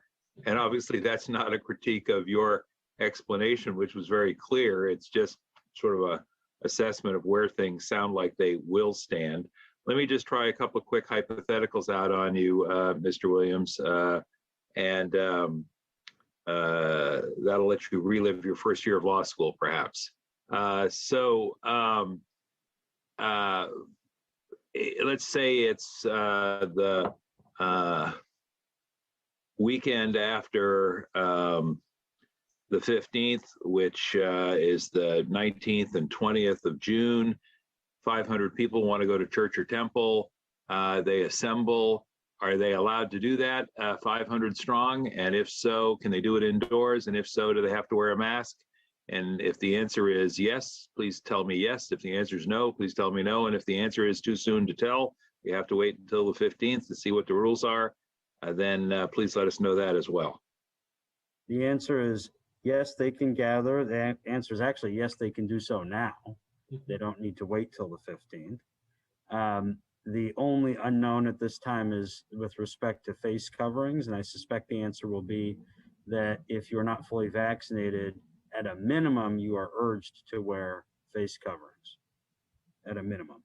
That's all right. And rules, if any, about social distancing. I know a lot of faith communities have done in every other seat or space in the pews, or skip a row of pews before we get to the next row. We're not anticipating any physical distancing rules being in place after the 15th. And indeed, even the new Cal OSHA rules provide a pathway by which physical distancing requirements are also relaxed, even with respect to employees in the workplace. Okay. How about for folks who want to go to a local retail establishment, a Macy's, a Costco, wherever they want to go? Again, it's that same weekend of the 19th and 20th. They can go into the store. Do we know if there is going to be a capacity limit? There will be no capacity limit. Do they have to wear a mask? Our understanding is that, assuming the state's aligning with the CDC guidance, that if they are not fully vaccinated, they will be at a minimum strongly urged to wear a mask. It might be something stronger than that. We don't know the details, but that turns on vaccination status. If you're fully vaccinated, we expect that there will be no face covering requirement. And let's take our favorite neighborhood restaurant, and then I will say thank you through the chair. If someone's going to the favorite neighborhood restaurant on the weekend of the 19th or 20th, outdoor dining is allowed? Yes. Yes. Indoor dining allowed, and if so, are there capacity restrictions? Indoor dining will be allowed, and no capacity restrictions. Mask requirements, if any, indoors? That will to be determined by the state. But again, if you're fully vaccinated, our expectation is there will be no masking requirement at all. And there will be probably at least strong recommendations with respect to masking if you're not fully vaccinated. And the great news is, 70% of the 16 plus population in our county is already fully vaccinated. Yep. Great. And how about the workforce at the restaurant? I'm thinking about cooks, servers, people who are bussing tables, bartenders. Do the Cal OSHA rules apply to them? They do indeed. And the Cal OSHA rules going into effect on the 15th will require employees to wear face coverings at work, unless they're in a room where 100% of folks are fully vaccinated, and under the Cal OSHA regs that requires documentation of vaccination status. So it means, for instance, assuming the employer has been complying with the local health order, they would then have documentation of vaccination status. If 100% of employees are fully vaccinated, let's say in the kitchen in the back of that restaurant, they would not need to wear face coverings under the new Cal OSHA rules. All right. I'll say thank you very much. But Mr. Chairman, before I turn it back over to you, I just want Dr. Cody to know that her good counsel has not been lost on me over the course of the past year. So I will just say I understand that while some things may be allowed, that doesn't necessarily mean they are well advised. And I know that has been part of the message from the folks at Public Health over the course of the past year. That's very true. And the good news is I also enjoyed law school, Supervisor. All right, good for you, and I can see why. Thank you very much. Supervisor Chavez, we're still the only two non-attorneys on this panel, but go right ahead. Thanks for letting me participate. Yeah. So I do also want to say a big thanks to the staff and just amazing work by you and the residents of our community. Just to follow up on Supervisor Ellenberg's point, or actually, let me start with Supervisor Smidion's point. So what that means is that June 15th, we will have no local health orders ourselves because we will be aligned with the state. Is that accurate? Right now, we have no local health rules related to face covering, capacity, industry or sector activities whatsoever. The only local rule that is in place is related to vaccine ascertainment.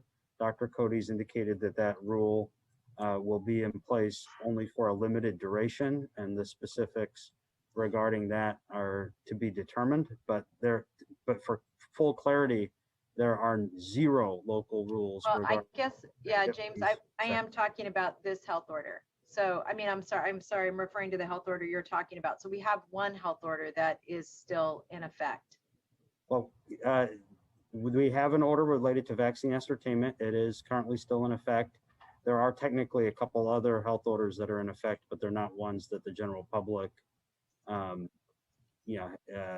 is attending to, like, for example, related to the gathering of vaccination data from providers. But just for purposes of technical completeness, there are some other health orders. Yeah, those are ones that I feel very strongly about. So on the workplace order, what's the timeline for removing that order? On the ascertainment order? We do not have a specific timeline to share at this time.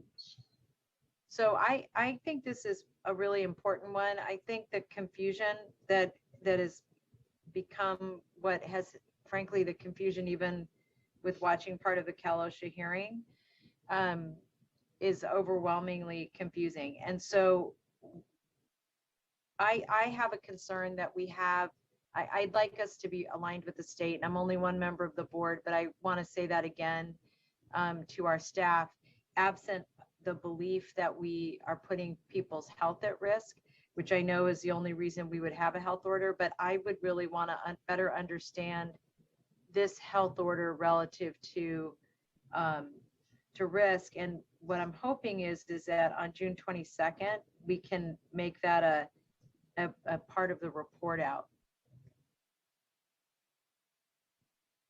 We can certainly report on the health order at the next meeting.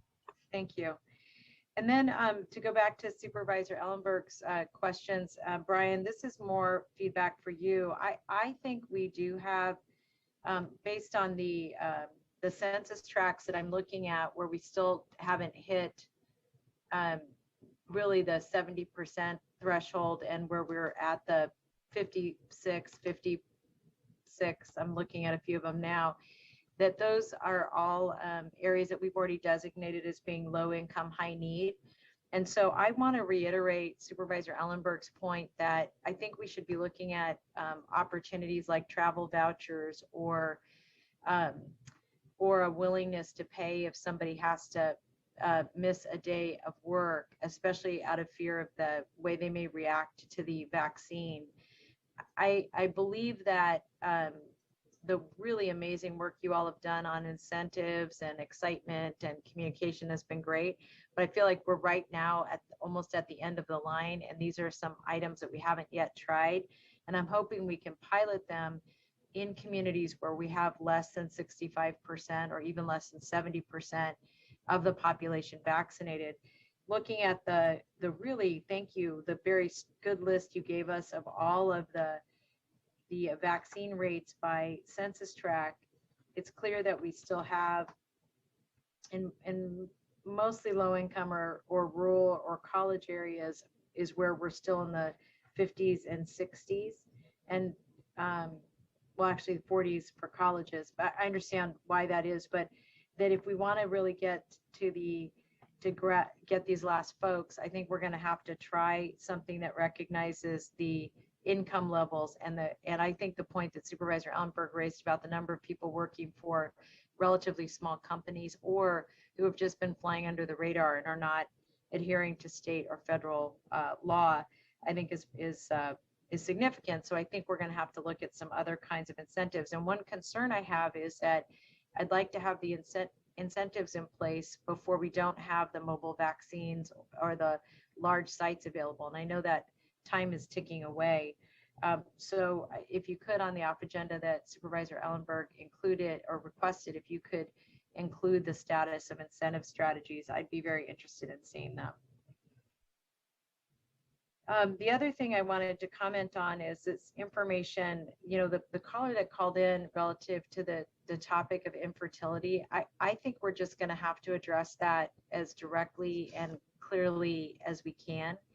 And, you know, there are many rumors or issues that have come up that we've tried to deal with in very direct ways. But this is one I think we're going to have to really address even more publicly. And I don't have I don't have an idea about strategy, but I do think sometimes we haven't taken them on head on because we haven't wanted to reiterate what we know not to be true. But I believe that so many people believe this to be an issue that we're going to have to address it in order to get for folks to understand that there's no risk to infertility. I don't know if anybody wants to comment on that. Does anyone wish to comment? No, go right ahead, Supervisor Chavez. Thank you. The slide that you had, and I apologize, slide number 13, where you have over the 200 vaccination sites. Again, I really appreciate the slide because it just demonstrates how many opportunities people have in our community to access these sites. I'd love to be able to get the list of these sites either by city or zip code, whichever is easier for the staff. I think it would be important both for our own records, but also to be able to share as part of our newsletters. So if the staff could get that to us, I'd appreciate it. We'd be happy to do that. Thank you. And then the last thing I wanted to say is that, you know, I too am very interested in how the transition will work with these mass sites and then contact tracing and how quickly DSWs are going back to their departments and what's taking the place of the, you know, of these mass sites. And I heard Dr. Fensterscheib and others talking about really, and I think Dr. Smith, you may have mentioned this too, really working closely with our current medical providers. And what I'm curious about is because of Pfizer's requirements for storage, is that an impediment now to getting these smaller medical doctors' offices or professionals to be able to engage in, you know, making sure they can give vaccinations? Hi, Supervisor. This is Marty. Pfizer's actually made it easier, and they've extended their refrigeration time to 30 days from 5 days. So we are able to provide vaccine directly to them in whatever quantities they need, small quantities, and then they can put it right in their refrigerator and hold it for 30 days. So Pfizer's been helping out in that regard. So the storage and handling is not so much of an issue at this point. That's great. And the quantity issue, I understand, is really critical too, because that what you're saying is they can get it in as small a number as they need, as well as the large numbers, because it sounded like it was easier for us to respond to large numbers than small numbers. Correct. I mean, initially you had to provide that low temperature freezer, and you had the minimum order was 1,170 doses of vaccine. And now it's just a refrigerator, and we can give you one vial, 11 doses of vaccine. That's great. That's really, really good news. Well, thank you. Those are all my questions. I appreciate the work you all are doing. It's really remarkable what you've been able to accomplish. And I do want to thank our residents as well. It's definitely been a team, to quote President Wasserman, Team Santa Clara County. Well done. Right on. Thank you, Supervisor Chavez. Supervisor Lee, do you have any questions? Yes, thank you, President Wasserman. Definitely very good news for how long we've been listening to this report. I've been on the board for 6 months, and every time we're hearing the report, I think the issue has always been supply in the very beginning, right? That we're not getting enough supply of the vaccine since early December. And now, of course, the difference is that we have plenty of vaccines. So the question is the demand.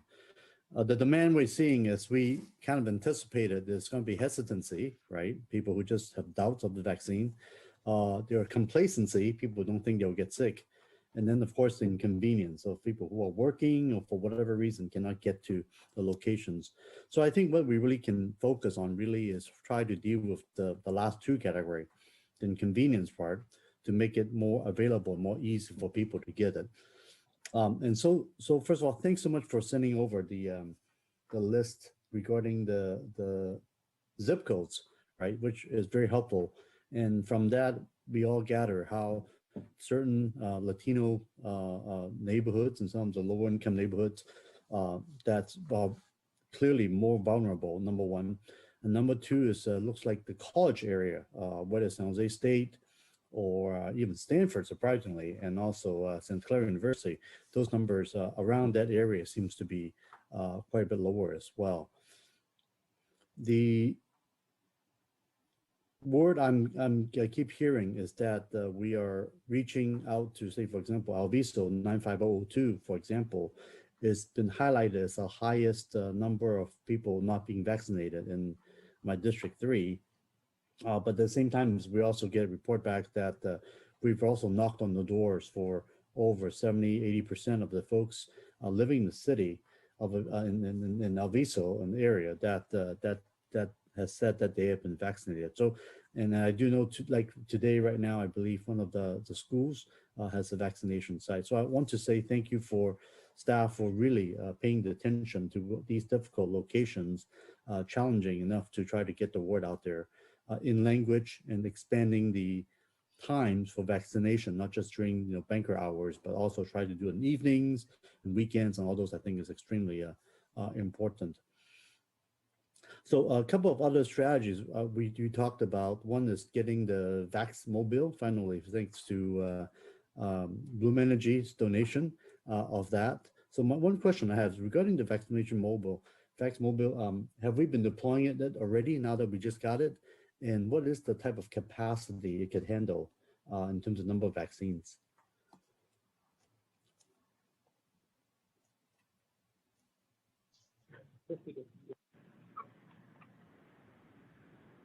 Hi, Supervisor.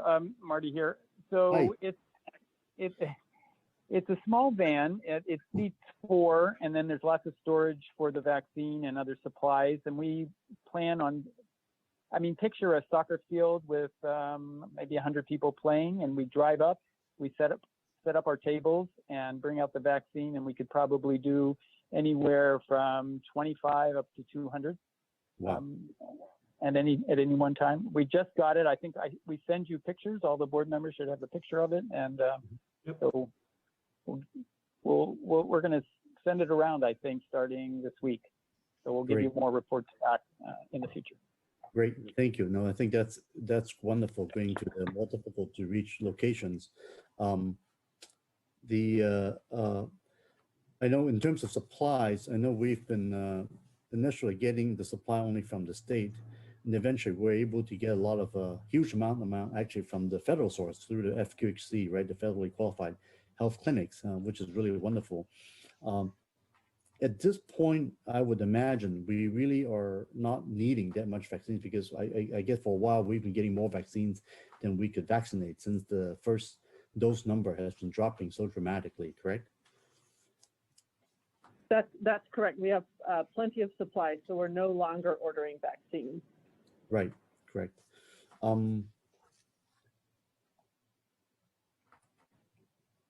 Okay, yeah. So when and the number of folks with the Chebet teams or the promotoros, I think seems like they now have a even more difficult task, right, to try to reach out to different communities that we are identifying as low vaccination rates and knocking on doors. So here's a dumb question: is when we knock on doors for those who are going there, are we knocking on doors just to give them information? Are we able to actually bring the vaccine and actually do it for them at their homes? Thanks, Supervisor. So the Shabbat partners are not delivering vaccine directly. They're not administering it. They are signing people up for appointments. And in some cases, they're doing promotion for like a mobile vax event that would be in that community. What we do have separate from that, of course, is the in-home vaccination program. So if one of our Shabbat organizers is at the doors and there's someone who really needs an in-home vaccination, they are educating that family or that individual about the in-home program and how you would sign up for that, sharing the phone number and email address, and now the website that we have. But and so they try to provide linkage to those services, but not the service itself. So the service delivery of the in-home program will come separately. So after they sign up for it, then somebody, some of the qualified nurses will then go to the home on the scheduled day to give out the vaccines, right? That's correct. Okay, very good. Okay, in terms of the PSA, we, of course, based on the report, I know that we only have started the 12 to 15 age group pretty recently, right, within the past month. But looking at the numbers, again, we still see that the Latinos numbers of the kids are the lowest, around 22%, compared to, you know, Asian kids are like over 55% or 54%. So I think we might need to do more in language PSA to targeting, especially demystifying the kids myth. There's been a lot of myth out there saying that kids don't get sick from COVID or won't get it seriously, which we know is not true. So I'm questioning whether or not it would make sense for us to now do some PSA in language, especially in this case in Spanish probably, aiming at not just adults but at kids as well, to make sure that adults realize that kids need to get their vaccine. We haven't started something like that yet, have we, or am I wrong? As you know, we have lots of communications material and outreach in many, many languages, including Spanish. Right. So we'll go back and ensure that we have materials and campaigns that we know will reach that 12 to 15-year-olds that you're referring to. Can I put in one plug too, just related to that, Supervisor? This is Brian. We do have.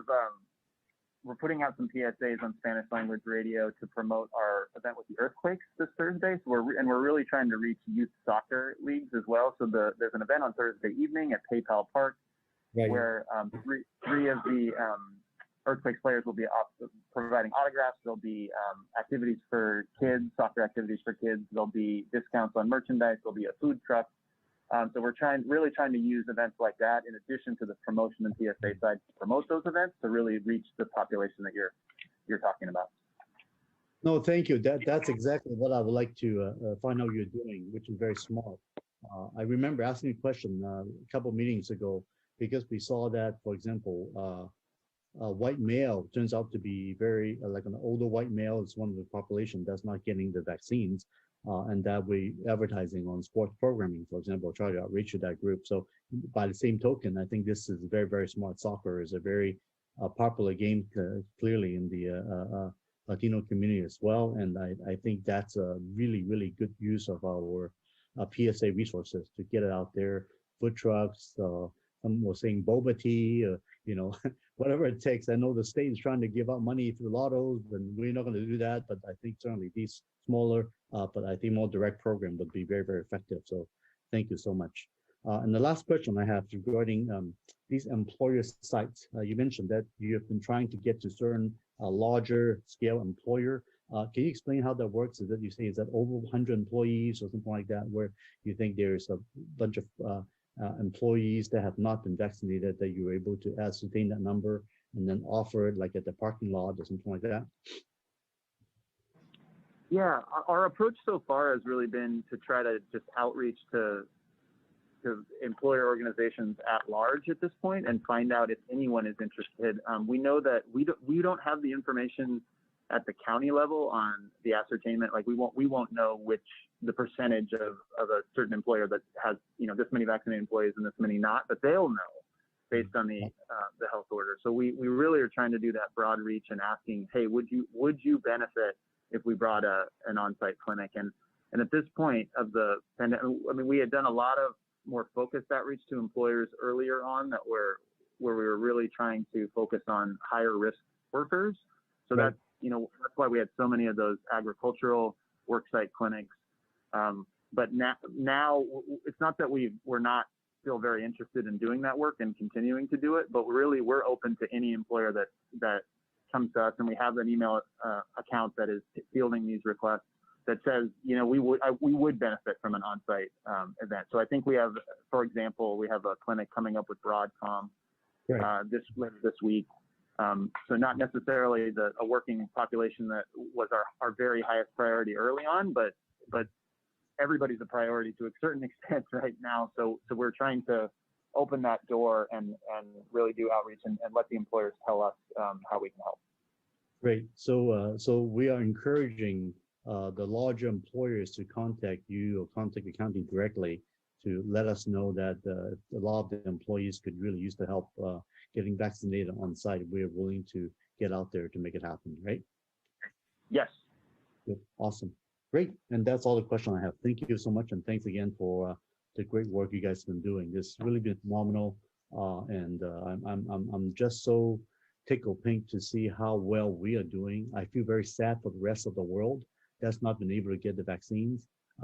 Especially, for example, we see on the death numbers from Brazil, from India, and the Brazilian variants apparently is now going all over South America. And one of the reasons that they are spreading so quickly was the fact that many of the countries are not as fortunate as we are able to have the vaccine availability, kind of like where we were 3-4 months ago.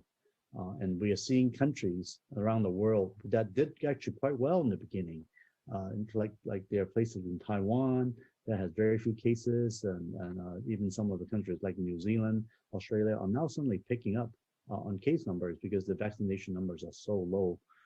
And then truly, it really has proven that this vaccination program we've been doing is based on science, and that the side effects that we've seen are very, very minor comparing to the possible illness. And I just want to say for the folks who are still worried about the vaccine, that it's experimental, that there is any type of things that's not proven, I volunteer myself. I'll be happy to talk to you. I've got my vaccines. My daughters have got 2 of my 3 that were old enough to get the vaccines. The worst we had was maybe having a little bit of temperature at the night of, which actually is how the body is supposed to react to fight this bug. And so I just want to assure anybody that I know so far that at least my own personal experience has not been just a great vaccine. Just like Dr. Cody says, it's practically like a miracle drug. And we've been very fortunate that we have the supply. And I thought early on, working with the state, writing letters, including the federal, including general, that was distributing vaccines, and his ability to get us the multiple 100,000 doses coming to our county was really a game changer. So a lot of the hard work to our county, Dr. Cody, Dr. Fenschenscheib, Dr. Tong, and all of you, Dr. Kamal, all of you guys have been just truly amazing of what you have been doing. And I just want to say from the bottom of my heart, we are now finally opening because all your good work and your team's amazing good work. And I'm just very honored to be part of this small effort on this team. And I just want to say thank you. And that's all I have, President Wasserman. That's all you got? All right. Supervisor Chavez, your hand is raised? Nope. Okay, well, I'll just take a moment to make a comment. I love the Vaxmobile, Brian. That's great. What kind of effort is being made to just use Johnson & Johnson so that people are one and done? I know we're chasing people down now to make appointments and get the final 20%. And I think it'd be much more helpful if we told them you don't have to get 2 shots. We're convincing them to come get 1 shot. 1 shot's better than 2 shots, except for those people that might be concerned in the female population about clotting. Can somebody in the PHO's office let me know what we're doing as far as just pushing Johnson & Johnson? Hi, Supervisor Wasserman. We do have Johnson & Johnson vaccine available at all of the mass vac sites, as well as I believe the mobile sites. But it also is important to remember that it's not for, it's just for 18 and up. Only the Pfizer currently has emergency use authorization for 12 and up. But the J&J is available at all of the sites. Okay, I just know that a large part of our resistant population seems to be in that 20 to 40 year range, perhaps even white males.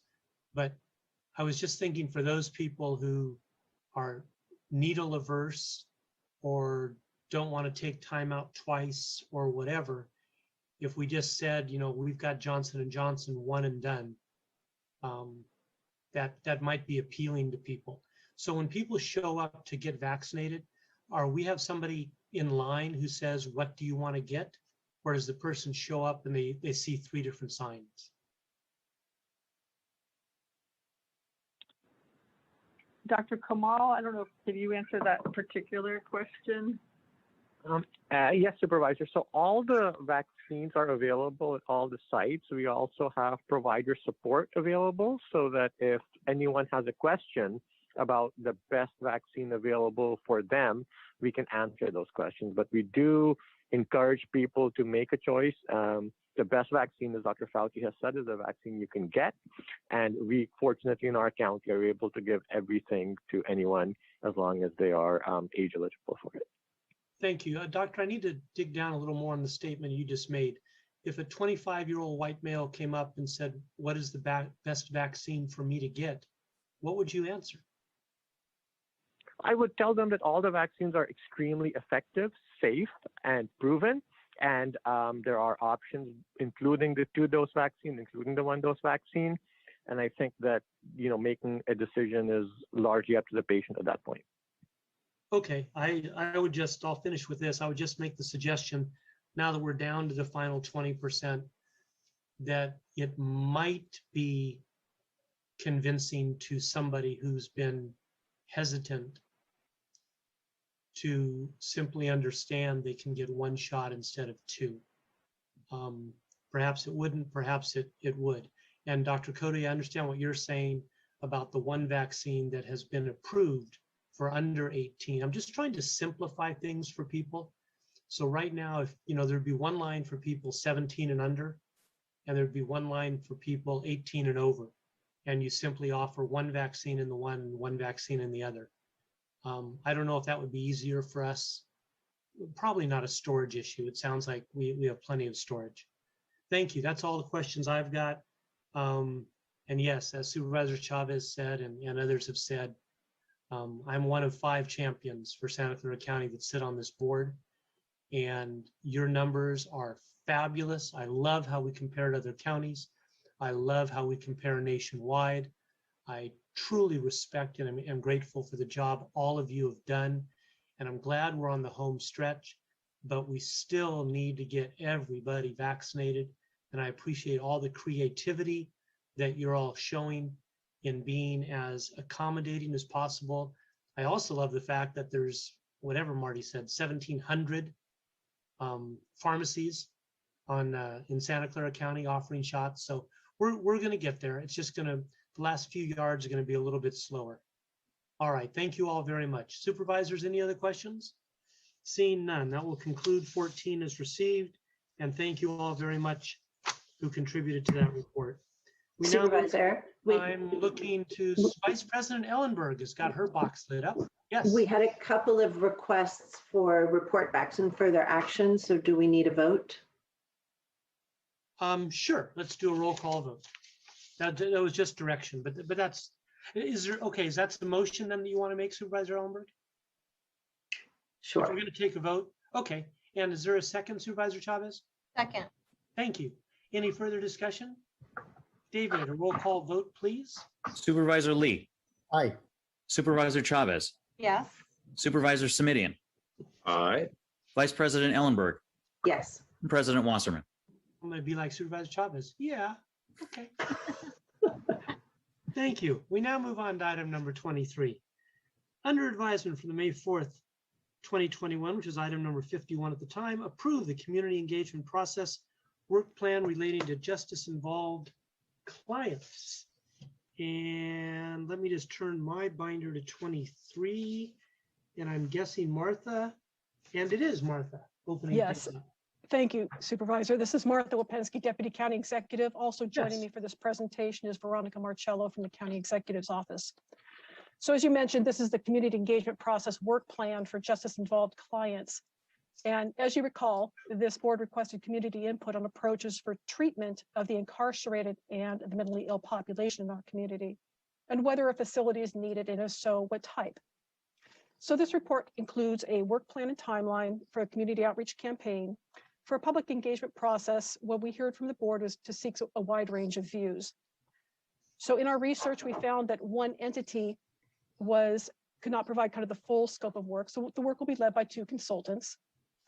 One consultant will facilitate the stakeholder community engagement sessions, and the second consultant will facilitate the community survey and focus groups.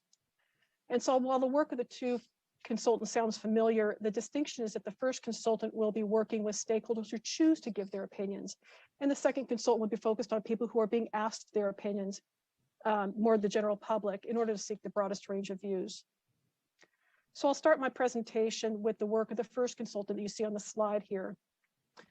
As you can see, Martha, yes. if I may stop you for 1 minute. Sure. I see Supervisor Lee has raised his hand. Oh, yeah, thank you. I was going to ask the question maybe a little bit later. It's fine. Go ahead. I don't want to interrupt the Okay, flow. Martha's got a presentation here to give, and then we'll go there. Thank you. Sure. So you can see on this slide, this first consultant will facilitate the community engagement sessions work and also conduct surveys of in-custody individuals and as well as focus groups in custody. There will be 2 community input sessions, one scheduled in the evening, one on the weekend. And there'll be a survey conducted of at least 150 incarcerated individuals. The focus groups will be for in-custody individuals or formerly incarcerated, depending on availability. And I do want to thank the Sheriff's Office for their partnership in helping us get access to these participants. Next slide, please. So as I mentioned, the second consultant will be focused on people who are being asked their opinions. Here we will be conducting community focus groups and community surveys. It'll be done in 2 phases in multiple language, and you can see on the slide a qualitative focus groups as well as a baseline survey. Phase 1 will explore community attitudes, perceptions, and concerns through the focus groups. And then phase 2 will be that quantitative survey to gather a measurement of awareness and attitudes. So I do want to mention that throughout the planning process and as this work progresses into the future months, both consultants have been working collaboratively to ensure all these components are designed to complement each other and that we ended up with a comprehensive report with a range of viewpoints. Next slide, please. So on the proposed timeline, this is in your report as well, but just a couple things I want to highlight here. We'll be using June to complete the planning and outreach, as well as start the qualitative research with the focus groups. Then in early July, we'll have the evening and weekend public input sessions. And then the survey and focus groups of incarcerated individuals will span kind of the July to September timeframe. At the same time, the second consultant will be conducting their focus groups from June to August, with the survey taking place in August to October. Next slide, please. So before I wrap up, I wanted to talk about the outreach campaign in order to get the highest level of response. We'll be developing outreach materials and social media postings. And also the first consultant will be using their existing partnerships with the various community groups to reach out. We'll be including organizations that work with formerly incarcerated individuals, victim support groups, as well as other community organizations to get a wide variety of perspectives. Outreach will also include 1 or 2 local ambassadors who have been formerly incarcerated and can help engage other formerly incarcerated individuals. We'll also be working with your offices to ensure thorough outreach to the community. So next steps, we'll have a preliminary report on all this work to PSJC on August 5th, with a final report to PSJC at their October meeting. Once we get that input from the public and the committee, we'll include all that in the full report to the board that's going on October 19th. So I know that was a lot in just a few minutes. So with that, I'll go ahead and take questions. No, thank you. That was an excellent report. We've got one member of the public that wants to speak, but we'll go Supervisor Lee, you go first. Sure, thank you. Thank you, Ms. Lipinski, on your report. The question I have regarding the community outreach or community engagement sessions, so you put it to start with, there are only 2 sessions you list on July 8th and July 10th. To me, it seems like given the fact that we're a large county, from Palo Alto to Gilroy, it seems like 2 sessions will probably not be sufficient. So I'm just trying to see if there's going to be talk about having additional sessions, number one. Number 2 is having sessions in different locations throughout the county to make it easier for our residents to be able to attend these instead. I know obviously we will be having sessions through Zoom, but at June 15th opening date, so are these going to be only Zoom, or are they going to be actually in person as well? So these are questions I would like to ask and see if you have any comments on it. Sure, that's a great point that you make. When we did community input sessions last summer on a different topic, we did 2, and it seemed like that was sufficient. We can certainly take a look at more. We had also, just for planning purposes, had planned to go with virtual meetings, and so we hadn't been looking at kind of geographical locations on this. We did check in with our one of the consultants about whether, you know, it's better to do in person or online, and each has benefits and drawbacks. They thought they might get more participation with virtual. We can certainly take a look at possibly doing more. I think given where we are right now, since we're opening up, I would suggest that in addition to virtual meetings, I really do think there's some in-person meetings because, as you know, the dynamics is different, right? Being in person. And I think the public could interact better sometimes when we are in a room. Obviously, if we have to consider any safety measures that need to be taken place, but I certainly do believe that by July timeframe, with more and more people getting vaccinated and all those great numbers we were just talking about, 15 minutes ago, I really do believe that some in-person type of sessions that we could do in different parts of the county would be very valuable to make this community engagement more successful. And also the one issue I want to bring up. Thank you. Vice President Ellenberg. Thanks so much. And I support Supervisor Lee's concern about only 2 community engagement sessions. I was going to bring that up as well, so I'll just share that. I do think that we should do at least one additional one in person. And then, of course, if we are doing an in-person one, the location becomes a significant issue. But I'll talk a little bit more about that in a minute. Thank you so much, Martha, for presenting the bones of a work plan for the community engagement process that was approved by the board.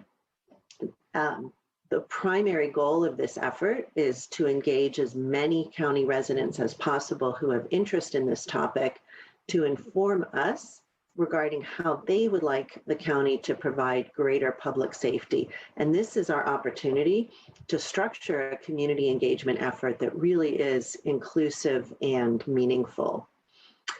My first question seeks clarity about the proposed outreach to people who are currently in county custody. Can you tell me how these engagement sessions and surveys compare to the community engagement sessions and focus groups and surveys for people outside? In other words, what is the format for that planned outreach? Sure, of course, that's a good question. So we engaged the first consultant because of the many lessons they've learned over the 20 years, including actively listening to strong community voices across the nation. They've developed a framework that looks beyond traditional methods of information gathering. So we're very excited about that work. The first consultant will also be focused on those people closest to and directly impacted by the issues of incarceration. And as I said, they'll be pairing with the inside of incarcerated individuals who now find themselves back in the community. And then the second consultant will be focusing on the community members who are not choosing to talk about these issues, but as we indicate in the report, they will be surveyed and participate in the focus groups. So we won't do a focus group in the jail or at Elmwood? We will. We'll be doing one in the community for general public and focus groups in custody as well as surveys in custody. Excellent.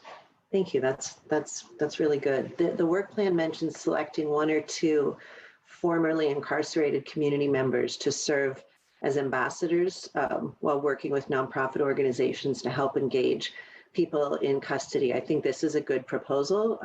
Folks in custody are, I suspect, more likely to participate if the outreach comes from trusted sources, but the specific roles are vague. Can you clarify the role that these 2 groups, the formerly incarcerated ambassadors and the community organizations, what is their role? How will they facilitate the outreach? How will we identify them?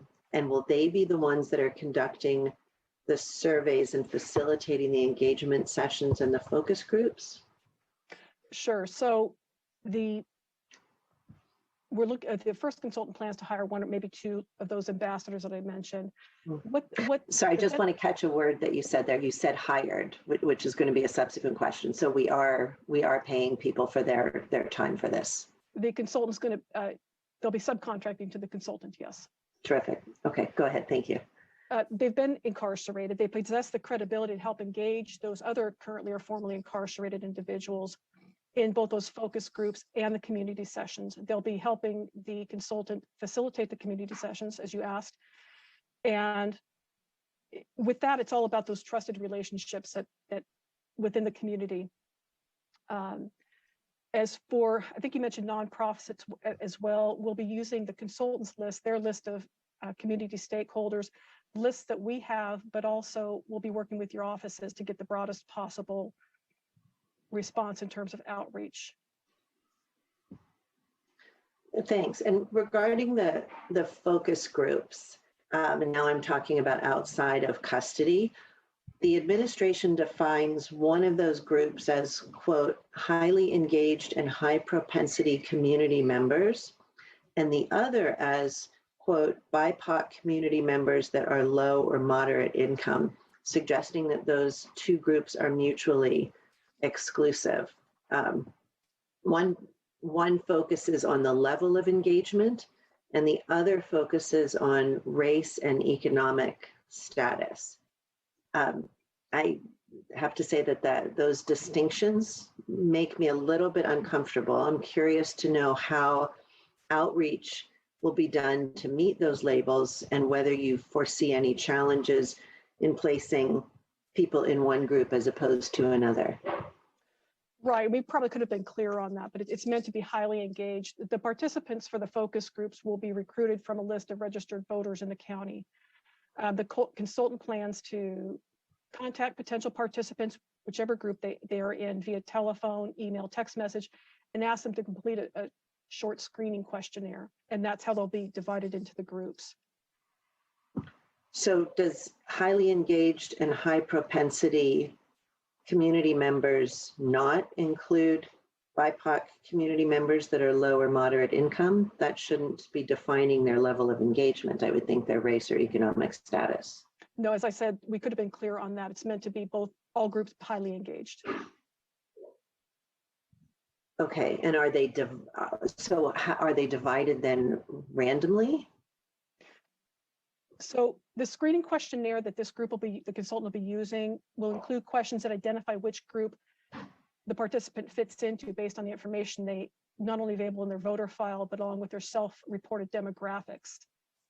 Okay, so let's say somebody is Black and very low income and also incredibly highly engaged and a high propensity voter. Which group do they go to? I would have to ask the consultants that one. That's a little bit more detail than I have with me today. Are the consultants here with us? No, Supervisor, unfortunately, they are not.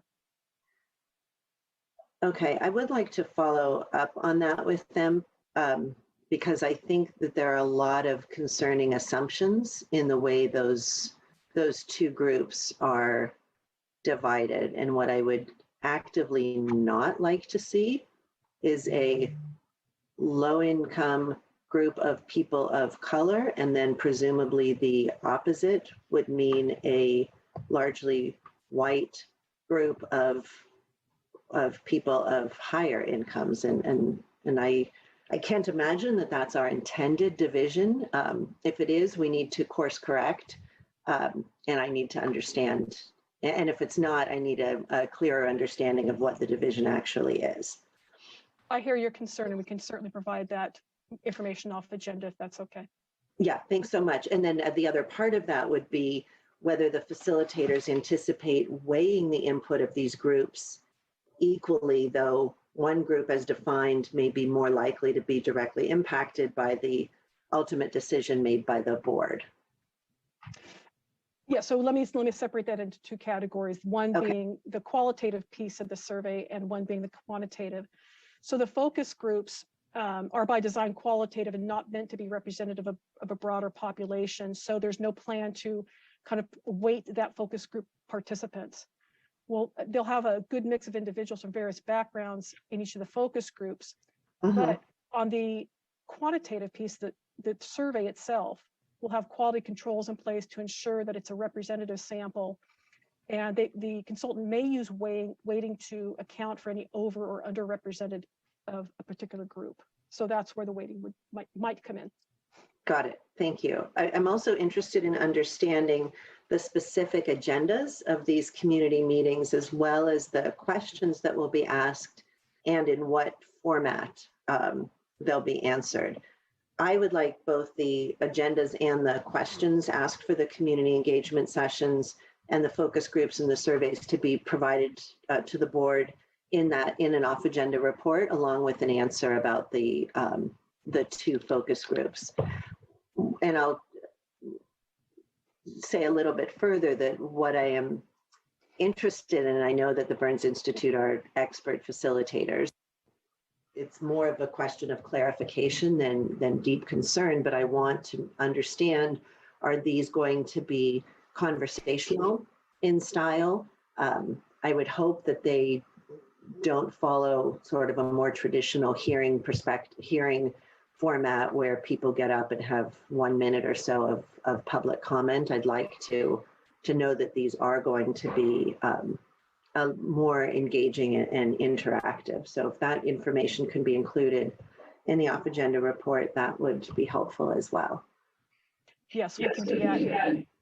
Yes. Thank you. And then the last piece, which was also the first piece, but I just want to circle back to that. I really strongly would encourage at least one in-person session in a way that we can do that safely. And geographically, certainly the Civic Center is probably the most central place in our county, but I'm open to input regarding alternate locations. Thank you, Martha. Take a look at that. Sure. Thank you so much.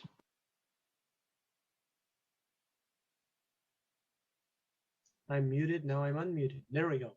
I don't see any hands raised at this time, so I'm going to turn to our public speakers.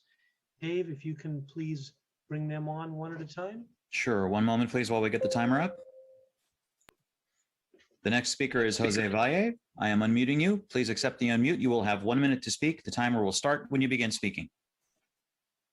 How you doing? Good morning. Well, first, I just wanted to thank Ellenberg for her comments and suggestions. One thing I would suggest is if we're going to actually have an in-person engagement, and I do recommend something where it's actually interactive, not like a 1 minute sort of comment sort of thing, but a place where there's going to be lots of parking, a big parking lot, and free parking.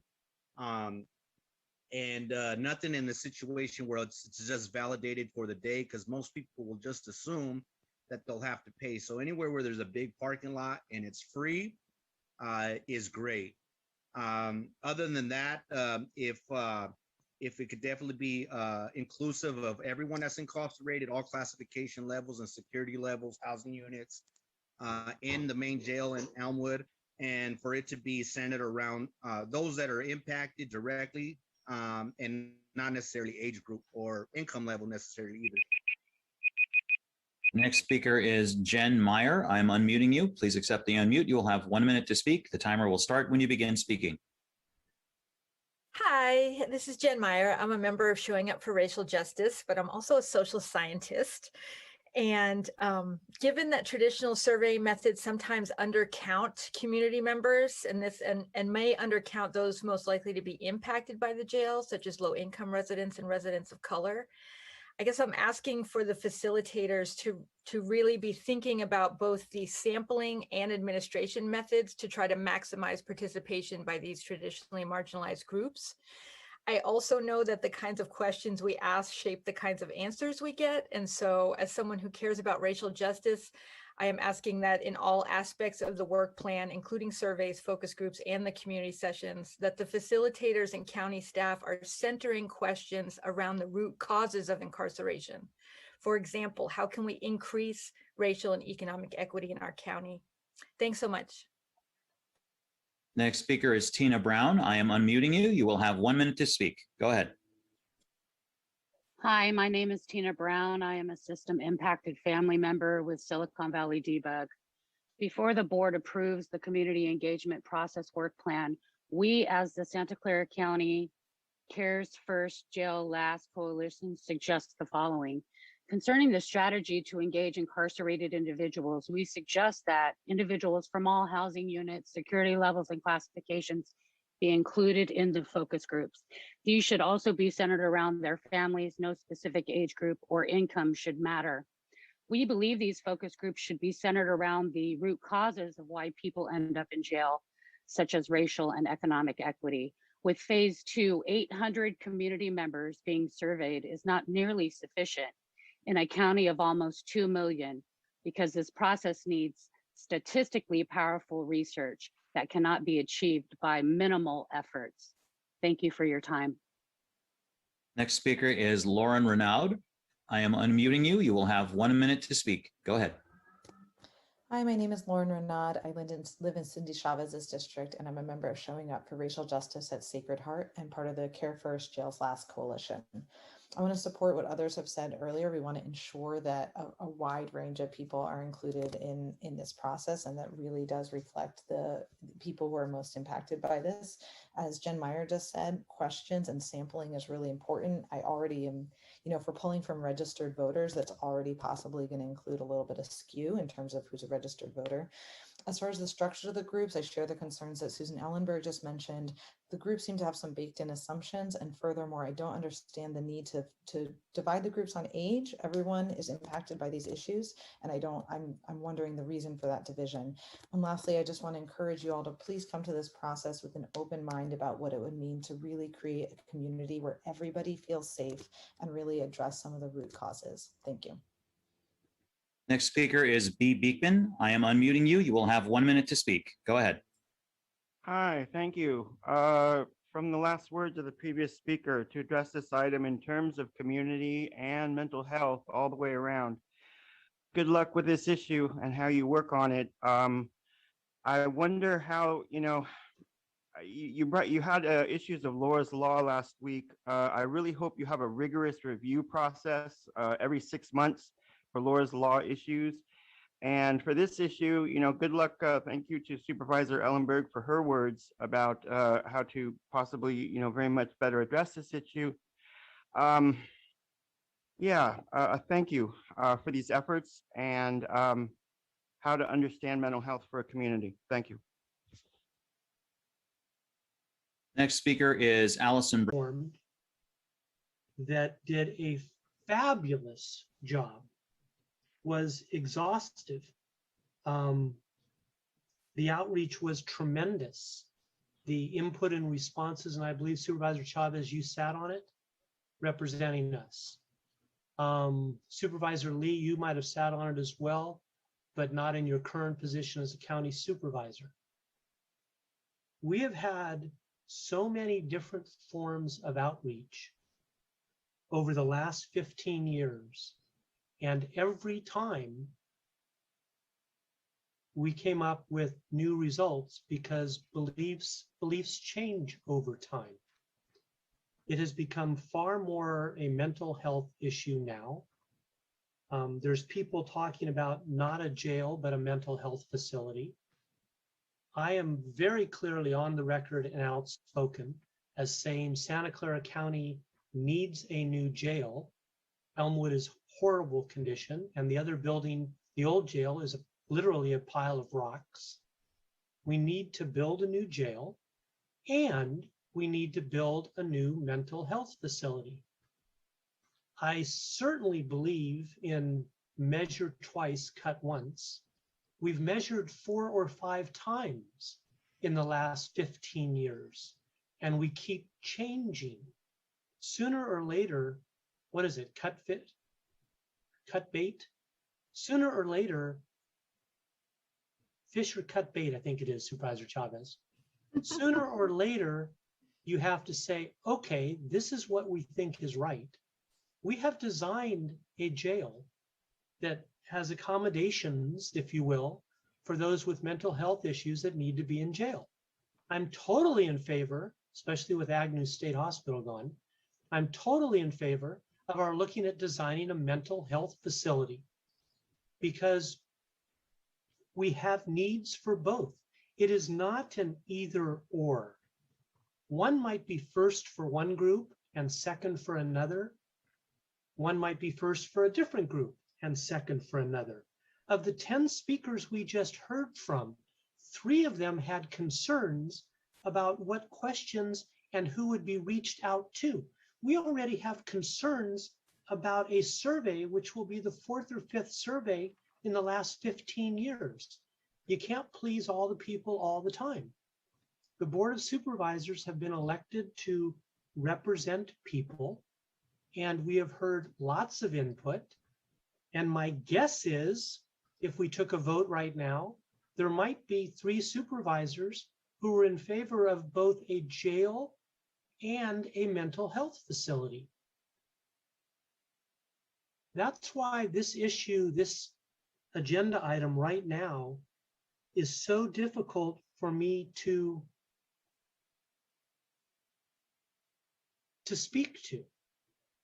We are going to hire consultants again.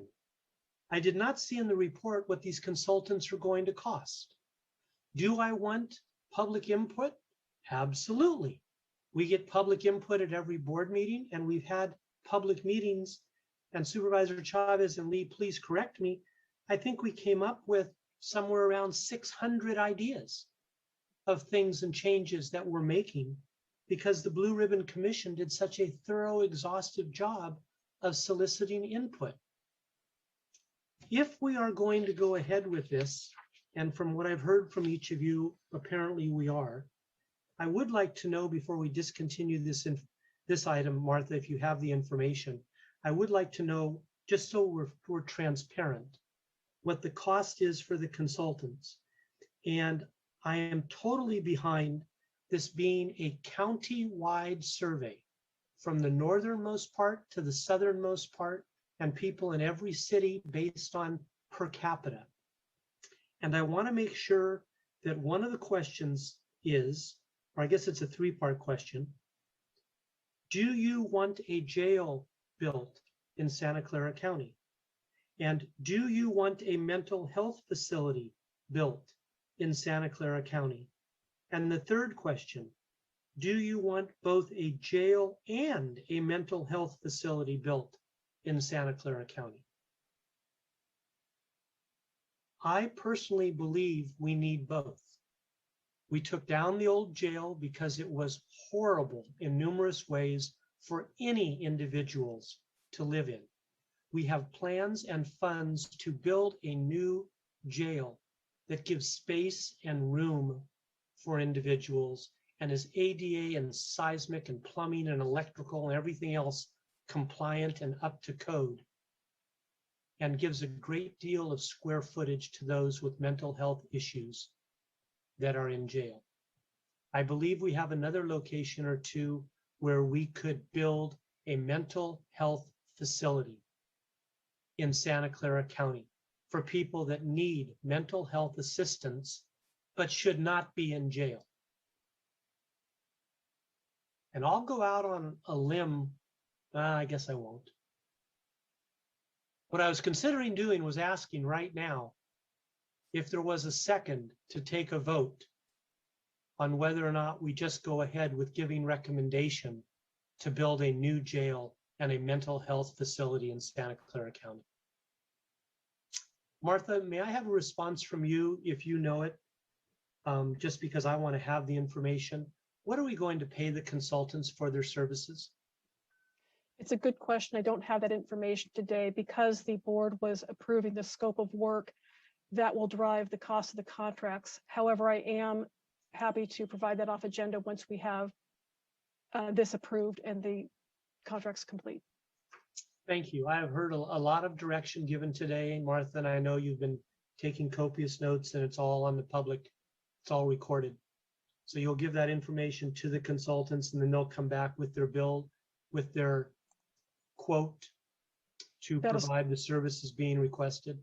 That is correct. I believe I've heard, and any supervisors, if you disagree, please let me know. I believe I have heard that we all want this to be a county-wide survey, so that we get to each and every person. I heard a few people say 800 people, that's not representative of 2 million. One thing I've learned in my 20 years is a smaller number of people than I would ever think was appropriate was in fact appropriate for a survey. Vice President Ellenberg. Sure. I'm not seconding the motion that you made, but I want to just address that the 800 survey number. I hear that a lot of you are concerned, and I realize that that number sounds small, but we have done numerous countywide surveys with our partners. 800 is an appropriate sample size, and what you have to also think about is in order to get 800 full responses, they're going to make more than 10,000 outreaches, thinking about who actually answers their phone, responds to an email. And if they do answer their phone, how many people actually sit through a 20-minute survey or work through an email survey. So I hear you that the number sounds low, but it is a statistically significant number. And rather than taking my word, I think it would be helpful, Martha, to have a statement from the not only these consultants, but from EMC that we use frequently to just provide some reassurance for folks that 800 is a representative and an appropriate number, despite the fact that it absolutely sounds like a very small percentage of our 1.9 million residents. We can do that. Thank you. Thank you. Supervisors, any other comments? Okay, so what do we have? What do we have? We have direction. Is that what we have, Dr. Smith?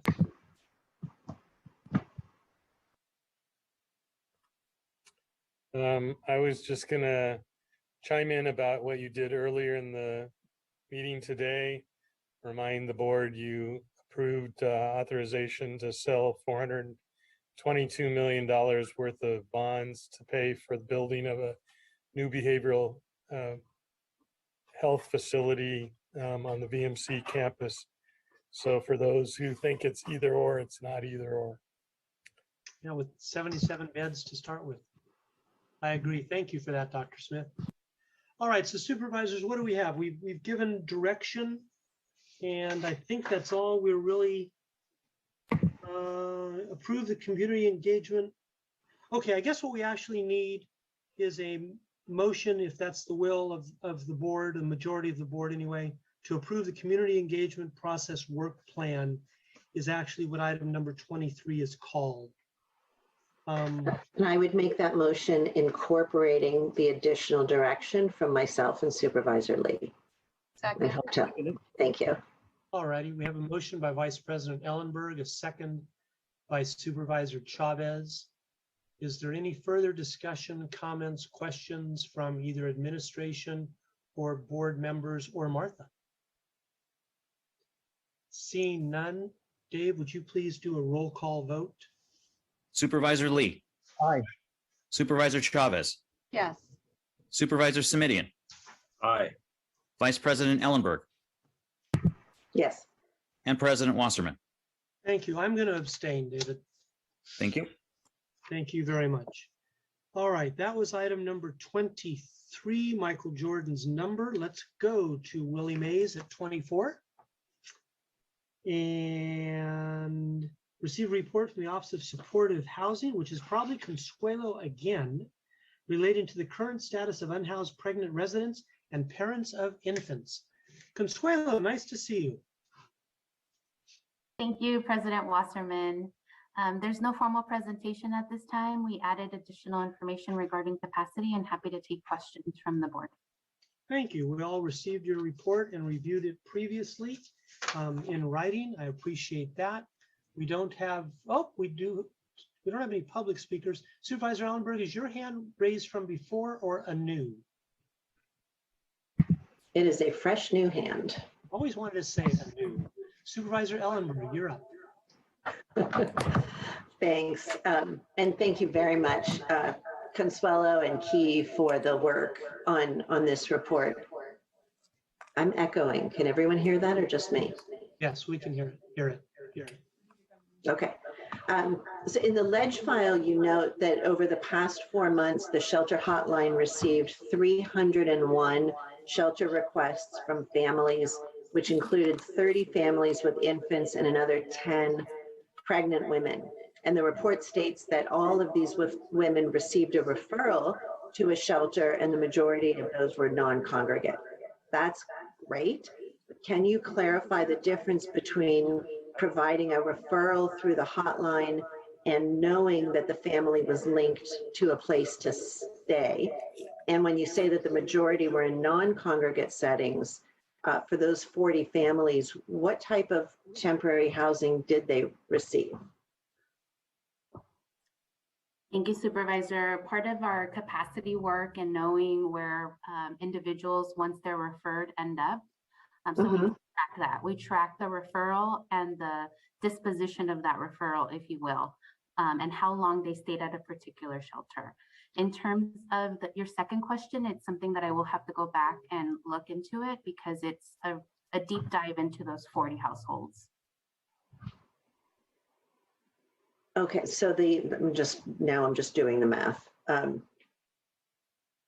What percentage? So it was 40 that actually went through with the referrals and accepted the support. Is that correct? Supervisor, I think I misunderstood your question. In the report, we are showing that over the past 4 months, we have received the 301 number that you mentioned in terms of people that have called in requesting for shelter. Right. And of those, approximately 30 are families with infants. And they have received, they have accepted the referral into that either a congregate shelter or a non-congregate shelter. The 40 families. Of the people that called, 30 of them were families with infants. Got it. And all of the families accepted the referral and were placed into some kind of shelter, correct? Given the option, correct. No, they were given the option or they accepted it. That's what I'm trying to find out. If we make referrals for 300 people, but only 30 of them are accepting the referral, my next question would be, where is the breakdown? Are we hearing why people aren't accepting, or do they have trouble getting to the place? Are we not reaching them? Why is there such a big delta? I'm sorry, Supervisor. I'm trying to look for the response that we provided with you and making sure that I'm understanding your question. Because the way that we've summarized it in the report back makes a distinction between families and those that are families with infants. So can you are you asking about families with infants, or are you asking generally about families? Let me start. Yeah, I'll start generally. 300 shelter requests from families. Of those 301 requests, how many that we gave referrals to, how many of those referrals actually resulted in a family obtaining at least a temporary shelter? Got it. Thank you, Supervisor, for the clarification. And I do not have the answer for you in the data that I have in front of me. Okay, I would like that in an off agenda. Consuelo, again, for the reason that I described, that if there's a big gap, then I think it's worth our unpacking and understanding why the referrals are not being accepted. The report also, Supervisor, and I can share with you that our team is part of our referral process. If there is a need for transportation to and from the shelter and or the hotel, that's part of the work and the services that we offer. sure, and I'm certain that your office offers a lot of help and support. And if 80% of the people are taking us up on it, then we're probably doing a very good job. If our percentage is under 50%, we might want to look critically about what more we need to be doing, or why we're not meeting people's needs, or why they are rejecting the offer, and whether or not it's even something we can address. The report also indicates that if no shelter capacity is available for a family, they'd be referred to the Amigos de Guadalupe hotel program. Can you tell me just a little bit about the eligibility for this resource and how long families can utilize the motel rooms and the number of spaces contracted by OSH currently? And if you don't have that information offhand, I'm glad to get it in an off agenda. Thank you, Supervisor. We can definitely provide the exact numbers to you in an off agenda, but I did want to say that one of the flexibilities that we've been able to negotiate because of COVID is a lower hotel rate, which has allowed us to increase the capacity than what was originally approved by the board in June 2020. So that has given us a lot of flexibility in being able to serve more people. That's great. So that they can stay there for 12 months, but they are provided with housing problem solving, housing search, and the support that they need in order to find a permanent pathway to housing. Great, thank you. Aside from dealing with the emergency supports for unhoused families, I really appreciated the inclusion of information about the homelessness prevention activities. The ledge file references an expansion of this work, and the tables of the costs of various types of housing supports makes it really clear that this is the most cost-effective investment. I'll ask for this again in that same off agenda report. I'd like some more information about the expansion of homelessness prevention and supports that are targeted for families with young children, please. And finally, I'm really excited about the proposal of the Functional Zero program. And in your September report to the board, I'd like to see the report continue to address the two parallel tracks of the work, the planning and progress toward functional zero for unhoused families, and reporting on the current demand and capacity to serve pregnant people and families with infants today. I'd also like to see you build on the summary data in this ledge file regarding the volume of requests from families and pregnant people from the shelter hotline.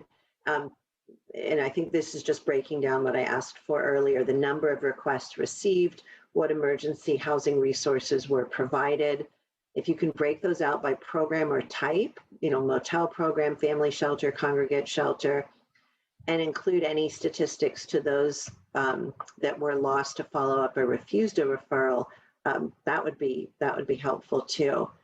I'd like also for the report to consider data that tracks unhoused pregnant people, moms, and families across our county departments. I don't want to limit the departments that you reach out to, but I would like to be sure that it includes custody health, DFCS, VMC, VHHP, and OSH. And I realize for the public, I should not have done all of that with acronyms.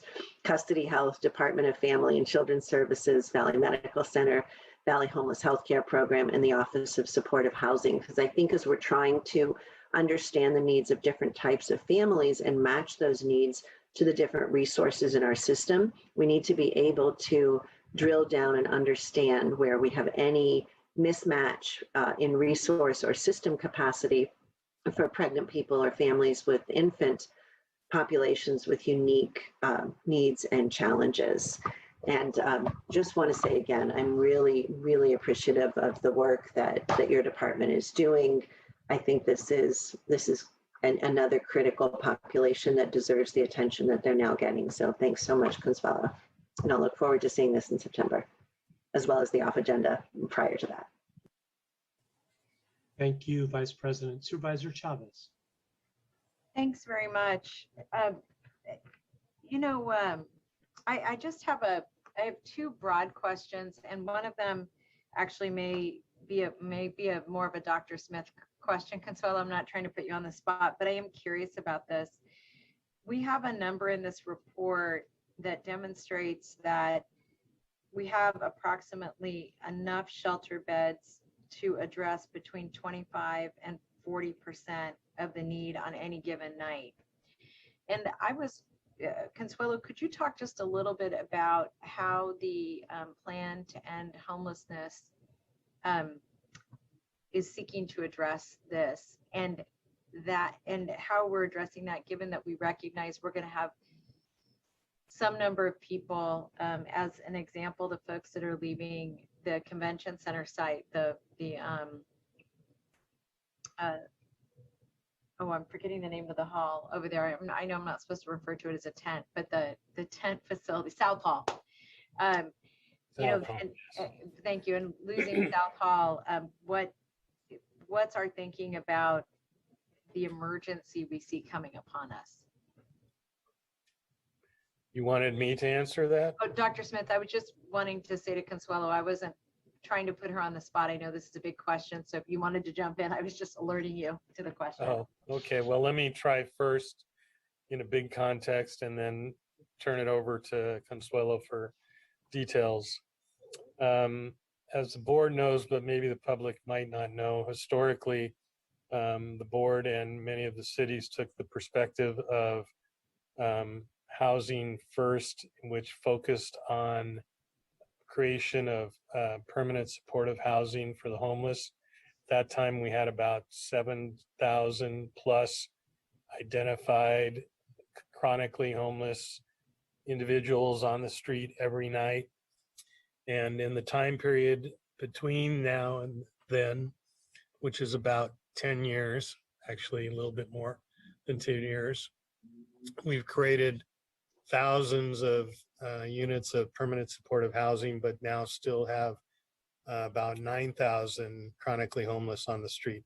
So your question about our capacity is a great one. And what our experience tells us is that our need is increasing dramatically faster than our capacity can increase, not only for permanent supportive housing, but also for temporary and shelter housing. So it's definitely a struggle that is not going to be solved rapidly, but has been worked on for well over 10 years. And I'll turn it over to Consuelo to give you an idea of what the components of the plan are at this point. Thank you, Dr. Smith, and thank you, Supervisor Chavez, for the question. In terms of our adopted community plan to end homelessness, it does call for the creation of 2,000 new shelters, or doubling the existing capacity, which 2,000 is the pre-COVID number. We did see an increase with the congregate shelters like South Hall that you used as the example, Supervisor Chavez. But one of the great things that the work that is coming out of the Unhoused Task Force is that we have our city partners that are identifying properties like the Mountain View Home Key site that is adding shelter capacity, all in alignment with permanent shelter beds, addressing the community plan to end homelessness. So there are opportunities out there. We are watching and tracking the Home Key version 2 and working with partners to identify properties that will help us get to that goal.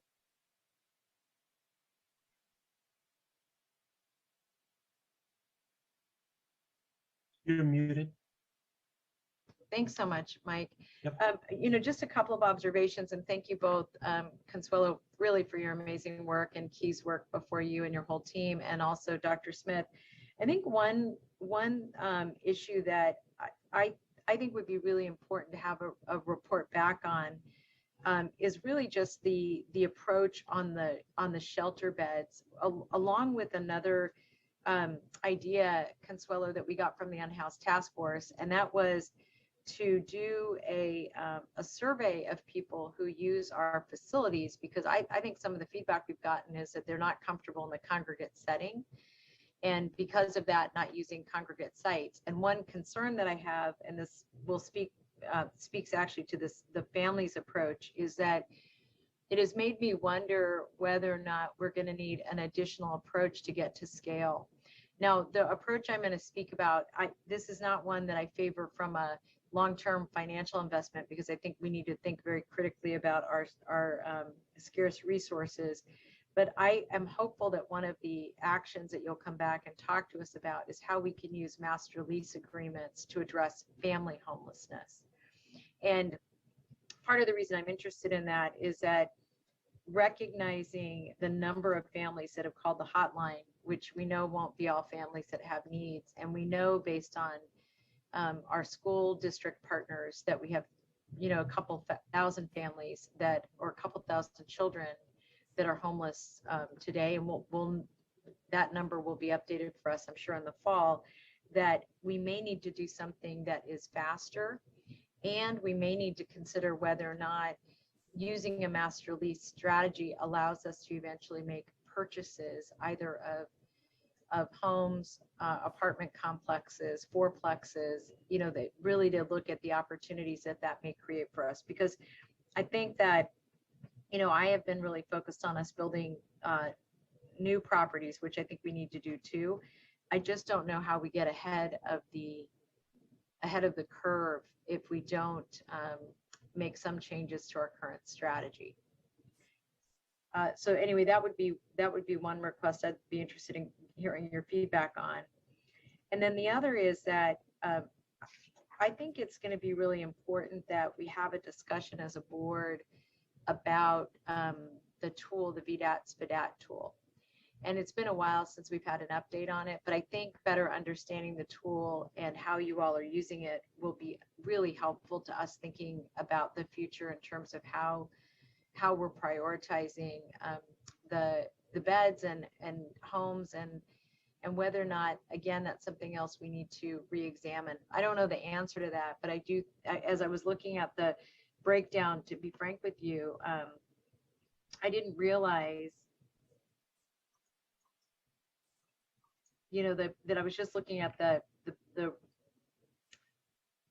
risk assessment, that the people who could be at relatively high risk of being homeless could score relatively low on the VDAT-SPDAT risk tool.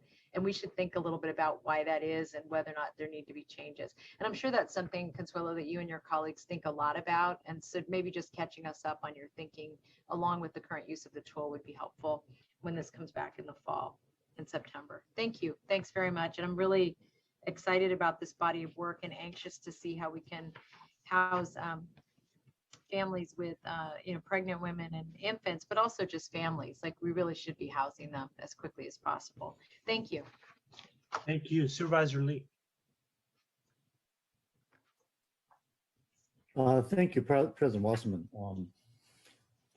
Yeah, this is a very important and report regarding the question. First of all, I want to thank Supervisor Ellenberg and Savis for bringing this up earlier. I'm trying to make sure I understand the numbers here, and Consuelo, if you might be able to help me. In the report, it talked about on any given night, there are approximately 270 families experiencing homelessness. So prior to the COVID shelter in place in March 2020, the capacity of the SHS, the supportive housing system, had a capacity of 77 households in any given night. But now, as of May, SHS has a capacity to serve 239 households nightly. So what you're saying is that we have gone from 77 to 239 this past 14 months. Is that correct? That is correct, Supervisor. Okay, that's certainly really, really good news. Now, the 270 families, of course, is just a number that we have. And from where we started with a year ago, now I would imagine that number is even much higher. Is that correct? Or would you say it's still approximately that? Based on the numbers, Supervisor, it's approximately still that. And I will add that one of the reasons why we've been able to increase the capacity has been the emergency interim housing that the City of San Jose has set up, the Mountain View project that was funded through Home Key. So there's been an opportunity to capitalize on some of the funding that's come from the state in order to accomplish that. Great. So that's certainly awesome news. Now, in the report specifically related to pregnant and families with infants, you mentioned that there were approximately 10 from pregnant women, which it seems very low to me. I would think there'll be more, approximately 30 from families with infants. But then all of them received a referral to a shelter program. And when you say that all received referral, meaning that they were all able to receive some type of a lead to a actual real housing. In other words, all of them have been able to be housed. Is that right? That's correct, Supervisor. The system has the capacity to offer a referral for the individual or the household. Good. So in terms of answering the ultimate question of this referral, it's like, hey, what do we do with mothers with infants or those who are pregnant? Basically, we have so far, knock on wood, been able to house 100% of them, correct? Correct, Supervisor. Okay, good. All right. All right. The other issue that's really exciting to me on page 5 of 8, you talked about the HUD coming up with the emergency housing vouchers through the American Rescue Plan, and that our county's housing authority is eligible to receive 1,011 EHVs to help to provide rental support for homeless households for up to 10 years. That's really exciting. Do you know when that will be made available in terms of timeline? Yes, Supervisor, thank you. And I wanted to clarify your previous statements were related to shelter, Yes. referral into shelter program and not permanent housing. In terms of the what we're referring to as the EHVs, we are working with the Housing Authority to enter into an MOU currently based on the direction from HUD. And we have the next 3 months or so to start putting together an implementation plan. And really that's where we think there's an opportunity with the functional zero concept that was introduced in this report back. Right. And these 1,000 EHVs, those are not only limited for families, right? Those are also for individuals as well. Am I correct or no? That's correct. There's 4 different eligibility criteria for individuals, but one of the proposals that we're looking at is using this as an opportunity for the strategy around families. Right. And these are all completely separate from Section 8 housing vouchers, correct? That is correct. That's great. All right, good. Yeah, thank you very much, Consuelo. Great report. Thank you. And Supervisor Lee, your hand is going down. I don't see any other questions. Consuelo, you took notes on some requests back as far as direction. This was receive report only, so there is no vote that needs to be taken.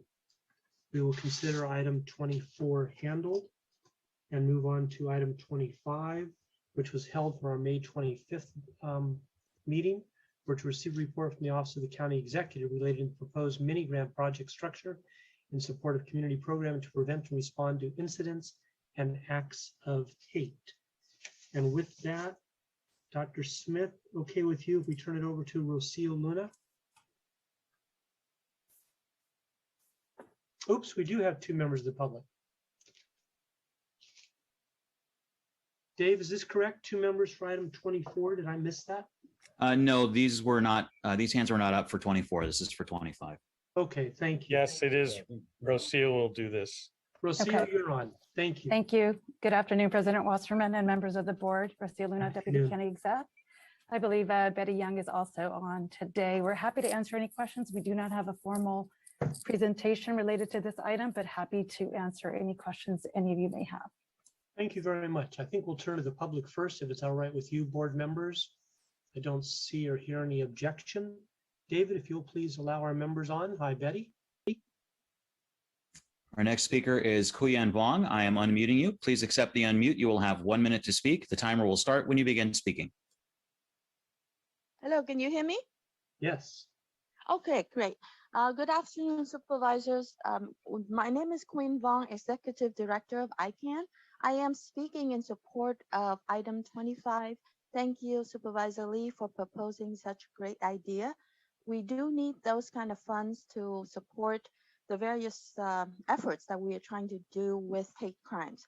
Specifically, I would like to apply to that funding to do translation, to do a kind of like a one-pager reference cheat sheet, if you will, about hate crimes in Vietnamese. And we will be scanning the various materials out there and picking and choosing and putting into the cheat sheet, the reference sheet, the most relevant information about what is hate crimes, educating people about hate crimes and how to report hate crimes and what to do to protect themselves, as well as listing the resources in Santa Clara County, all in Vietnamese. The next speaker is Diane Fisher. I'm unmuting you. Please accept the unmute. You'll have 1 minute to speak. The timer will start when you begin speaking. Hi, this is Diane Fisher, Director of the Jewish Community Relations Council, and I want to thank Supervisor Lee for raising the priority of actually doing the work of fighting and eliminating hate in our community.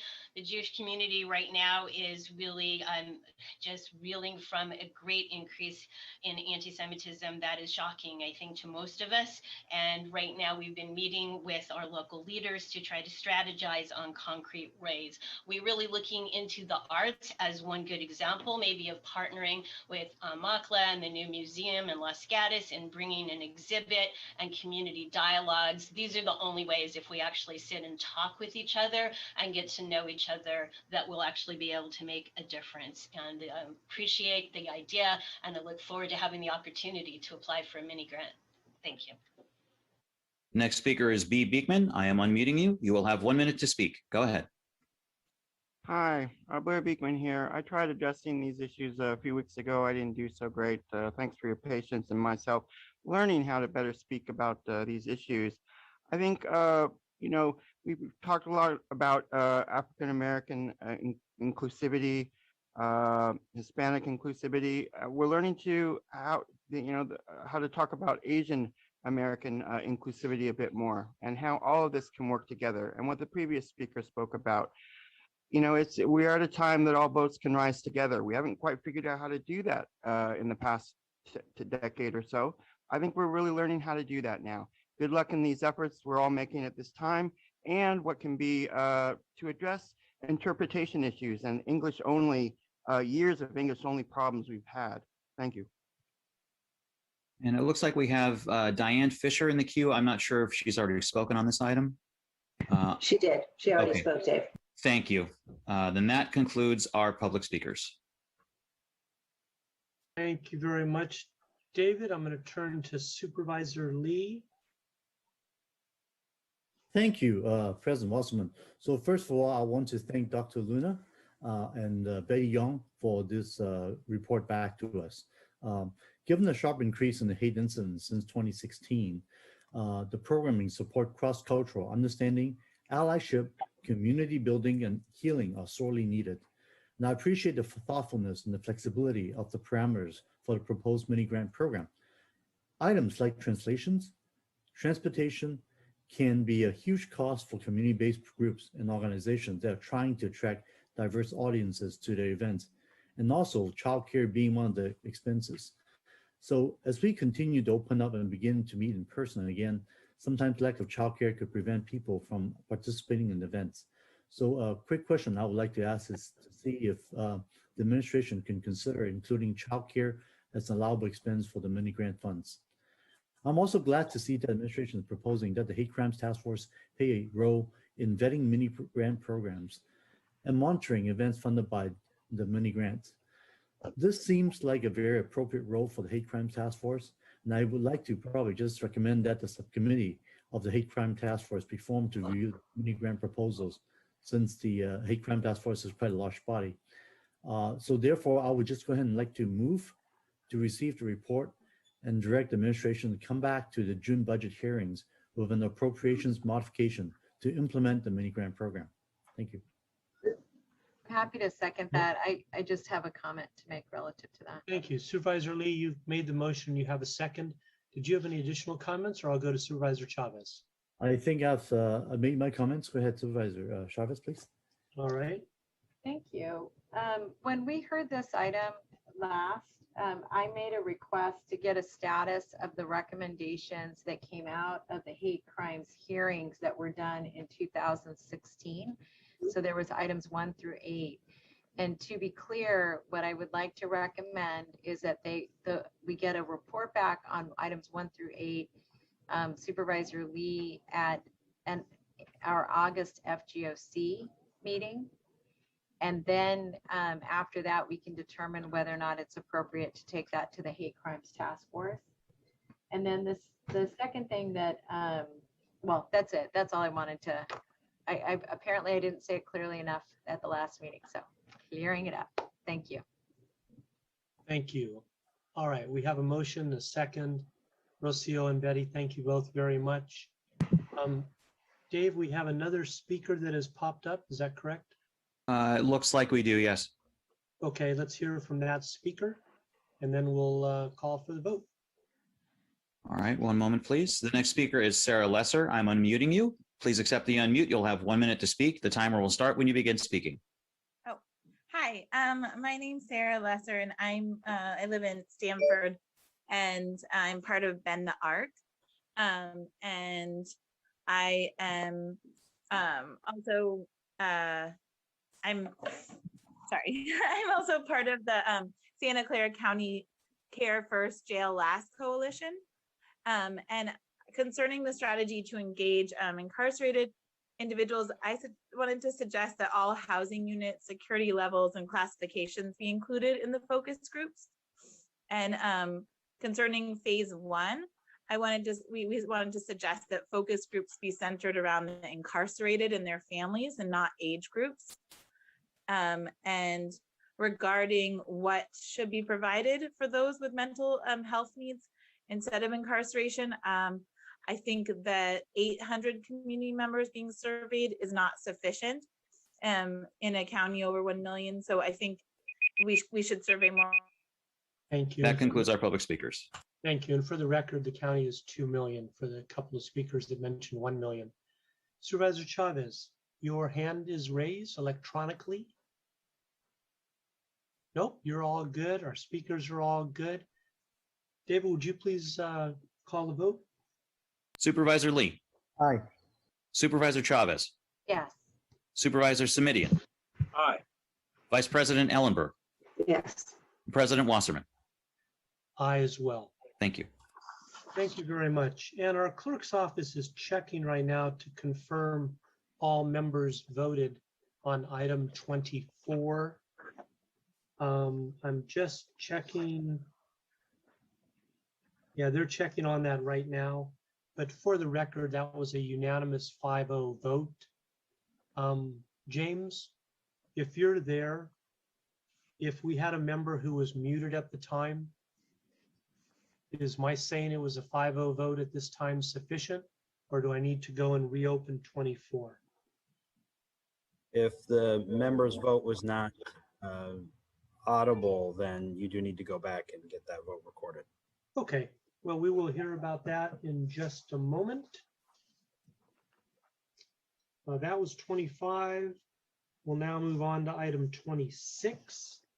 Receive report from the Office of County Counsel related to the 2021 redistricting process and provide, you know what? This one may take a few minutes. I think what I'm going to do is take the chair's prerogative here. Dave and James, I'd like to reopen item 24. And Dave, if you'll do a roll call vote, please. Supervisor Lee. Aye. Supervisor Chavez. Yes. Supervisor Simidian. Aye. Vice President Ellenberg. Yes. President Wasserman. Yes. Thank you. All right, that's either 5-0 or 10-0. Okay, we're going to move on now to item 26, as I just announced, and we'll turn to James for your presentation, then any public speakers, and then supervisors. James. Good afternoon. I have Deputy County Counsel Mary Hannah Weir, who will be presenting on this. But before I turn it over to her to walk through PowerPoint, just to remind the board of where we're at with this process.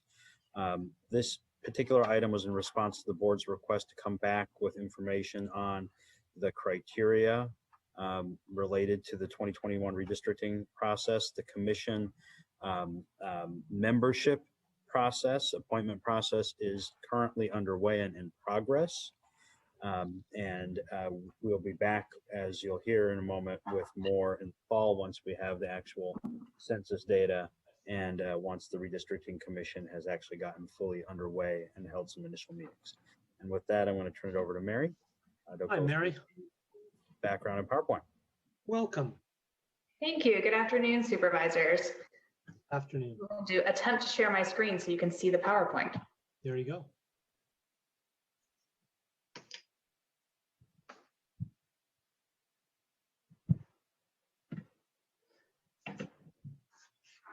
Wonderful. So we just have a brief presentation this afternoon to give some of the highlights from our legislative file. And let me see if I can figure out, there we go. So the outline of our presentation this afternoon, we'll go over some legal updates, focusing on the redistricting criteria, remind you of the timeline for doing the redistricting process, go over a review of the process itself a bit, and then discuss the roles of the Advisory Redistricting Commission and the role of the Board of Supervisors, just to clarify who's doing what in the process. So these are our current supervisorial district boundaries. And as a reminder to the public, once every 10 years, we have to redraw those lines after the decennial census data comes out so that they are approximately equal in population. And so we will see when the census data comes how those lines may need to be adjusted. Since we last redistricted in about 2011, there have been a number of important legal updates. First, from the Supreme Court in the Rucho v. Common Cause decision, the court reiterated that racial gerrymandering, where race or ethnicity predominates in the drawing of district boundaries, remains unconstitutional, as it has been for some time. But the court determined that partisan gerrymandering was something that the courts were not going to address, that it was what's called non-justiciable, that there's not a judicially enforceable standard the court could discern, but left it open to Congress or states or both to consider prohibiting or limiting the consideration of partisanship in redistricting. In the state of California, we do not permit consideration of partisanship in local redistricting efforts or in state redistricting efforts. You may also be familiar that the Supreme Court has had a number of important decisions around the Voting Rights Act, including striking down the pre-clearance formula in Section 5. However, Section 2 of the Voting Rights Act is alive and well, and as a result of those changes in the law, we see more Section 2 voting rights cases. As a reminder, that section of federal law prohibits voting practices or procedures that discriminate on the basis of race, color, or membership in one of the identified language minority groups. And as a result, for our purposes, it's important that we ensure that the supervisorial district boundaries are not drawn with either an intent or an impact of diluting the voting power of racial and language minorities. So that puts us in a complicated position of, on the one hand, it's unconstitutional to consider race and ethnicity predominantly, but on the other hand, we also have to ensure that we don't have the impact of diluting the voting power of racial and language minority groups. Always an interesting and difficult through line, I think, in particular in a county as diverse as ours. But more importantly, the state law has changed dramatically in how we are to do city and county redistricting. And so we wanted to go through that in some detail today. The key criteria that districts should be substantially equal in population is largely the same. There is a general rule of thumb that approximately a 10% difference from the smallest to the largest difference is presumptively valid, so long as we, the county, could point to traditional redistricting criteria for the reasons behind that swing. However, we have seen in some cases that that presumption is perhaps easier to overcome than it may have once been thought to be. In California, we are clear that substantially equal population is total residents. So not citizens, not citizen voting age population, but total residents as determined by the decennial census. And so as the board is well aware, the census data is rather delayed. And so therefore redistricting is a little behind as well. After ensuring that districts are substantially equal in population of total residents and ensuring that we are compliant with the federal constitution, the state constitution, and the Voting Rights Act, there are statutorily required prioritization of traditional districting criteria. So in order of priority, which is new for this redistricting cycle, in the past we had fairly broad discretion to weigh those criteria as the board or commission may see fit, but now there's a very clear weighting of that priority order. So the first criterion in priority order is that districts must be contiguous.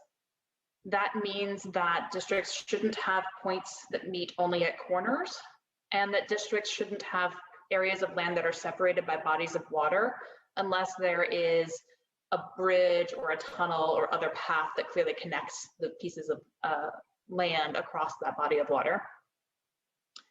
The second most important criteria are that to the maximum extent possible, districts should keep together communities of interest and local neighborhoods.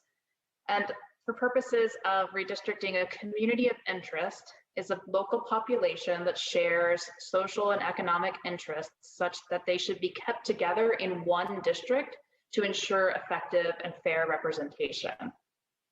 Communities of interest do not include connections to political parties. They do not include connections to incumbents or to political candidates. This will be, I think, the big primary role of the Redistricting Commission, to seek and receive and process input from members of the public and other stakeholders on where our communities of interest are, what local neighborhoods we should be considered in the districting process.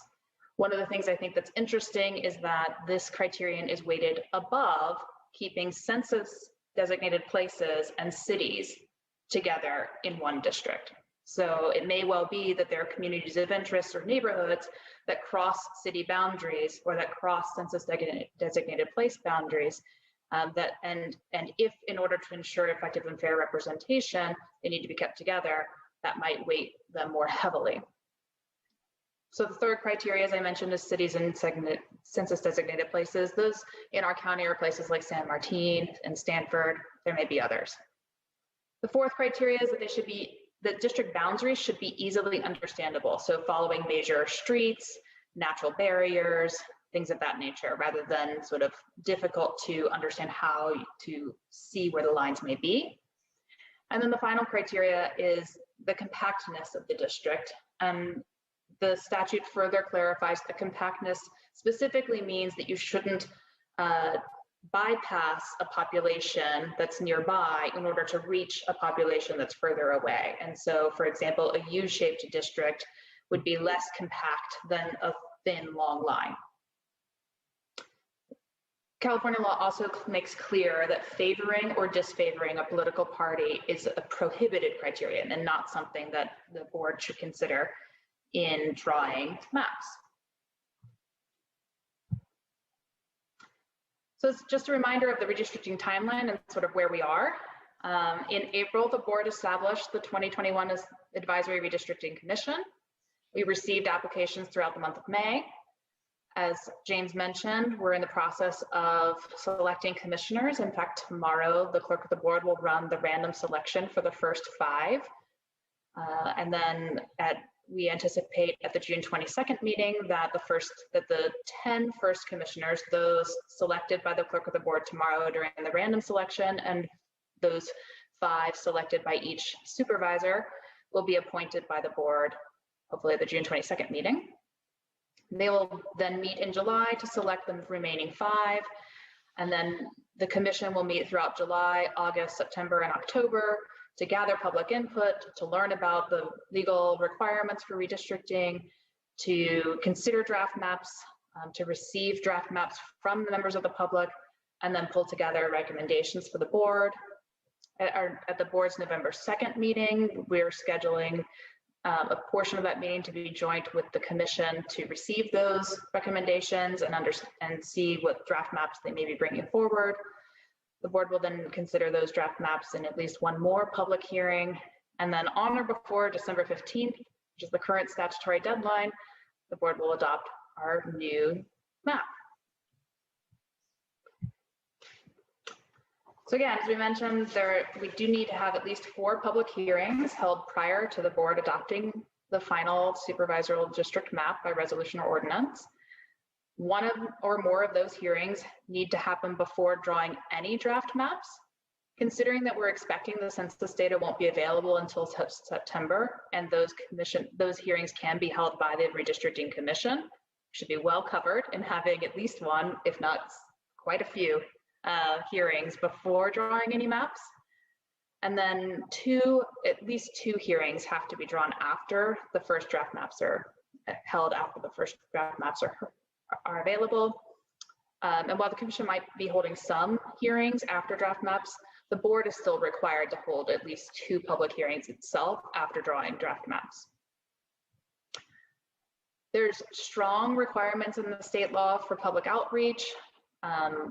We've been working with the Office of the County Executive Redistricting team, and we also have a consultant to engage throughout the process to help ensure that we have robust public outreach with community organizations, with local media in different languages and throughout the county. We also have a website set up. The link is here. It's sccgov.org/2021 redistricting. And at that website, there's all sorts of information about redistricting, resources to learn more, and there will be ways to submit draft maps and public comment, as well as continual information about the maps that are under consideration. So the Advisory Redistricting Commission will be holding public hearings to solicit input and to have public participation in the process. They will be digesting that public testimony, information from experts, primarily about communities of interest, because that's the thing that we know we need to prioritize very clearly, but is where public input is the most important.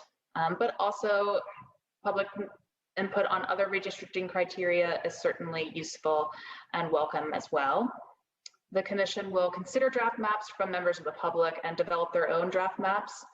One of the reasons we engaged a consultant is the demographic and mapping skills needed to clearly weight criteria in such an order is significant. And so we have experts from the field who can help us quickly analyze and draw maps.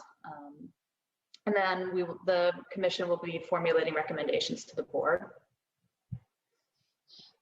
And then the board, through direction today and just more generally, has the role of ensuring we have sufficient public outreach and engagement, including our website, which is already set up, so check, and needs to conduct at least those 2 public hearings to consider draft maps prior to adopting the map, and needs to make sure that we adopt our map on or before December 15th. That is the current statutory timeline. So that's our presentation, and I will stop sharing so we can take questions. Thank you very much for that.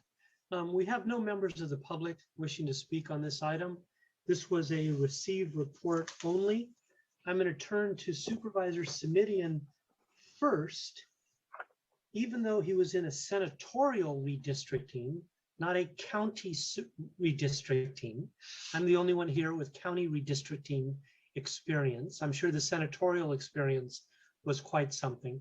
But Supervisor, I'm turning to you first because Mary used the phrase on the one hand and on the other hand. And I think that warrants your batting leadoff. I'll take it. Thank you, Chairman. Watch out, Mary. Watch out.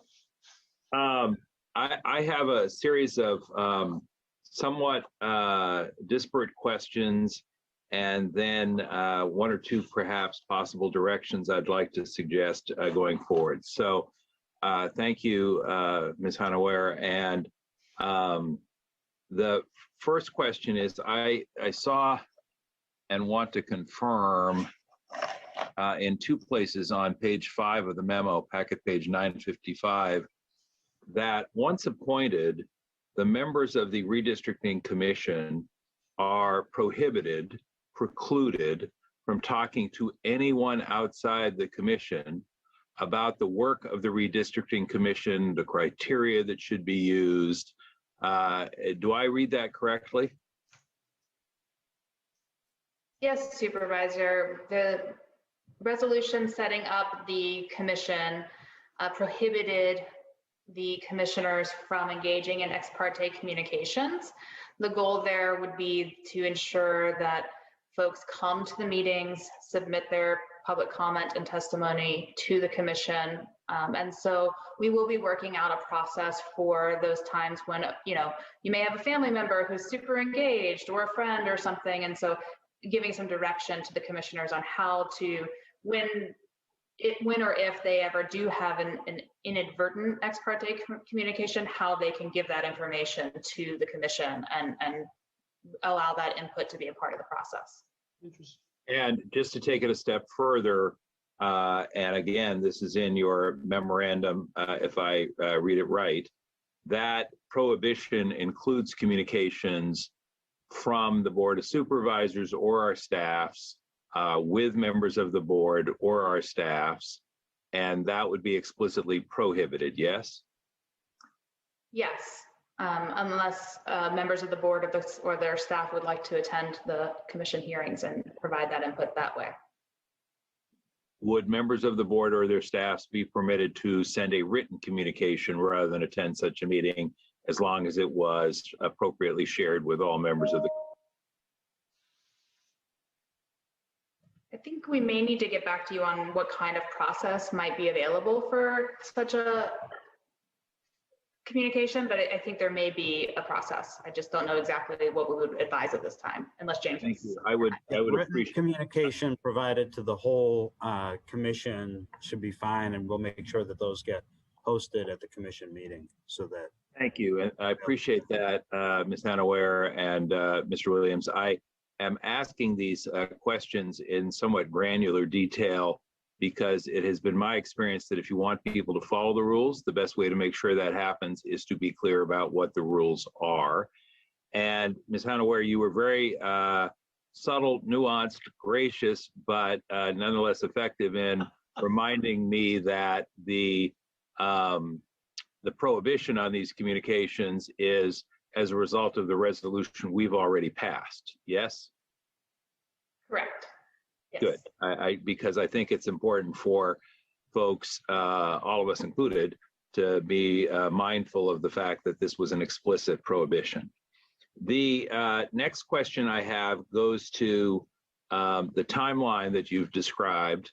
And I guess my question sort of has two parts to it, which is, so how confident are we that the census folks will deliver the information we need when we need it in order to accommodate that timeline?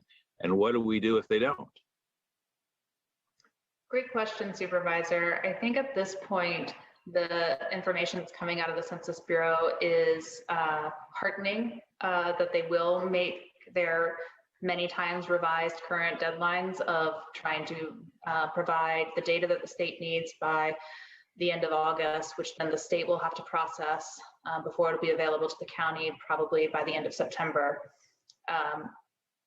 There is, I think, some attention from the state legislature on the fact that the current statutory deadline is difficult and tight. And so we're monitoring whether or not there may be some additional flexibility offered by the legislature on the timeline. And Certainly that's in part about the census. It's in part about the fact that even if the census meets its current revised deadlines, that's still not very much time. And so we will keep you all updated if the deadlines do shift. And if you happen to know, it'd be appreciated if you could share. Has there been any recent serious discussion that you're aware of about shifting the primary election date if need be? Our primary election date is shifted around over the years for a variety of reasons. Early March, late March, early June. Any word on that? I think we would probably defer to the Office of Intergovernmental Relations, but I do think that that's at least a piece of the puzzle that we have heard may be under discussion, but I don't know the current status of those conversations. Okay. Let me shift to a question which would very much will for me lead to a direction I'd like to make sure our board provides. The presentation in the PowerPoint, thank you, was very helpful, was reference the old substantially equal standard, but also reference the fact that recent legislation has been a little bit clearer and a little bit more exacting in the expectation of equal population distribution, if I understand it right. I know Mr. Wasserman was teasing me about my legislative experience with redistricting. I will just share with you, I was in fact a first-year freshman assembly member when this process took place, and someone thought it would be convenient to distribute the proposed maps to all 80 members of the assembly while the assembly was in session. Let me just say that once the maps were distributed, no work got done for the rest of the day. Everybody was suddenly focused on their own futures. So I'm very pleased that in this instance, I can play a role where I know that the maps are unrelated to my own future because I am termed out of the Board of Supervisors. But I do have a strongly held view that the districts should be as close to equal as it is humanly and technologically possible to make them in terms of population once we have the census data. And I do know from my experience, Mr. Wasserman, which is now 20 years ago, that even then we had the technological ability, the software was refined enough that we could get these districts down to literally within 2 or 3 people variance between and among 80 state legislative districts. Now, of course, the technology's only grown more powerful in the intervening 2 decades. So Ms. Hannah Ware or Mr. Williams or both, is there any reason why we couldn't and shouldn't just say, let's be precise? Because I believe that when this happened the last time, and maybe the institutional memory of the organization, Mr. Wasserman will remember this, that there was a very significant difference putting more people in the 5th supervisorial district by literally tens of thousands of people in anticipation of future growth. I would think that would be inappropriate and undesirable this time around, and that's what I'm trying to avoid. And sir, if I may, I can answer your question. What the thinking was back then, they had the census information and the GIS technology and all the rest is exactly as you said it was 10 years ago, and I'm sure it's much better now. But back then, the school of thought very specifically was the projected growth in D1 because of the lower cost of housing in South County would be the most extensive, and the projected growth in D5 would be the least extensive because of density, land area, et cetera. D1 at the time had 800 square miles, and the other 4 districts combined had 500 square miles. So they gave specific direction to the commission, make D5 the smallest, D1 the largest, but D1 the smallest because it had the most anticipated growth, D5 the largest because it had the least anticipated growth, but they could not be more than 10% different. And that's exactly, your observation is spot on. It was intentional to make your district the smallest because there was the least room for growth and the highest priced homes. The largest, I believe. Excuse me, the largest. I got that backwards.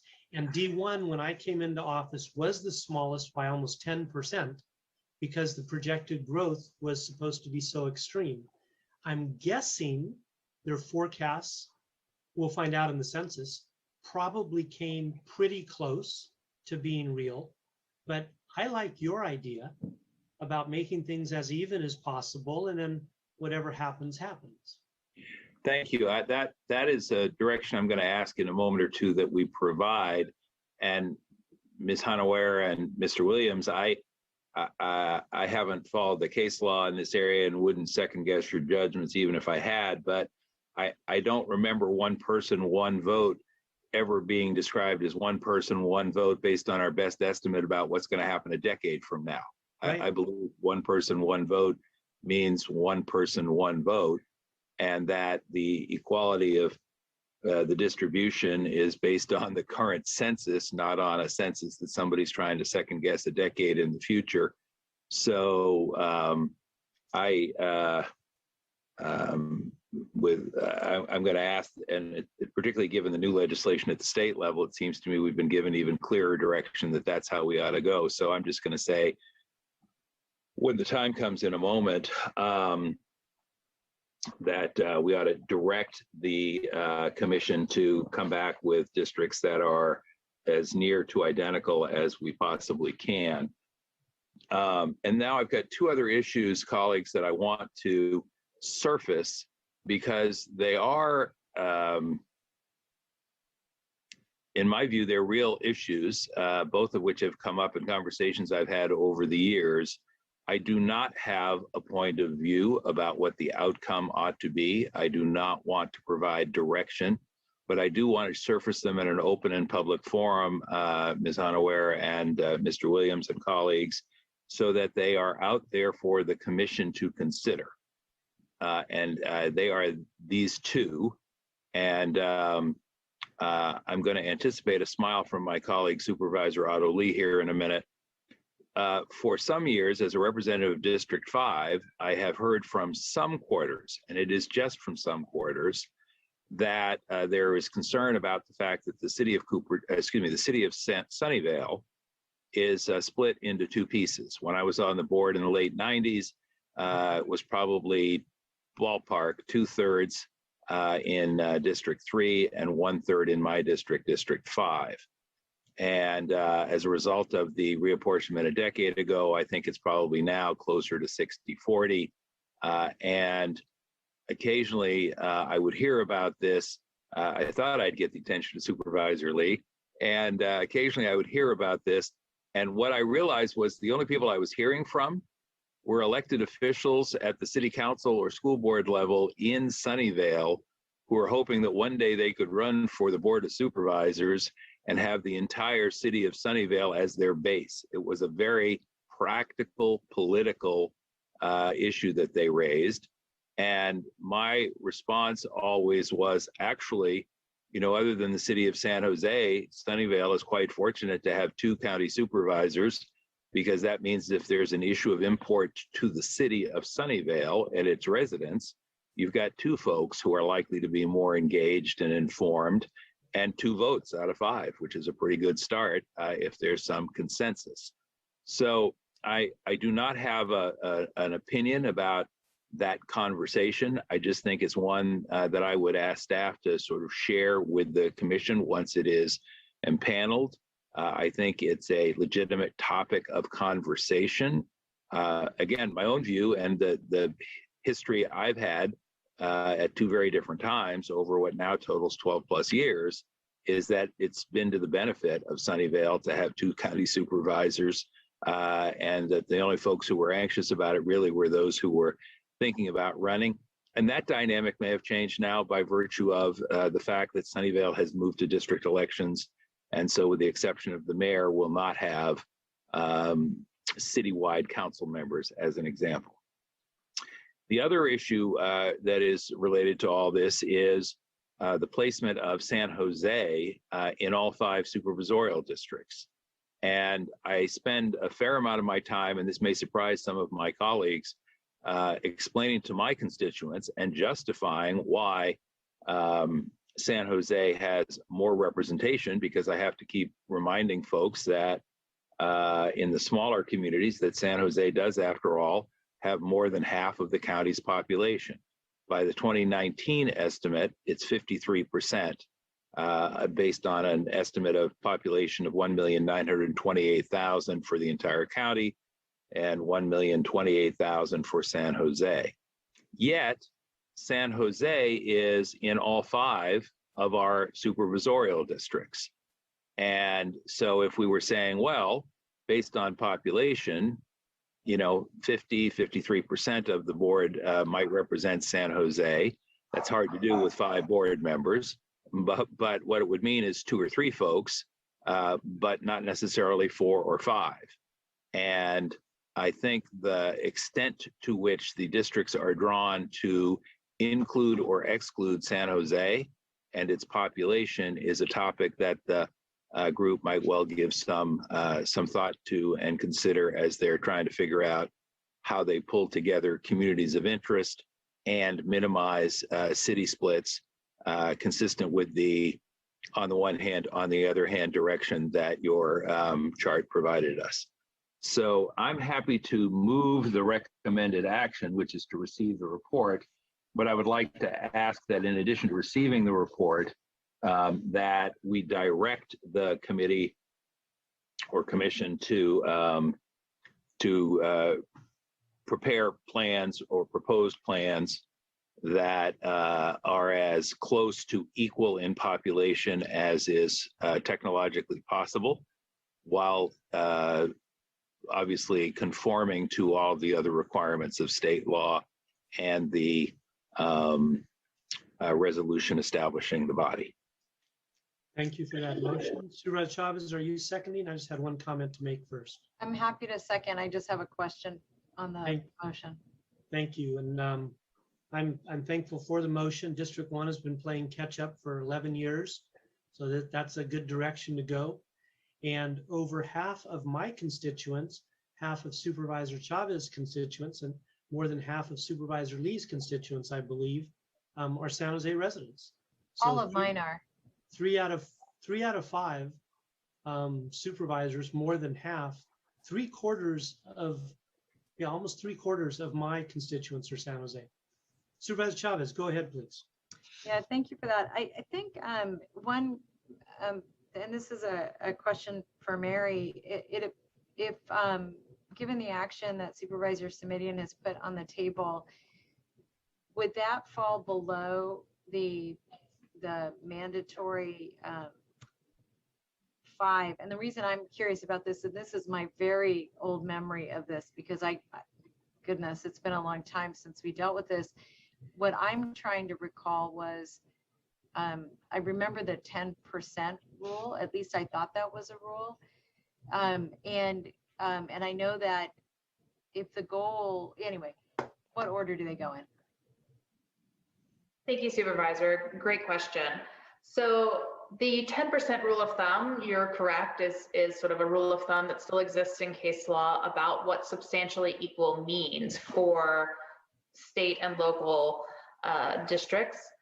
And generally, courts have found that if the reason why there's a population deviation of up to 10% is related to traditional redistricting criteria, so in this instance, the 5 that we talked about earlier in the presentation, then the presumption that that 10% is okay and doesn't violate the 1 person, 1 vote principle would stand. I do think that it's within the board's discretion to give sort of a higher weight to substantially equal, which is in fact the sort of super criteria, that and compliance with federal and state law. We're big fans of compliance with the law. So I think that would be my interpretation of Supervisor Simidian's direction, is to put additional weight on that sort of super criteria of substantially equal. But the super criteria is relative to meeting these other goals. Is that the right way to say it? Through the chair. Yes.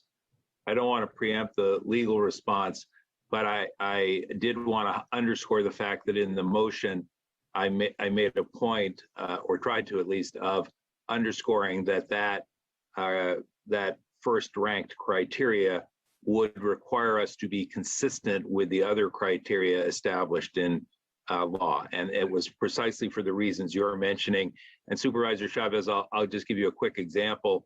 You know, if an extra 50 people was going to mean we didn't have to cut off a little slice of Cupertino, I think probably the committee would say, you know what, let's keep it simple and just say Cupertino's all in here, not over here, but 50 people are over there. That's my low tech. And Supervisor Simonian, the reason I was your virtual PowerPoint, I see it. The reason that I was asking the question is that you know, one thing that I do know is that there are many interests to balance in terms of really coming up with fair districts. And what I wanted to be mindful of is that, particularly given how diverse Santa Clara County is, that we gave the committee the maximum flexibility to address in those priority orders all of those different issues, recognizing that I think this one person, one vote, it has to be our overarching theme too. I don't disagree with that.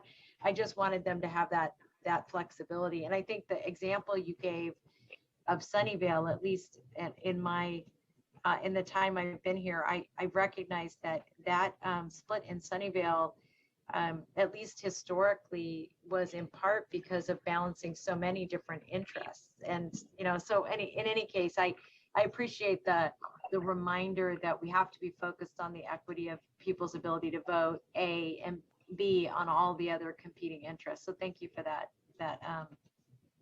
direction. Supervisor Chavez, is that all? Yes. Okay, thank you. No other hands raised, no members of the public chiming in.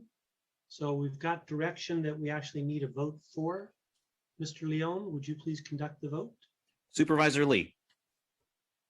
Aye. Supervisor Chavez. Yes. Supervisor Simidian. Aye. Vice President Ellenberg.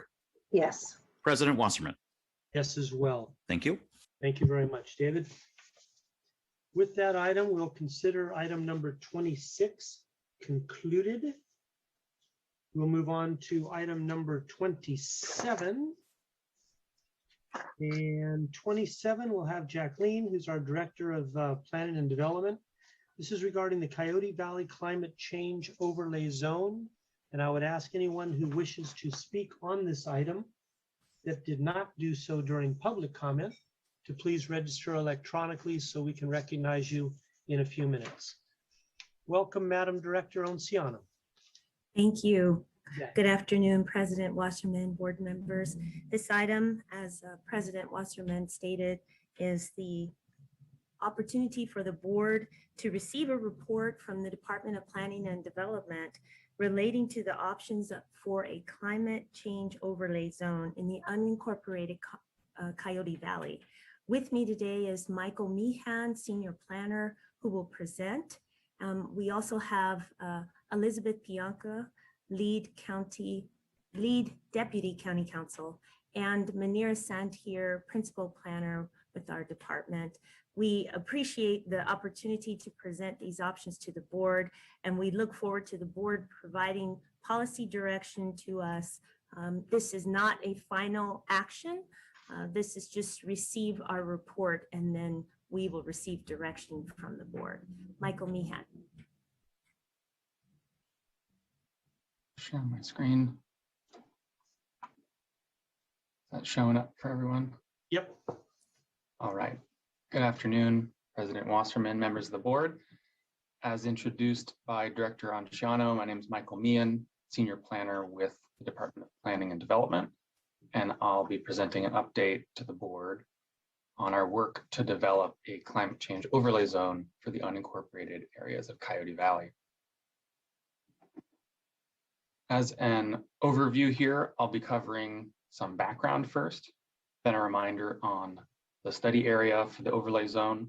Then we'll touch on the climate threats and opportunities, as well as proposed requirements and possible incentives to address those threats and opportunities, and concluding with our next steps on this project.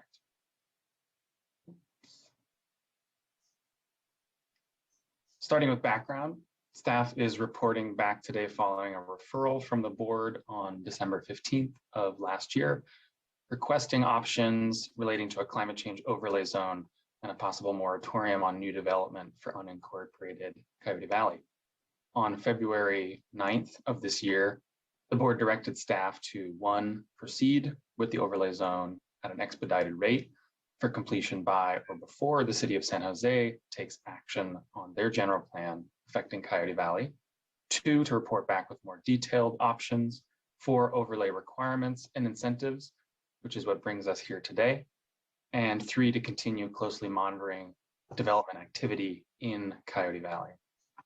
It's important to note, as Director Anciano mentioned, the item before you today is simply a report back on our progress and an opportunity for staff to receive additional guidance from the board before beginning the formal process of drafting amendments and conducting outreach specific to those amendments. Moving on to the overlay study area. As the board may recall, the study area staff has used for research and analysis of Coyote Valley has consisted of the contiguous region between San Jose and Morgan Hill, including North Coyote Valley, which is within the jurisdiction of the city of San Jose. As you can see here, the majority of unincorporated areas consist of land designated for agricultural use by the county's general plan. The area proposed for the overlay zone excludes North Coyote, which, as I mentioned, is under city zoning jurisdiction.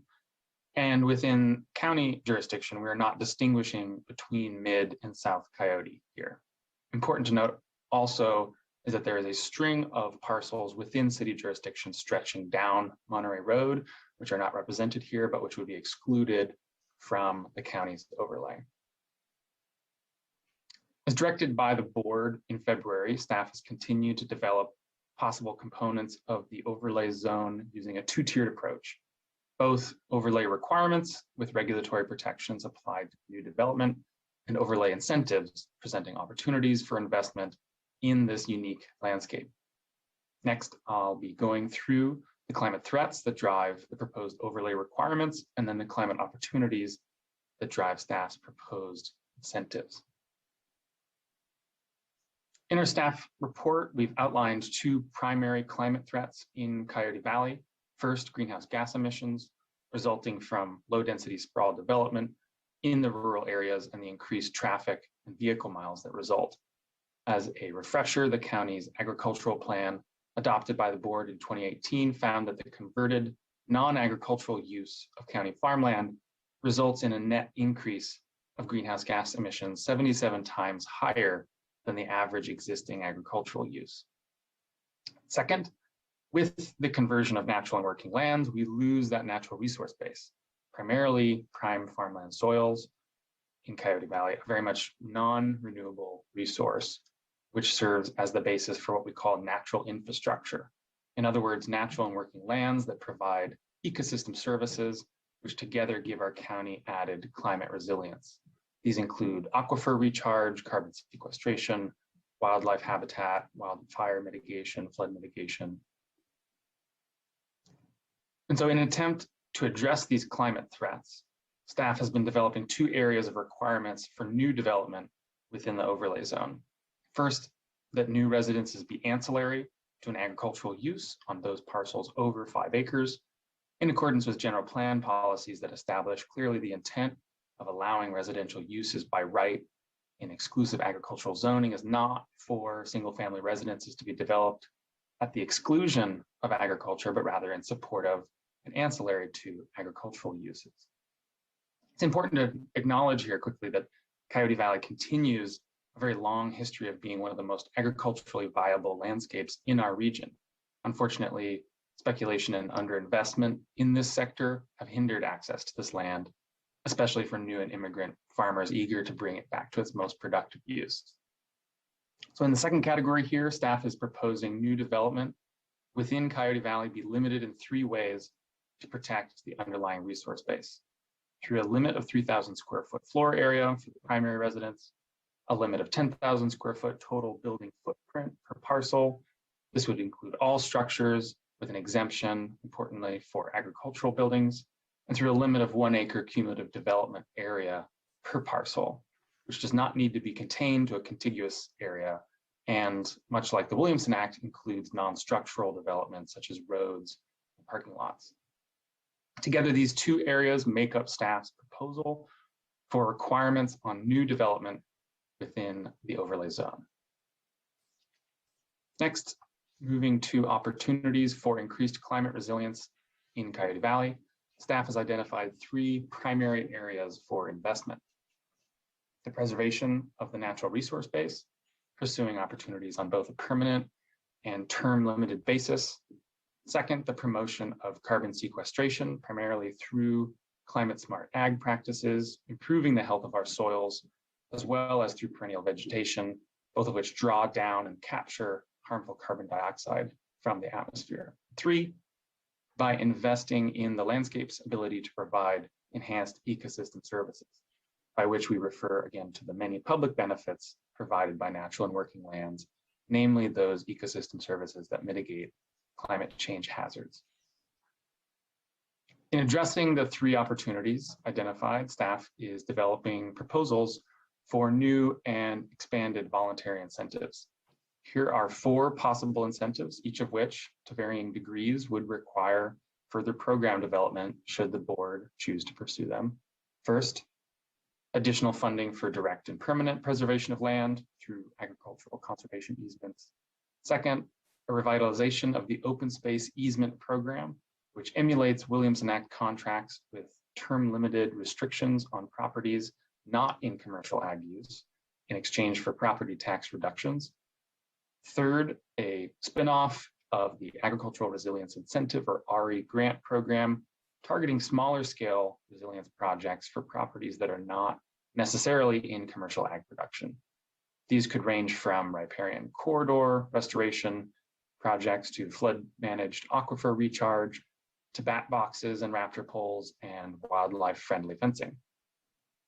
And lastly, staff continues to work collaboratively with San Jose City staff and subject matter experts to explore the possibility of an environmental credits program, offering credits for the mitigation of future development impacts. Together, these 4 programs make up staff's research into possible voluntary incentives within the overlay zone. Now for our next steps, staff is intent to continue coordinating research and adoption timelines between the city and county efforts in Coyote Valley. Second, we will continue closely monitoring any development activity in the area as directed by the board. Third, staff will continue to solicit feedback from community stakeholders and will conduct public outreach specific to any draft amendments with a focus on Coyote Valley property owners and tenants. Fourth, we will bring proposed legislative amendments to the Planning Commission for review. And finally, staff will return to the board for review and possible adoption of the overlay zone and the necessary amendments targeting early fall in order to align with the related actions by the city of San Jose. This concludes staff's presentation. Myself and other project personnel are available now for any clarifying questions. Thank you. Thank you very much, Michael. I appreciate that. Manera and Jacqueline, thank you for being here as well. Board members, we have 4 people that wish to talk about this item. Let's go ahead and recognize them first. One moment while we bring the timer up. Thank you.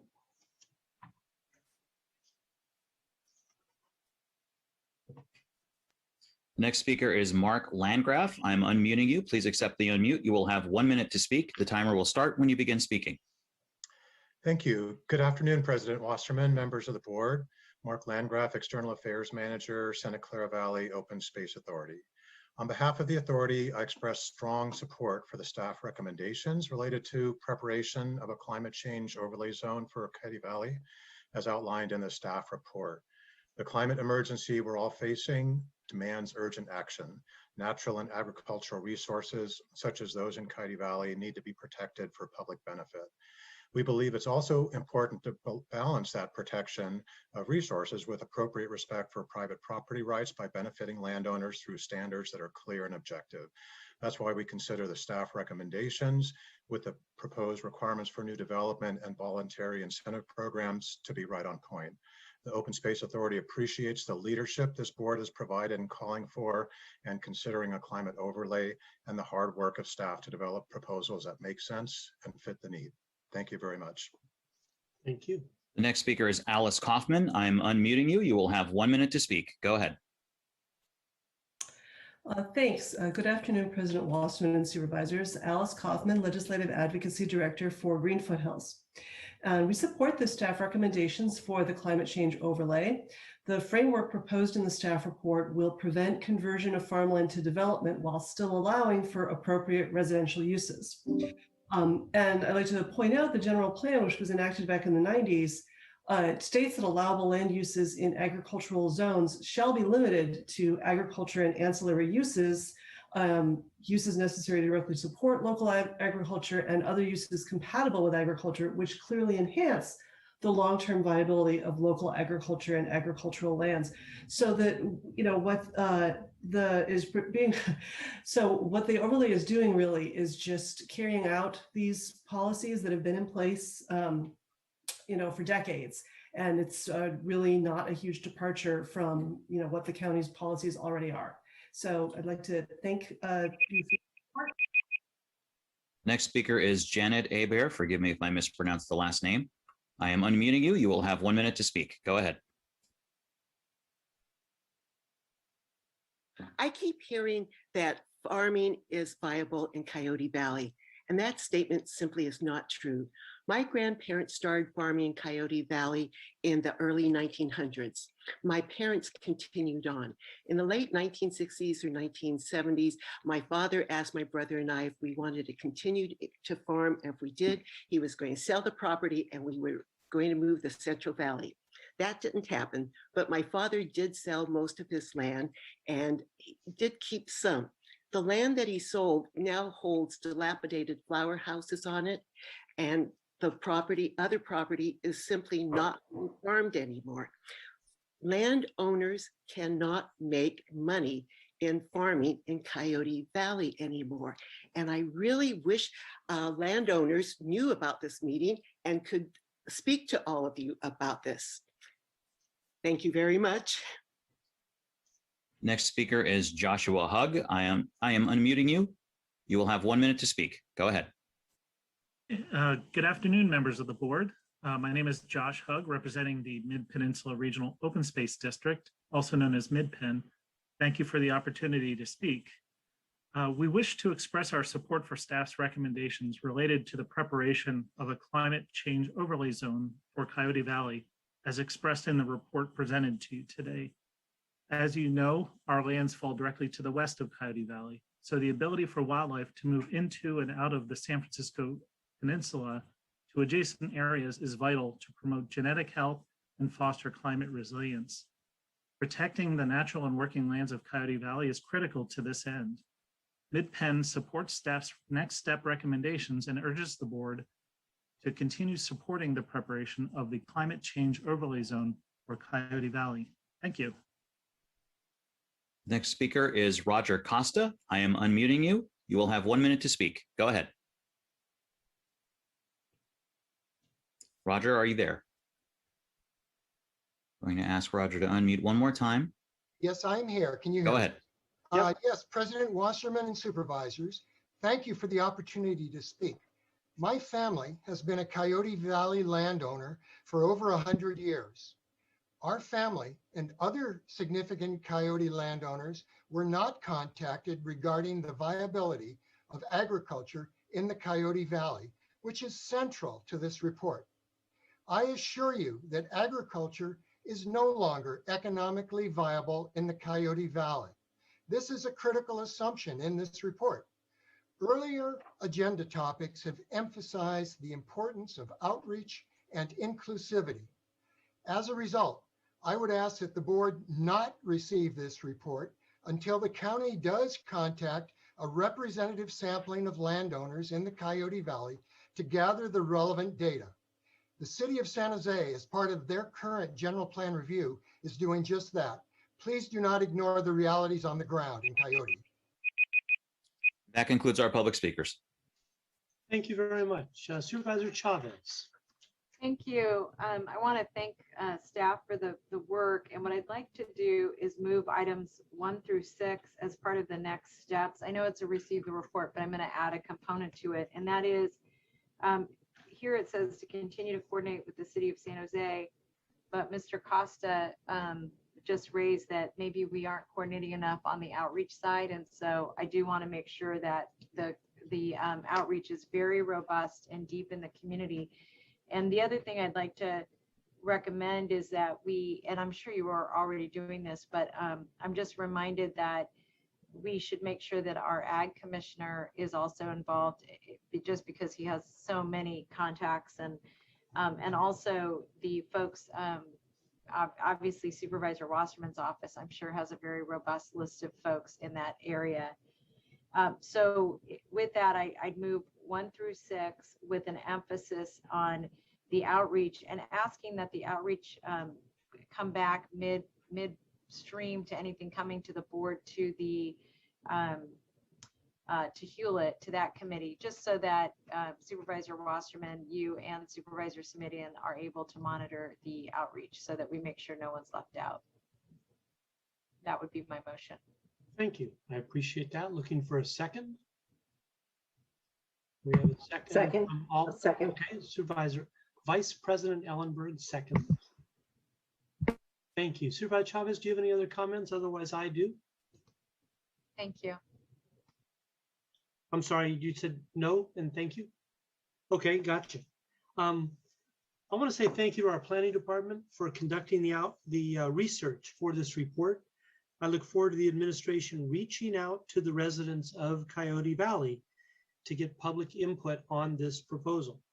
I commend the city of San Jose for updating their general plan with an eye towards preserving Coyote Valley's rural character. When it comes to development in our rural areas, I'm in favor of a balanced approach to new building that preserves open space and encourages farming when possible. I like the proposed incentive programs in today's report, but without more community engagement and outreach, it's hard to make a case for new development standards. I'm supporting the motion because of its emphasis on community outreach and the opportunity for the people of Coyote Valley to share their opinion. That's it. We have no other speakers, no other hands. David, would you please take a roll call vote? Supervisor Lee. Aye. Supervisor Chavez. Yes. Supervisor Simidian. Aye. Vice President Ellenberg. Yes. President Wasserman. Yes. Thank you. Thank you. Item 28 was held by I have, David, is this correct? I've got 28 and 29 held. Yes, I believe the only item left is item number 70, sir. Okay, so we'll move to item number 30 now, considering items previously removed from the consent calendar. And Mr. Leone is correct as usual. Item number 70 was pulled from consent by Supervisor Lee. And I will turn to Supervisor Lee for the opening comments. And anybody still with us that wishes to speak about item 70, please raise your hand electronically and we will recognize you in just a few minutes. Supervisor Lee. Yes, thank you, President Wasserman. This was an issue where I don't really have any immediate comments. I believe there's someone in the public would like to speak on it, so I would like to hear the public's comments first before making any comments. Thank you. Okay, we have one member of the public. Go right ahead, David. All right, one moment, please, while we pull the timer up. The next speaker is Lucy Wicks. I am unmuting you. Please accept the unmute. You will have 1 minute to speak. The timer will start when you begin speaking. Good afternoon. My name is Lucy Wicks, speaking on behalf of Stanford University. And the existing ordinance, lobbying activity for contract, in-house, and expenditure lobbyists all clearly require disclosure of contacts and activities aimed at influencing Santa Clara County officials in leadership and decision-making positions. As drafted now, a land use lobbyist would be required to report all contacts made with not only county officials, but also with officials and employees of other counties, cities, districts, and agencies for the purpose of influencing a major land use approval. It also appears to indicate that influential contact with any employees within the county must be tracked and reported. Given the level of regular engagement our technical staff has with county planning staff and also with surrounding jurisdictions who are reviewing our land use applications, this would be quite burdensome and a departure from what is required of other categories of lobbyists. We respectfully ask that this is taken into consideration, and we welcome the opportunity to discuss this with County Council before this comes back to your board on June 22nd. Thank you for the time today. Thank you, Lucy. And that concludes our public speakers. Thank you. Supervisor Lee, I'll go back to you, and then I've got a couple of comments of my own. Thank you, President Wasserman. I actually might have a question more for the county council on this, since this was drafted from, and if James, if you're there, the concerns that was raised by the speaker, do you have any comments on that, or whether or not do you think there might be something that we could work on and have this come back in a couple of weeks? Sure, Supervisor. This item is responsive to a referral approved by the board to put in place more extensive disclosure requirements with respect to land use lobbyists than those that were previously in place. And so it is correct that the ordinance that has come back does indeed impose more extensive disclosure requirements on land use lobbyists. And that was our understanding of the direction that we received from the board in the referral. Alrighty. Okay. All right. And on the issues that's being addressed by the speaker there, do you think we have struck like the current language that's been stricken? Do you think there is more work that needs to be done to address some of the issues raised, or do you think what we have now is appropriate? I think that the proposal that we've brought back strikes a comprehensive but appropriate disclosure requirement. And if there are issues that arise in how it's implemented, I think that's something that could be looked at. But you know, we think that it's an accurate reflection of the intent to require much more comprehensive disclosure by entities that were bringing forward large land use applications to the board. You know, the board, of course, can choose to draw the line in any place that it wishes with respect to that disclosure requirement. Okay, and that's all the question I have. Thank you. Thank you. Supervisor Simidian. I'm prepared to move approval and then with a second offer both some explanatory comments as well as a couple of minor amendments for clarity's sake, Mr. Chairman. Sure, I'll be happy to second, and I've got some comments of my own. Go right ahead. Thanks. I think as important to note here as Mr. Williams points out, this draft, which I think did a nice job of capturing the 5-0 referral vote that came from our board previously, I think what it really does for supervisors who have joined the board in the last few years is supplements, clarifies the work that Supervisor Chavez did back in 2013 or 14, forgive me, I can't remember which year, with respect to lobbying activity, but there were some holes in the measure that have been addressed by this particular language. So I see it as essentially finishing, if we're ever finished, finishing the job that got started then. I do think it's important to underscore what this is. It's a transparency measure. You know, what I'm hoping to see with a measure like this is just a clear indication of what sums of money are spent in what ways to influence public decisions, just as we do and require at the state and national level. And I thought actually County Council did a nice job of striking a balance because We didn't want everybody who was before us for a 2-lot subdivision to get caught up in this activity. But for major land use activities where big dollars are spent, it seemed appropriate. Mr. Williams, I have just 2 minor amendments I want to offer today, as long as the item is here, so that we can pass this on first reading if there are the votes to do so, which I hope there are, and then have this be our first reading.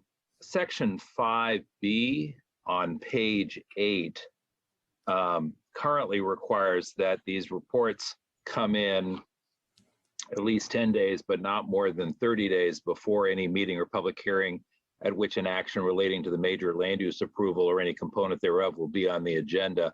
And here again, colleagues, the goal, I believe, is to simply indicate that if hundreds of thousands of dollars or millions of dollars have been spent in lobbying activity, that be a matter of public record. But I think the 30 days beforehand may not be ideal. There's probably no perfect time frame, just because an awful lot of money can and often is spent to influence decision making right before a vote comes up. So, Mr. Williams, I'm going to suggest 7 to 21 days, meaning a week to 3 weeks beforehand. I think that's, not perfect, but probably a little bit better in terms of making sure that the information we have is a little more timely and a little more complete. So that's part of the motion. Any problem with that from a drafting and legal standpoint, Mr. Williams? No, I think that's there's no legal concern with that. It's all right. We just pick 10 and 30 as a reasonable time frame. I think 7 and 21 is another possible time frame that works too. Thank you. So that would be my motion if the seconder is still with me on that. Supervisor Simidian, since you just asked me if I'm still with you on that, I have a comment. Yes, can I offer one more minor amendment before? Thank you. And that is on packet page 4306, and this would be page 3 of 12 in provision A3-62I, where it talks about lobbying activity means influencing or attempting to influence a county official. I would insert the words directly or indirectly after attempting to influence. Those words were previously in the ordinance, but got struck when subparagraphs 1, 2, and 3 were struck. I appreciate the effort to make it a little more concise, but thought that the previous language should be replicated directly or indirectly. So it would read lobbying activity means influencing or attempting to influence, comma, directly or indirectly, comma, a county official, so on and so forth. Supervisor, that directly or indirectly language actually was just moved. So if you look up into subsection G, there's now a definition of influencing. It was just pulled out from I, so it was reorganized, but the language is identical. So it says contacting either directly or indirectly. Mr. Williams, could we leave it in I without doing any harm in your judgment, because the language in G speaks to influencing means contacting directly or indirectly. So the phrase directly or indirectly describes or modifies contacting as opposed to influencing, which is what is referenced in subparagraph I. No harm? We certainly can say lobbying activity means directly or indirectly influencing or attempting to influence. Great. Thank you. Thank you. And Supervisor. And I apologize. And given the fact that there was concern that it might be unduly burdensome, I'm happy to have it come back 1 year after effective date to Housing, Land Use, Environment, and Transportation for review of impacts after a year's experience in the field. Seconder agrees. Thank you. Seconder also agrees with the second point that you brought up. The first point that you brought up was one of the 3 that I had. I'd like to address that first point and then propose 2 others to you, if I may. Under the first point, I had a different section, but I think we're addressing the same issue. The proposed language under A3-63, D as in David, 5, B as in Baker, says land use lobbyists must update the reports required by this section A3-63 at least 10 days, but not more than 30 days before any meeting or public hearing at which an action relating to the major land use approval or any component thereof will be on the agenda. People often send us communications about a land use proposal after the public hearing agenda is published and they first learn about the proposal. The agendas are published about 6 or 7 days before the public hearings. So how could land use lobbyists comply with this requirement if they only become aware of a meeting after the deadline of, quote, 10 days prior to the meeting has already passed? I'm also not sure the proposed 30-day maximum works either, because sometimes the meeting item is held to a future meeting. For now, I'd like to strike out section, and this is for Supervisors Committee and your consideration, and James, please, your feedback. Strike out sections A3-63, D5B, that's David 5 Baker, to give the opportunity to our administration council to reconsider this requirement so that it is more feasible and come back to the board with a proposal. Or I might just suggest, Supervisor Simidian, that we say, how about not more than 30 days after the item has been heard? So Supervisor Wasserman, if I can explain the intent behind that, please, because I think that'll clarify why it's there. So the purpose behind that is to require updated reporting in advance of the board's decision-making so that there is transparency regarding this information before the board takes action. And so it's basically a requirement to provide an interim update between that time window, which in the original text would be a 10 to 30-day window, or in the proposed revision from Supervisor Simidian, a 7 to 21-day window. That would give a more closer in time snapshot of what has occurred with respect to lobbying activity. If that clause was deleted, then the reporting would be after the fact. In other words, the information would be coming in after the board has taken action, because the disclosures are normally on a quarterly basis, April 15, July 15, and October 15. So in other words, the way to think about it is you file your disclosure on a quarterly basis, and you file an update, an interim update in this time window. Okay, I appreciate that. I know the supervisor engage in activity. Just to clarify one other thing, you can continue to engage in activity. So after the 10-day window or the 7-day window, whatever the board chooses, that presumably a lobbyist continue to do activity. It just won't show up until the next quarterly report. Okay, thank you. And I know Supervisor Smith and I were looking at two different sections that had a similar idea.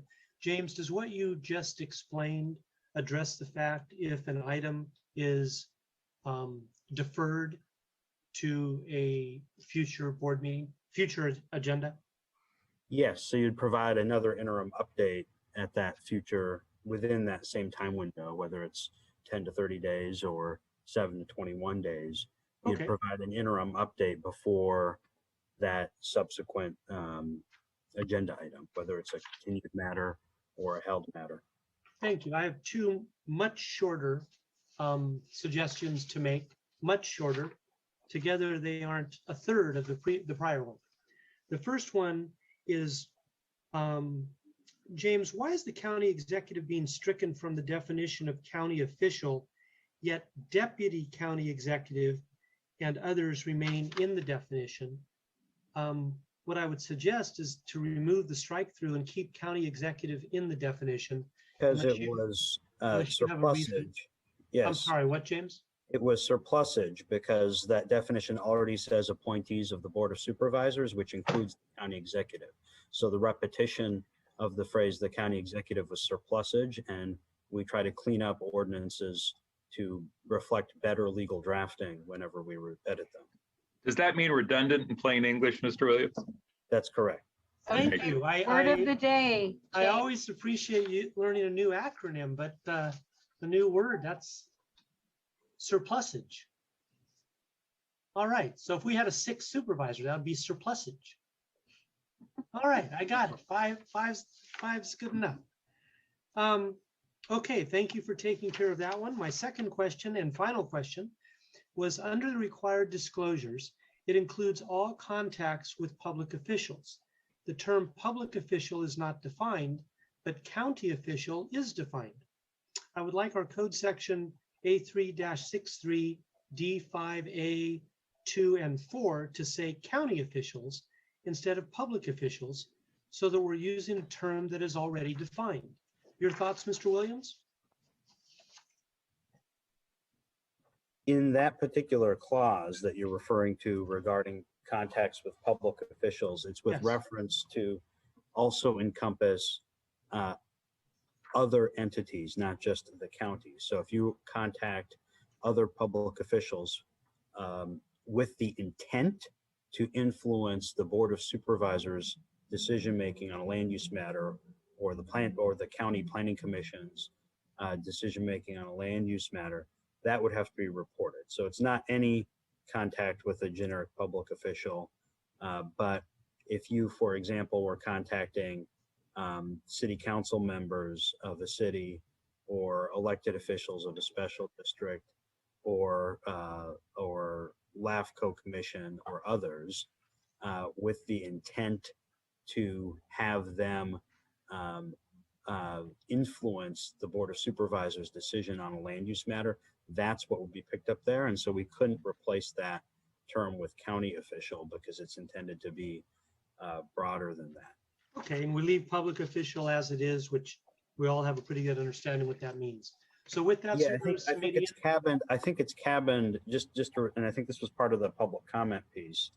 It's cabined significantly because the predicate that triggers the reporting is that it be with the intent to influence the county's decision making.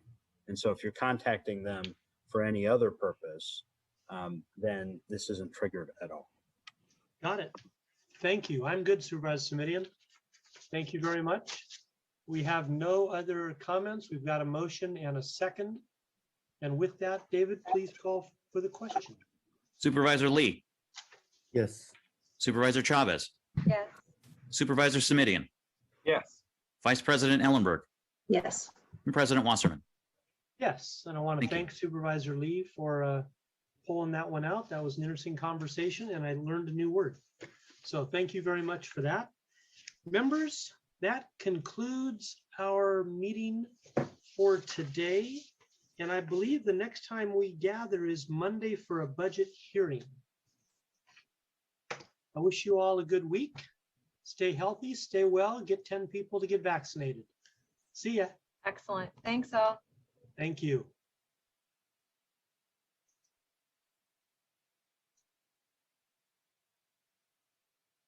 Recording stopped. And with that, this meeting is concluded.